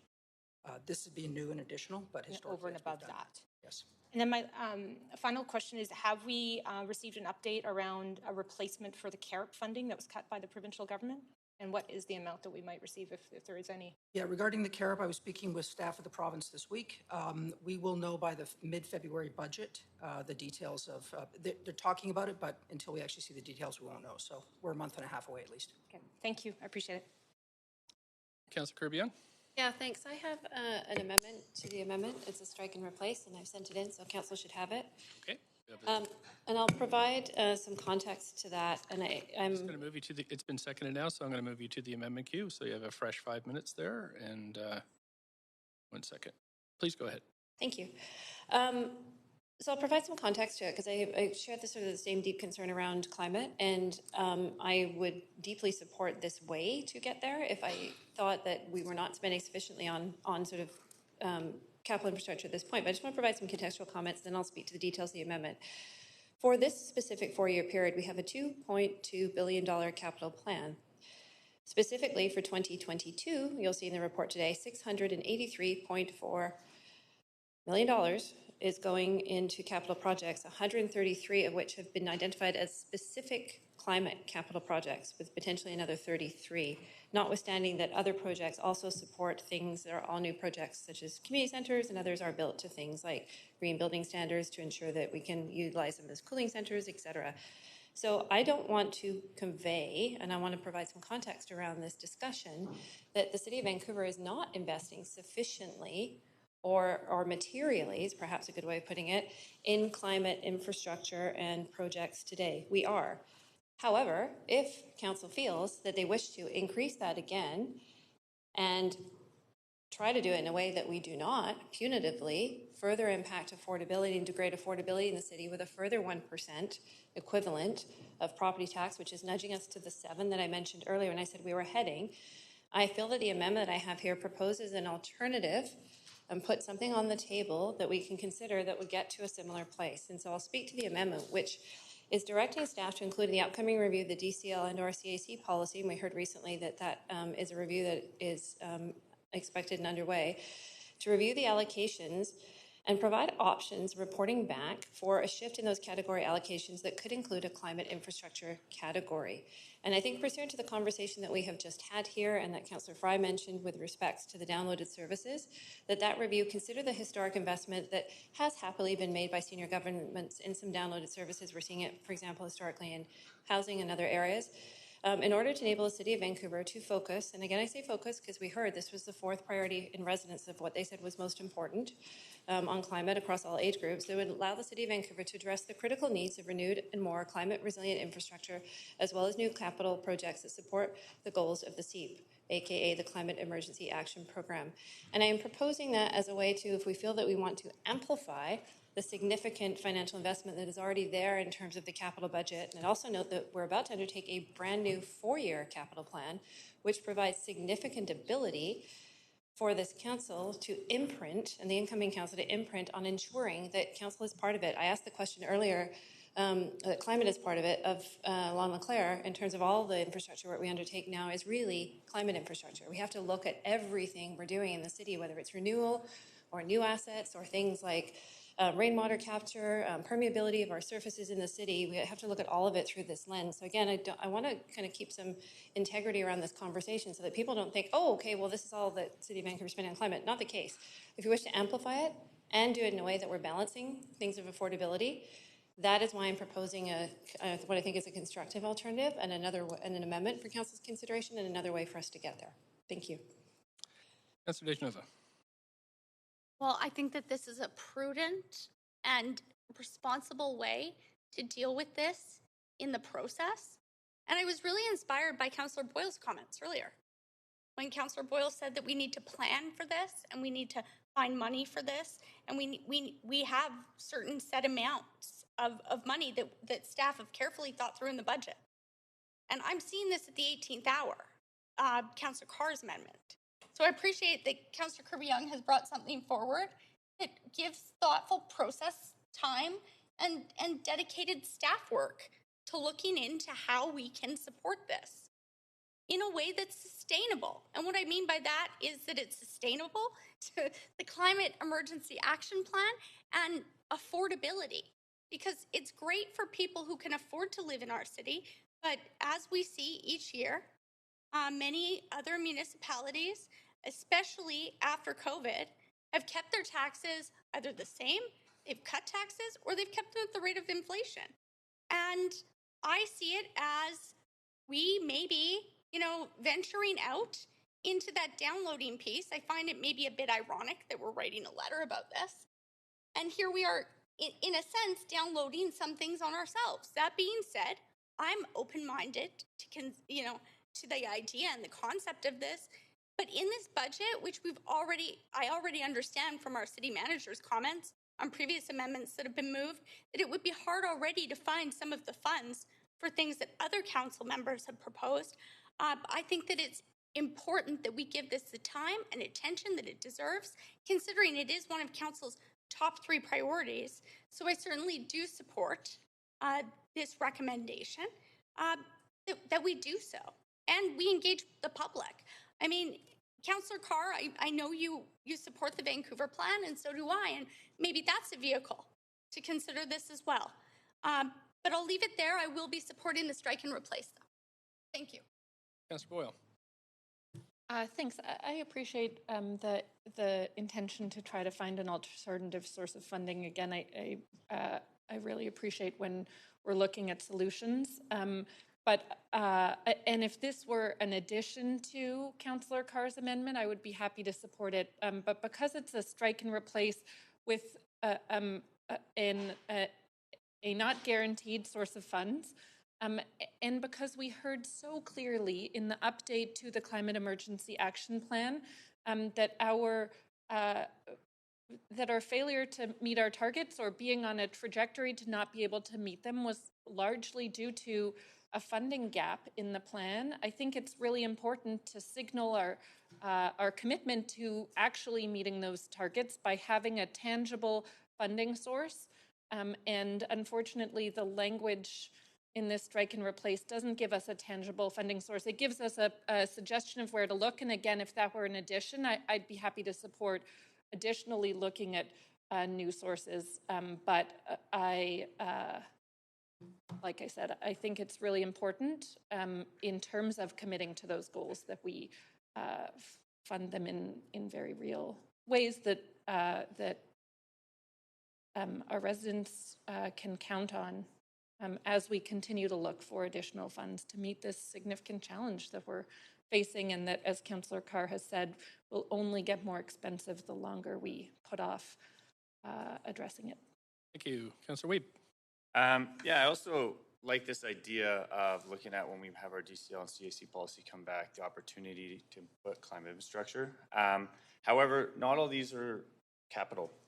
There's a lot of them that need to be done immediately, right? We need to have a manager climate change at the park board to deal with these stuff. We have maps that we've seen as councillors the last couple of years that showcase heat island effects of over 41 degrees directly where people passed away. Like, we know where some of the issues are, and this funds it immediately. So we have an immediate need. We need immediate action. This deals with it. So I will be not supporting this, but supporting the overall amendment.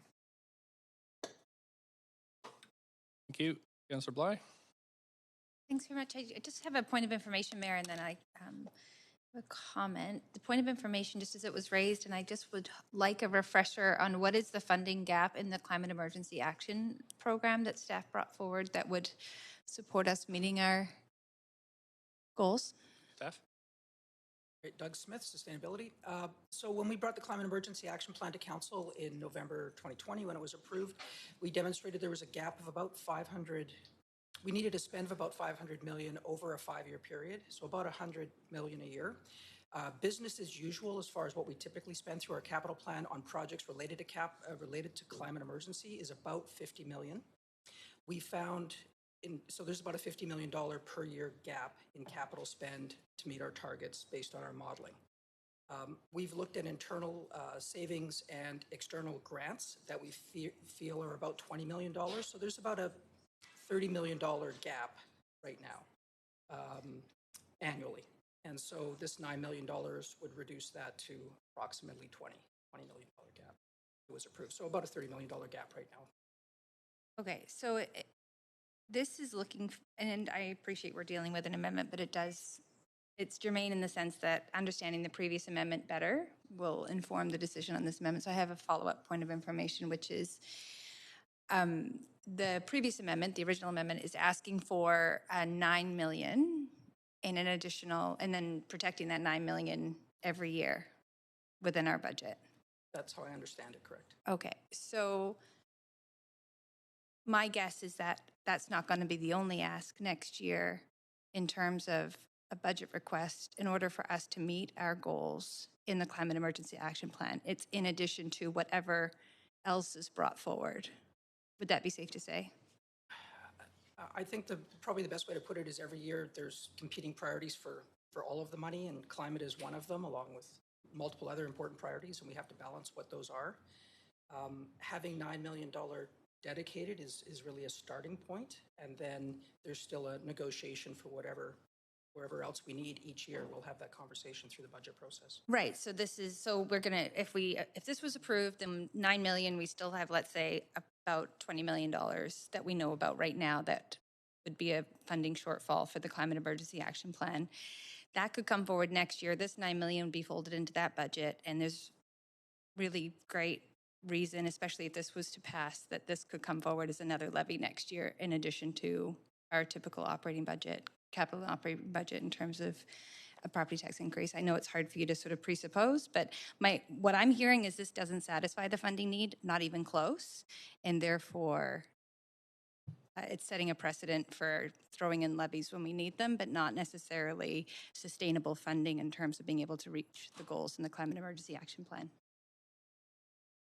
You don't have to answer that. Okay, then, I do support this. I think it's simply asking for a report back. It's very clear that some of us are wrestling with this amendment and the details because it's the first we're seeing it at the 7th hour of this budget discussion. So it's prudent. I support it for all the reasons that have already been stated. And,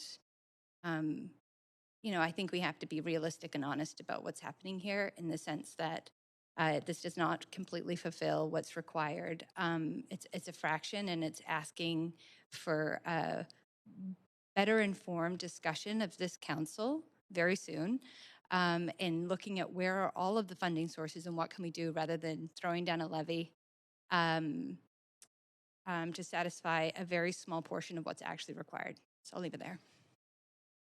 Councillor Swanson? Yeah, so the city is the closest to the people. It's our job to do what the people want and to tell the other levels of government what the people want and try to get them to do it. We're not meeting our own city climate targets because we don't have enough money. The feds in the province aren't meeting their climate targets because they don't have enough money and they're not putting the money they do have in the right place. While everyone dithers, we get heat domes that kill 99 of our citizens in 2 days. Probably the biggest health issue that we've ever had. We get atmospheric rivers.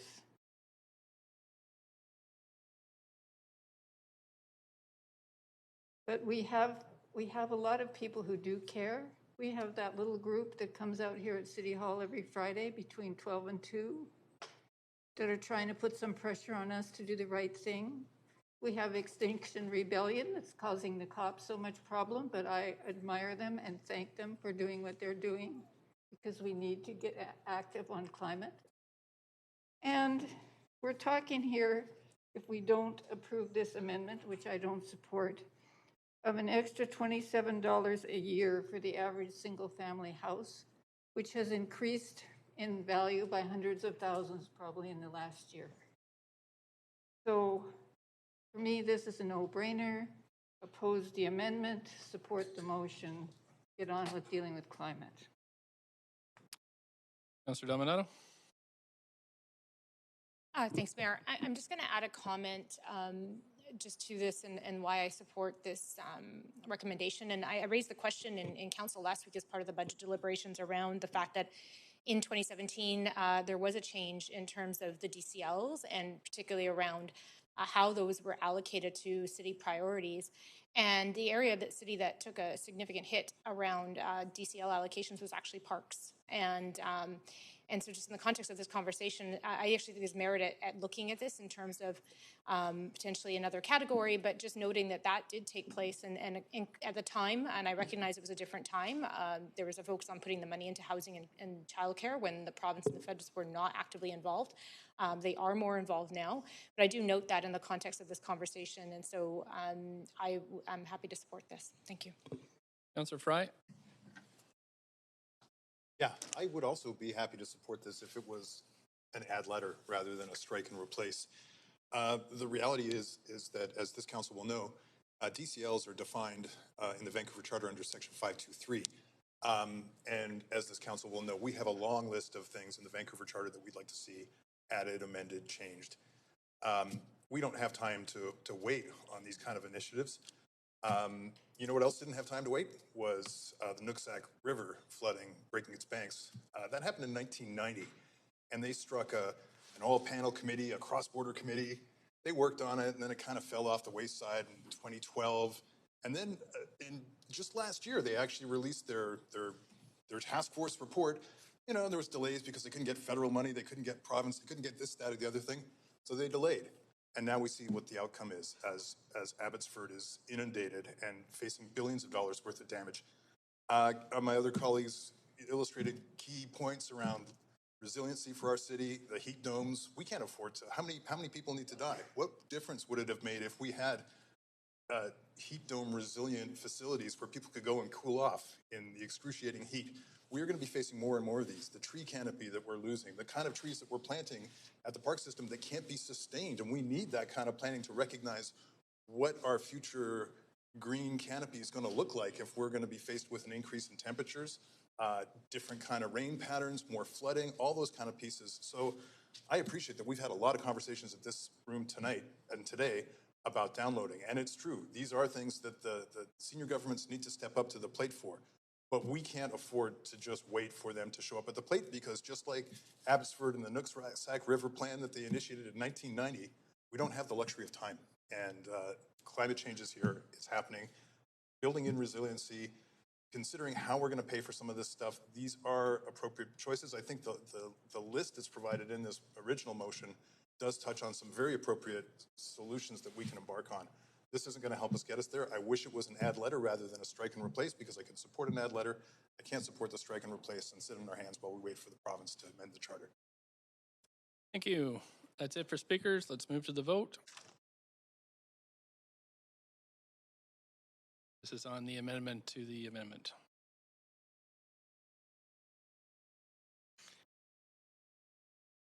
That has failed with Councillor Boyle, Weeb, Swanson, Fry, Carr, and myself in opposition. Okay, back to the amendment. Q, Councillor Kirby-Young, anything else? Not right now. Councillor Boyle. I'll wait too, actually. Councillor Bly. Also, waiting, sorry. Councillor Fry. You know what, Mayor, I think I said my piece just now. I'll just add a couple of points. I think that this is, we didn't have the opportunity to meet some of those objectives with the parking permit proposal that came forward and lost at this council table. We just don't have the luxury of time to wait on some of these mitigations. And I think building a resilient city does involve us doing some climate mitigation work now. We should have been doing it yesterday. There's work to be done. So I'm going to support this proposal as it was submitted. Councillor Hardwick. Well, we keep up this pace, and I know one family that's not going to be able to afford to live within the boundaries of Boundary Road and the University Endowment lands.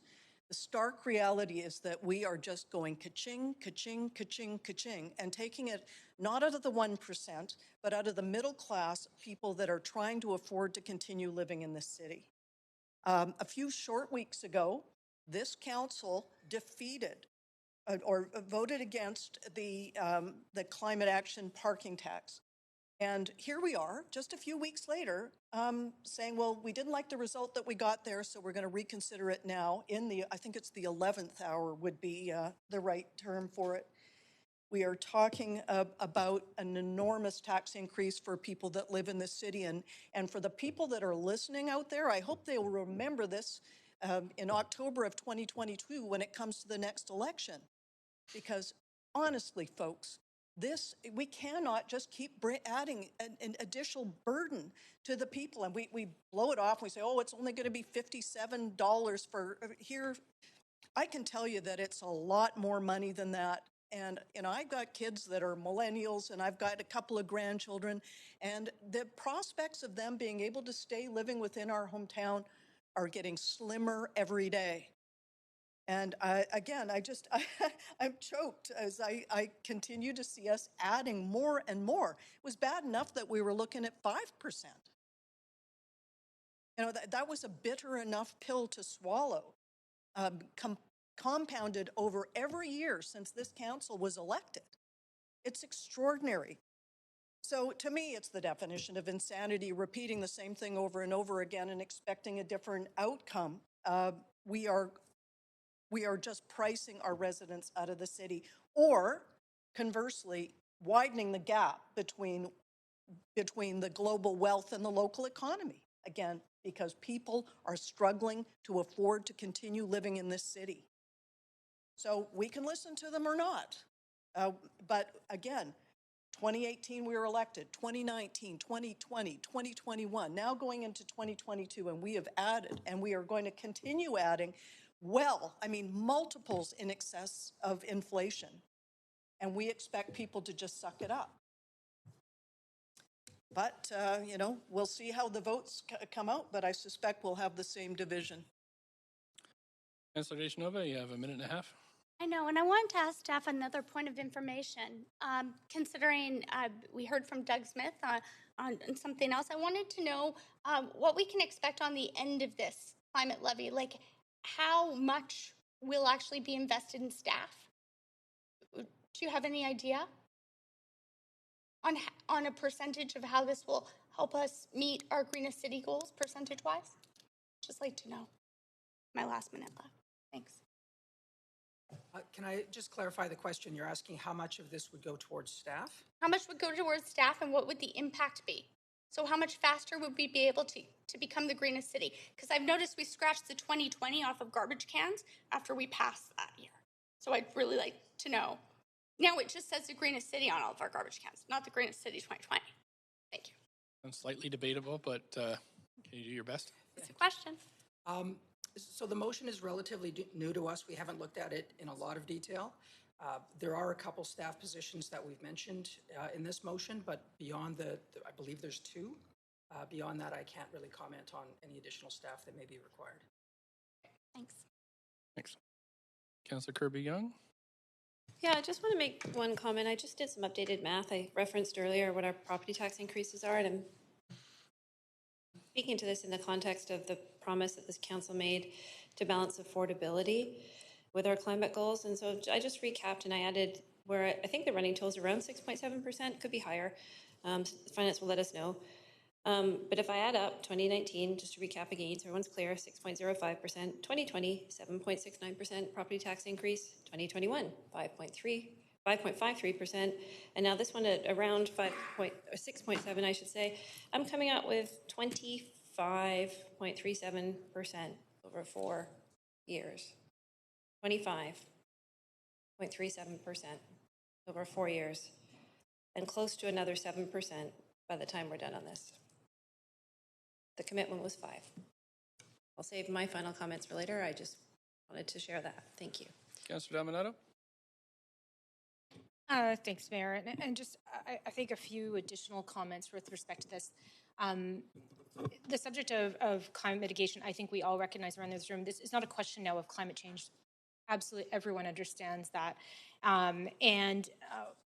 One of the considerations that has come up for me as I'm listening to this conversation is that our residents have virtually had no input into this because this was not part of the draft budget that was prepared and posted for public digestion. It was announced on Twitter that this was coming, a levy, and I know many people who are not following Twitter very closely, maybe some of us are, but so virtually no input or ability to engage with this to understand the implications for their households. And I think we need to get real about this. We are investing in mitigation around climate through our capital plan, through our operational budget as well, and it's significant, as Councillor Kirby-Yung pointed out, 133 million in our capital budget. And the other consideration here is that we are about to embark on a 4-year capital plan which is to be developed in the next number of months and then goes to the electorate to be voted on as part of the civic election. And so all of these components could be built and be part of that dialogue so the public could be engaged, we could be engaged as a council on these issues. But I just want to flag that. And back to the point about what UBCM has been advocating for is there are opportunities for us to be advocating to the other levels of government to be partners in this. And we are not alone. Prince George is asking for the same things. Coquitlam is asking for the same things. Victoria is asking for the same things. And they would like a share of the carbon tax. Thanks. They would like investments in infrastructure that come direct from the province to municipalities. Councillor Bly. Thanks very much. I'll just speak in opposition to this this levy. Really, the amendment, the levy, the way that it's been brought forward, everything Councillor Dominato just shared in terms of how this has sort of been set up, and it's too bad because I actually believe we could have done a lot more with this as a council had it not been brought forward in a bit of a surprise, entirely in a surprise format or way, and then been able to discuss and debate and really understand how we can best support a lot of the work that is important that is identified in this, as well as the capital plan, as well as the in addition to the climate emergency action plan. And you know, like I did mention a few minutes ago, I was in Ottawa and Jagmeet Singh came and spoke to the board, and it was right in the midst of the floods in BC, and it was top of mind for every single person in that room. And he explicitly said, regarding the dike infrastructure and the delayed action around and renewal around that, he specifically said there's absolutely no way municipalities should be expected to fund this work. That's what he said. And he's speaking to a room of local leaders. And he's saying there's absolutely, it's not reasonable that they are expected to foot the bill for this. I don't know how you argue with the leader of the NDP, the federal NDP, who are at the table with the Prime Minister, who are advocating for adequate funding for this exact type of work, is saying this cannot fall to municipalities. And we're going to say, no, it's okay. We got it. We can do it ourselves. So for everybody who's not politically engaged, not associated with any political parties in the city of Vancouver, not on Twitter, not paying attention to this, that's who we're standing up for today if you're not supporting the way that this has been brought forward. There are hundreds of thousands of people in this city that have no real idea that this is happening and have no idea that the whole approach to the way that we are continuing to increase property taxes is having on their day-to-day in terms of affordability. They're just seeing it get worse. They don't understand how it's getting worse. And we've been assigned that responsibility to manage that. So it's not popular not to support this. We're likely to be called out on Twitter for not supporting this and being climate deniers. That's not true to the character of how we've worked. The way that this has been brought forward is a direct result of its support or not support. And the people who are going to vote for this were engaged ahead of this meeting, and the people that likely are not going to vote for it were not engaged at all. Not for one conversation. In fact, I did have a meeting, and it was canceled. So I'm going to leave it there. It's upsetting because we do get accused and named incorrectly for the effort and the alignment that we have been able to achieve as a council. And it does make this divisive, and it makes it very politicized. And we're talking about issues that need to have a council that's willing to work together and collaborate. And unfortunately, that didn't happen here. Councilor Kerr. Yeah, thanks. I just want to, and I think in responding to some of the comments that have been made, that the list of items here don't come out of the blue. They come out of conversations that we've had, and either by people coming to council to speak to us directly, or in meetings where we all attended, like the meeting with the Business Improvement Associations in Vancouver, who said, you know, we really want to see more power drops so that we don't have to use diesel engines for our community festivals. We know that that the people who came to speak, and there were many, on the Climate Emergency Action Plan parking plan, a number said, I'd rather see this just as a tax rather than a specific levy. Like, that was an idea raised to us as councillors at that time. Many said, I'd love to move to an electric vehicle, but I don't have charging. So this does bring in charging, EV charging on the street in rental buildings. The incredibly intense and protracted over now a couple of years public outreach we've done on the Vancouver plan has identified that people want complete communities. So this talks about those in terms of slow streets. That has been already raised to us and reported. They want active transportation, especially to Vancouver schools. That's been raised to us as well. So too with tree canopy. These are not a list of oddball items. These are ones that the people have been saying to us they want to see happen in our city. So just to affirm that the list is, I think, a solid one that comes out of the input that the public has already supplied to us. Thank you. Councilor Kirby-Yung.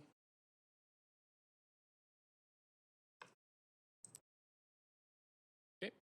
Oh, Councilor Dejanova. No one has said to me that they want an increased property tax, and the people in our complete communities need to be able to afford to live here, to be part of them. Okay, going to the vote.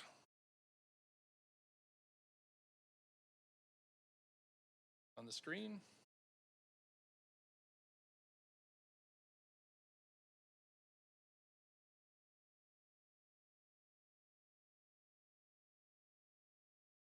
Thank you. So record that. That has passed, Council, with Councillors Kirby-Yung, Bly, Dominato, Hardwick, and Dejanova in opposition. Okay, going back to the main queue at 4:45. Councillor Carr, do you have anything? You have about 40 seconds left.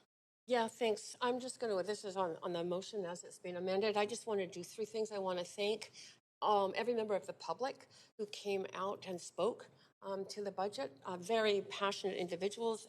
It was wonderful to hear from them, although the split on the police was like 50-50, yes or no to funding. But I also want to thank staff for the incredible work on this budget. It's been, I think, a marathon for all of you. And if I can just also, my last few seconds, not only thank you and the responsiveness in trying to get a budget that's going to work for the city, I just want to thank all staff for the city for what you do in terms of supporting the people and the needs of this city. Thank you. Councillor Dominato, you have 2.5 minutes. That's a holdover, Mayor. I'll come back on after. Thanks. Okay. Councillor Swanson. Yeah, I'd like to move that we extend till 6 or to finish the budget. Okay, thank you. We have a motion to extend. Can we do that and then put off the public hearing till 7? 6:30 is the latest we could go. 6:30, okay. 6:25? Right. We'll start the public hearing at 6:30, but be in chambers earlier. So the motion is to extend past 5 o'clock to finish the budget. Do we have a seconder for that? Councillor Carr seconded. All in favor, yay. Opposed, nay. I hear no nays, so we're extended. Thank you, Councillor Swanson. I submitted a motion. You've submitted a motion? Okay. This is just to reallocate the money, the extra money that we allocated to the police to community-led services such as peer-led mental health, sex worker, drug use services, and services for people who are homeless. I think that would provide a lot more safety than police, and it would provide the equity that we need. The Human Rights Commission has a new report out about the police. It's called Equity is Safer, and I think if we need to start putting our money where our mouth is to build equity, and we need to recognize how it promotes safety. Thank you, Councillor Swanson. I'm just going to check with the clerks on that one, and I'll come right back to you.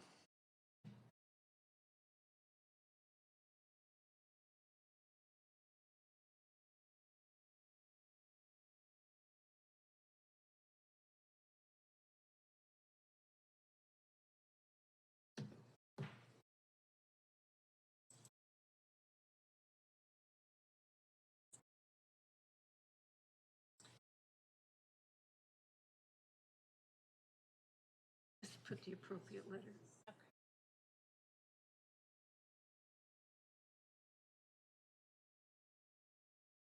Councillor Swanson, I have reviewed your motion, your amendment, and we have already voted on the police budget.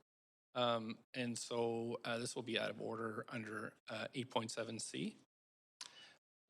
So unless you have something else to add, I'll move to the next speaker. Oh, that's okay. Okay, thank you. Okay, but Councillor DeGenova, you have 4.5 minutes. I'll take myself off the queue for now. I was just going to ask on a point of privilege, actually. If you'd like, I'll move a recess, but when we get to the final recommendations, I would like a copy of that emailed and a recess to review them so that in the hopes that we can save some time by spending a little bit of time. Thank you. Councillor Bly, up to 5 minutes. Are we not at the final recommendation? We're at the final. Well, other people may have amendments. I don't know. So, but Yeah, I don't have any amendments. It looks like Councillor DeGenova's called for a recess and a printout, so I don't have amendments. I'm not sure about the others, but. okay. Councillor Dominato. Oh, Councillor Kirby-Young. No, I'm going to wait until we have the final two in front of us. We have, we're going to check with staff then. Mayor, can you stop my timer? It's been running and I'm not using time. It's going to check with staff is how long would you need to, if that's it for amendments, how long would you need to? We've done that work well meeting, and the clerks have. Sorry, I can't hear you. Can you pull it down a little? That's okay. We've done that work while we were listening in, and the clerks have the adjustments to, I think it's D through H.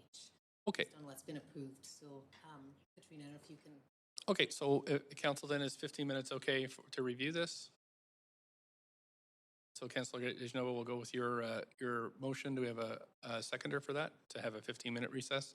Mayor, can you clarify they're going to be emailed to council? We don't have them yet. Okay.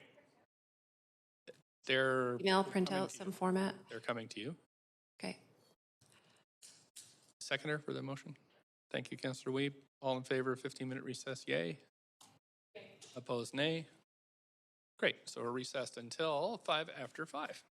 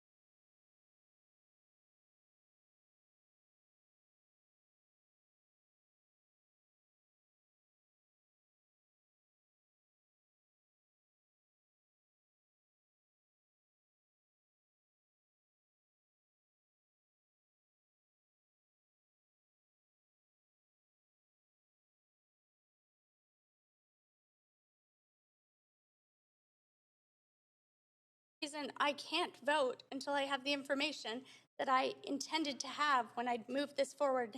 And you asked if that was enough time for us to. All I have is a motion that we were to extend to 15 minutes, and that 15 minutes is over, and Councillor Kirby-Young's on the floor. I'm going to suggest another recess for 5 minutes. Seconder for that? Okay, all in favor of another 5 minutes?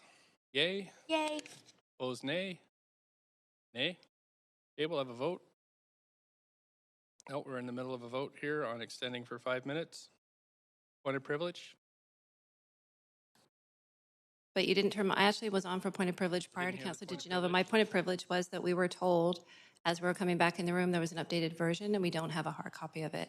Therefore, we can't review it and I can't consult with legal. And all of council has the right to be able to receive the information prior to a vote. Thank you for that.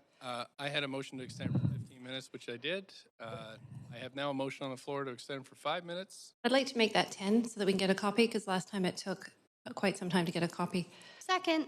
Don't think we can amend that motion. That's I'll withdraw my motion then.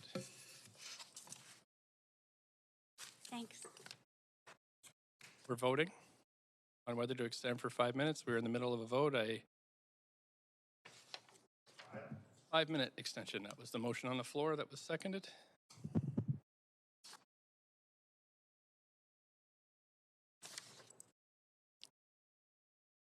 Councillor Kirby on Councillor Carr.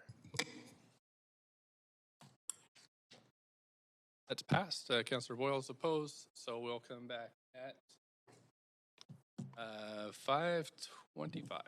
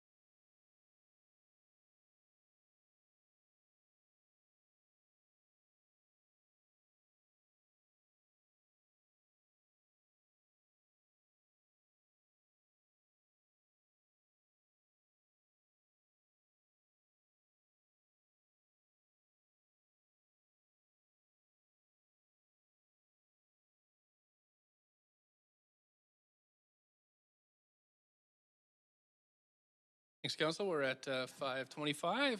So, Councillor Kirby-Young, you have the floor. Oh, I'm sorry. I've advanced you by accident. Can I just have a point of privilege first, Mayor? Yes. Unless Councillor Kirby-Young has one first. You've asked for a point of privilege. Go ahead. Yes, my point of privilege is I just wanted to confirm that I will recuse myself on only now letter A, subsection A, and subsection C. So I will vote on letter A, subsections B and D. But the only two clauses I will leave the room for are A and C, so I was hoping they could be omnibus together. Thank you. Okay, we can separate. And I would also like to ask for separate vote by letter. On every letter? Yep. Okay. Councillor Kirby-Young? Okay, I'm just going to give you the floor. Yeah, I'll start with the same point of privilege as Councillor DiGenova. Oh, okay. And then I'll keep my final comments brief, and they are simply this, that voting for this budget is a broken promise to Vancouver taxpayers, to our residents, to our renters, to our homeowners, to our families, to our young people, and to our small businesses.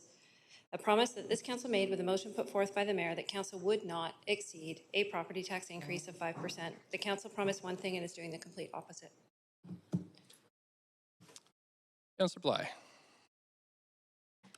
I have one simple statement, and that is that voting for this budget is a broken promise to Vancouver taxpayers, to residents, to renters, homeowners, families, small businesses, and a promise this council made with a motion put forth by the mayor that council would not exceed a property tax increase of 5%.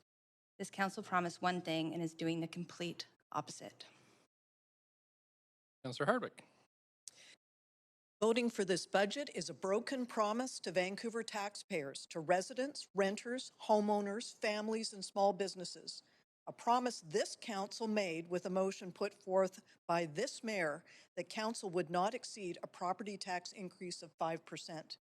This council promised one thing and is doing the complete opposite. Councillor DeGenova. I ran on a platform of a family-friendly Vancouver and an affordable Vancouver, an inclusive Vancouver. Voting for this budget is a broken promise to Vancouver taxpayers, to residents, to renters, to next generations, to homeowners, families, and small businesses. A promise this council made with a motion put forward by the mayor and council that we would not exceed a property tax increase of 5%. This council promised one thing and is doing the complete opposite. I'm trying to help you keep your promise, and I hope that you will consider that in your final vote. Thank you. Councillor Dominato, you're back in the queue. Yes, Mayor. And similar to my colleagues, I will echo that voting for this budget is a broken promise to Vancouver taxpayers, to the residents, to the renters, to the homeowners, to the families, the small businesses, and the youth of our city. A promise the council made with a motion put forward by the mayor that council would not exceed a property tax increase of 5%. That council promised one thing and is doing the complete opposite. Councillor Boyle. Thanks. I'll be brief too. Just to say, actually, my interpretation is different. That this budget is making investments that follow through on promises that we've made all year, motions and priorities that this council has supported in many cases unanimously throughout the year, and that don't mean anything unless we actually fund them. I am glad to see us making important critical investments in many of the priorities that our residents have been telling us matter to them. And it's clear in this budget the drivers that we face are the cost drivers that we face are public safety funding requests and the escalating costs of the climate emergency. I don't think it would be responsible for us to punt those down the road. So I'll leave it there. Councillor Weep. And I'll keep it quick as well. There's a lot of promises that voting for this will deliver. Promises to persons with disability, climate, so many. However, this was a very difficult budget, and I think people need to recognize, and I really appreciate all the work from staff and all the departments and everyone here over the last couple of days. This was difficult. There's still a lot of amazing stuff that is not funded. There are significant programs that I feel so bad and guilty that we are not able to find funding for. Stuff like Healthy City Strategy. We are in multiple health crises right now, and we do not fund that position. We can't. And so when I look at this, I see a lot of great things However, there is so much that's still left on the table, and we need to find other ways to fund because we need to start delivering more as a city, and the city's depending on us. So this was a very, very difficult budget. I'm really happy with the majority of what's in here. I think that we are going to deliver to the residents of Vancouver, and this is going to be our biggest capital budget ever, and I think that it's time to show the public what Vancouver can be, and I think it's in here, but where are some things that are missing? Thanks. Thank you. Councillor Fry.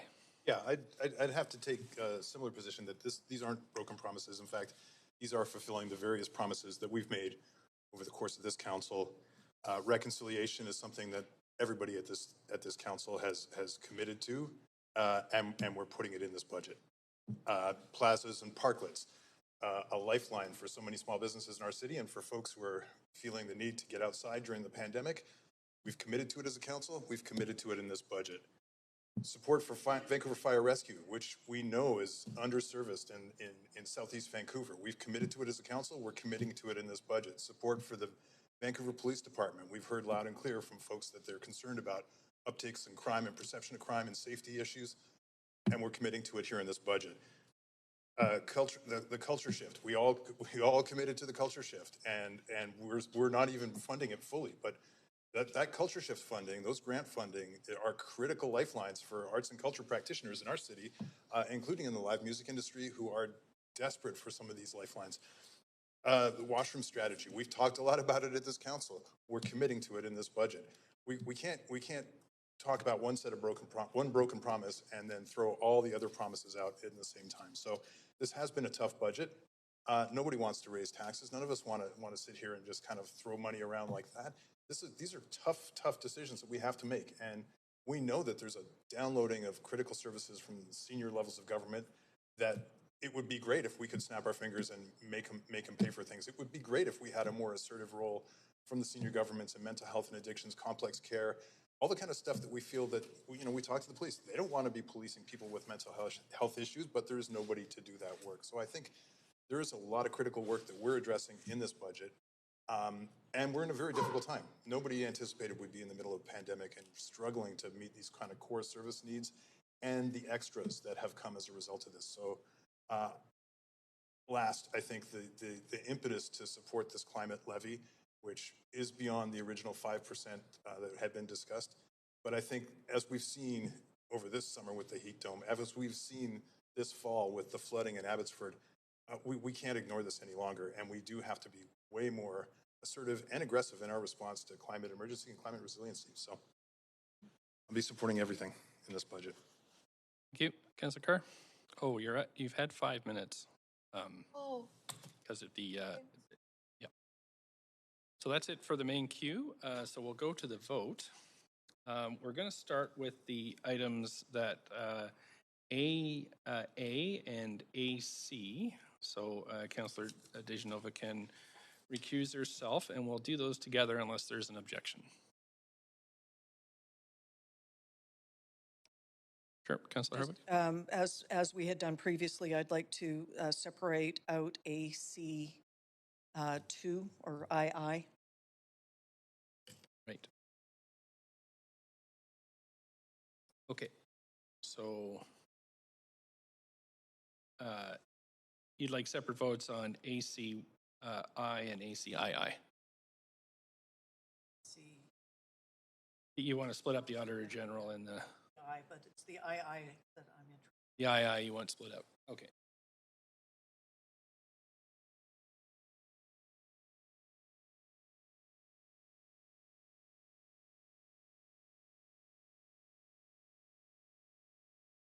So should we start, clerks, with ACII? That's the request on the Auditor General. We can leave, it's just ACII that we want split up. Okay, so let's call a vote on that one. ACII.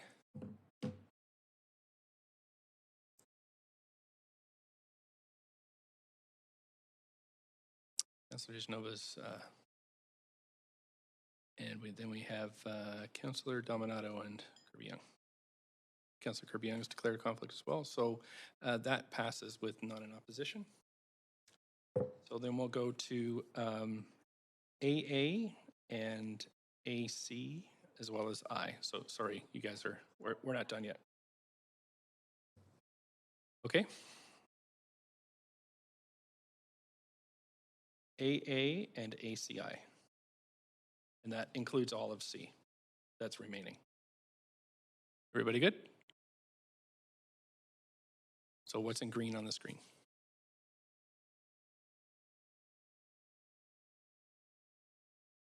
And Councillor Weed. That has passed with Councillor Swanson in opposition. Now we have A, B, and D. So if the councillors want to come back in, we'll call a vote on A, B, and D. Question? Yeah, I'll go slower.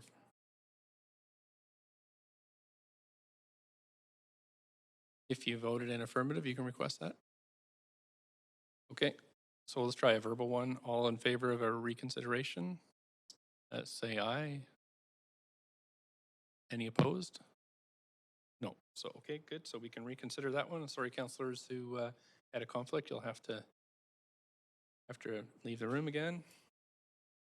Okay, so we are doing, just so the clerks can highlight it again.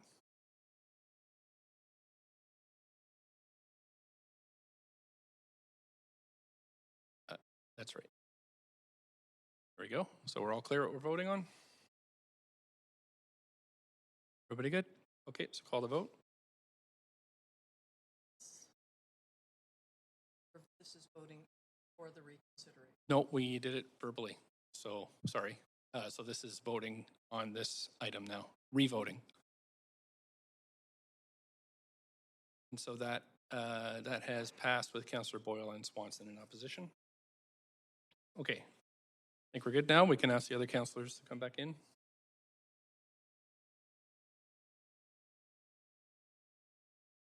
So now we're doing A, B, and D.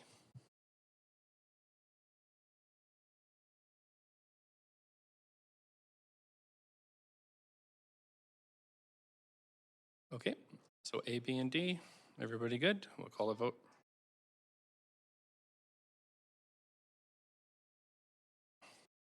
Councillor Kirby-Yung. There we go. That's passed with Councillor Swanson and Boyle in opposition. Next, we'll move on to item B.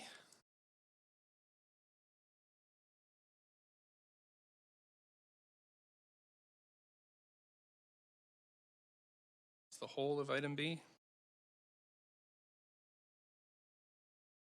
Everybody's good. We'll go ahead with that one.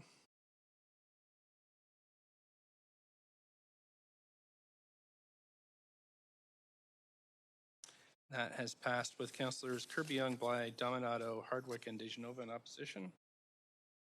I'm going to move to letter C.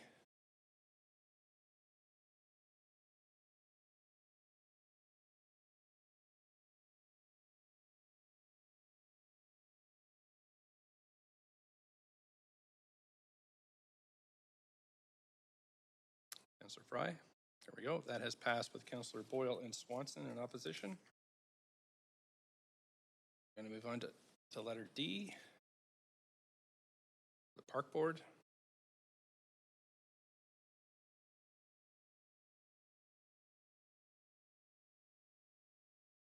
That has passed with Councillors Kirby-Yung, Bly, Dominato, Hardwick, and DeGenova in opposition.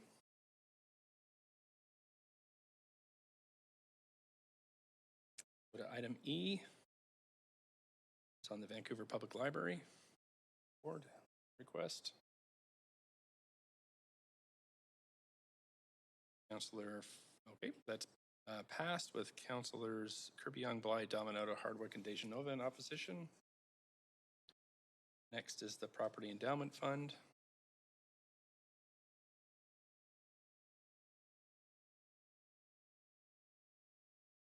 That's passed unanimously. Next is the VAHF budget.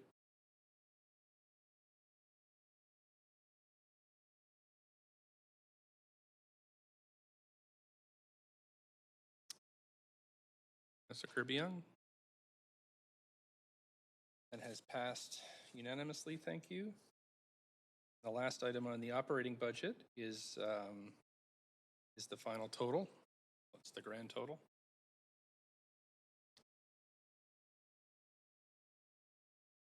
We're on H now. Just going to check with clerks before we call the vote.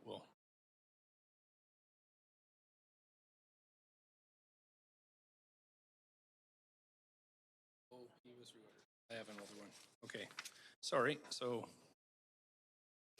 it's P that's next. That was.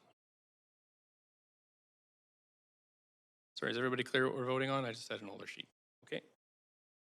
Okay, this is the client emergency action related item. That was listed as P, but it's been reordered just for clarity because it's in the operating budget. And the clerks have it highlighted now, so that's what we're voting on.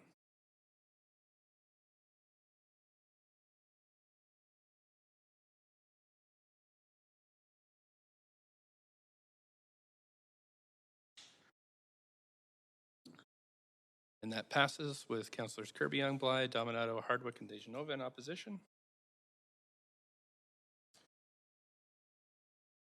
Now we're on the last item for the operating budget, which is H, and that is the grand total.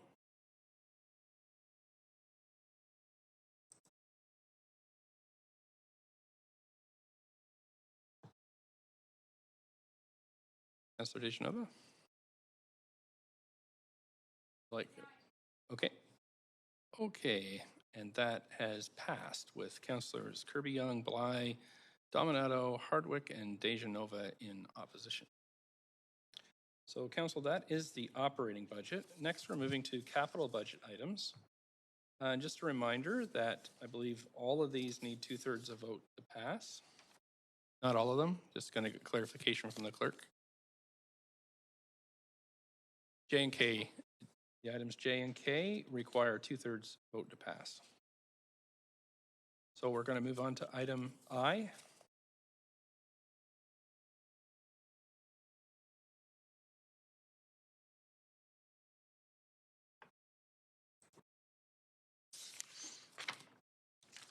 Councilor Dominato and Dejanova.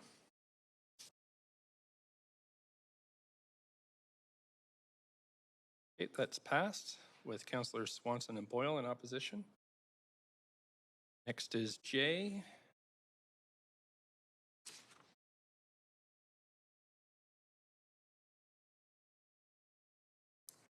Clerks have highlighted it there for you, so we'll call the vote.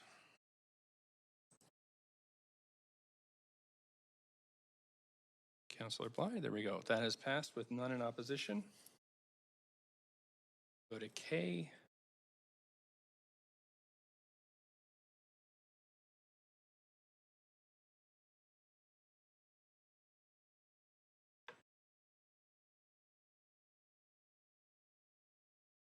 That has passed unanimously. L.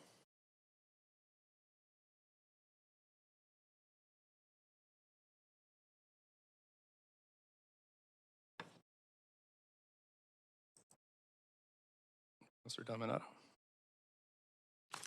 Thank you. That has passed with Councilor Hardwick in opposition. Moving on to M.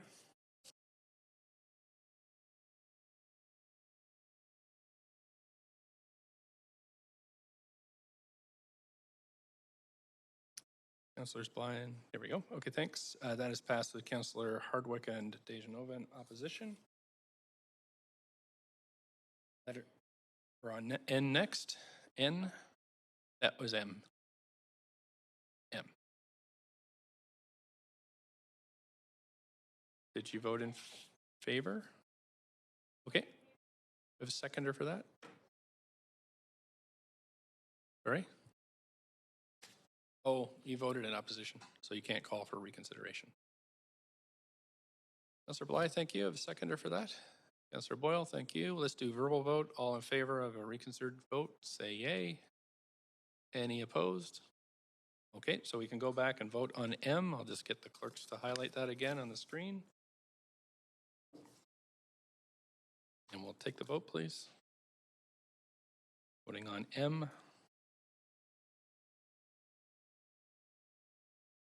Councillor Weeb, Dominato, and Kirby-Young. So this is which number? M. N?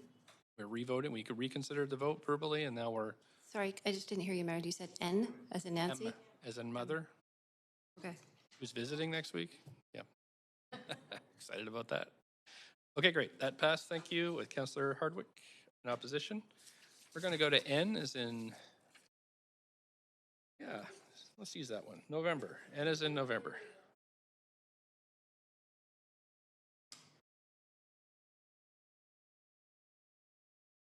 Councillors Dominato, Bly, and Kirby-Young.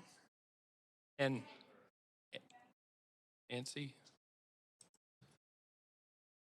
Okay, that has passed with Councillors Kirby-Young, Bly, Dominato, Hardwick, and Dejan Nova in opposition. Moving to letter O.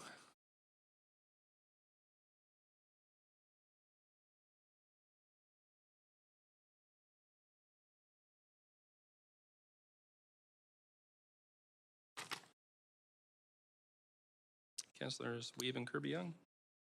Thank you. That passes unanimously. No, on. That's it. Great. And that's it for votes. Okay, Council. So we are at 5:45. That completes the budget process for this year. Thank you so much for all that work. Thank you to staff. Mayor.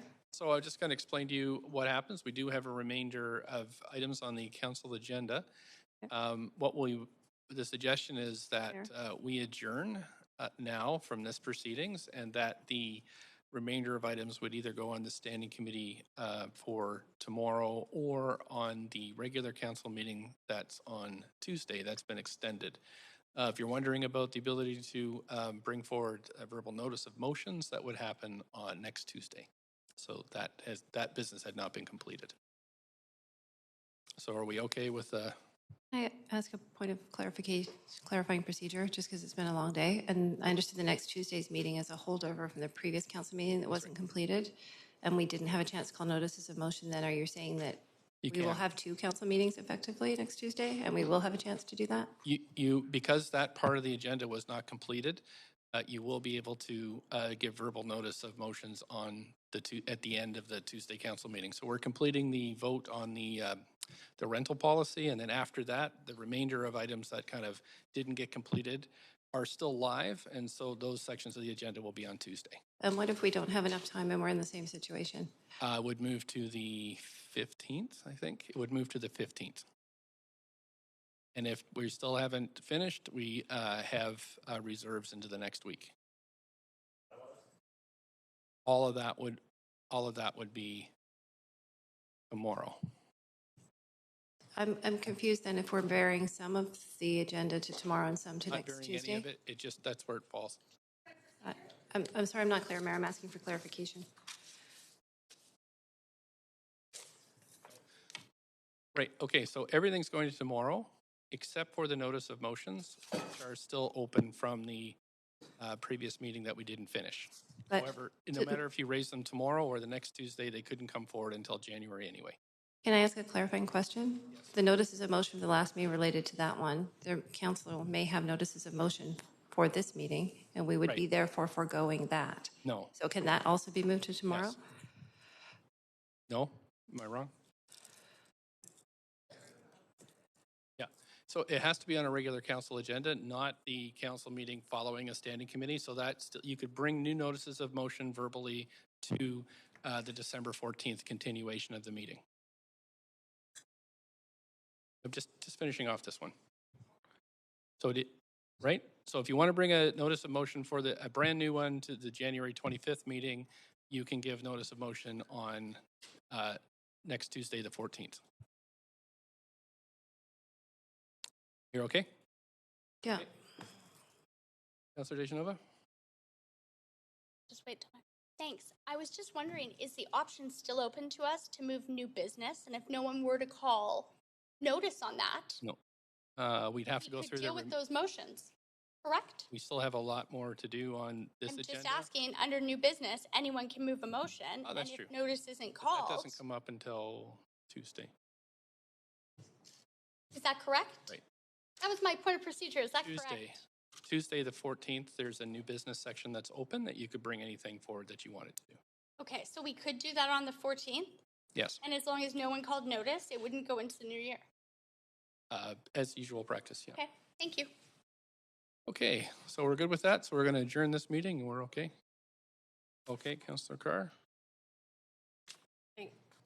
Thank you, Mayor. If you could just let us know where inquiries and other matters is going to land? Yes, it would be on the Tuesday, the 14th. 14th, thank you. Okay. Anybody else with questions on procedures? Nope, motion to adjourn. Seconder? Okay. Councillor Hardwick, Councillor Deschanel, all in favor? Opposed? Great. Thanks very much, everybody. We're adjourned. Don't forget the public hearing, though.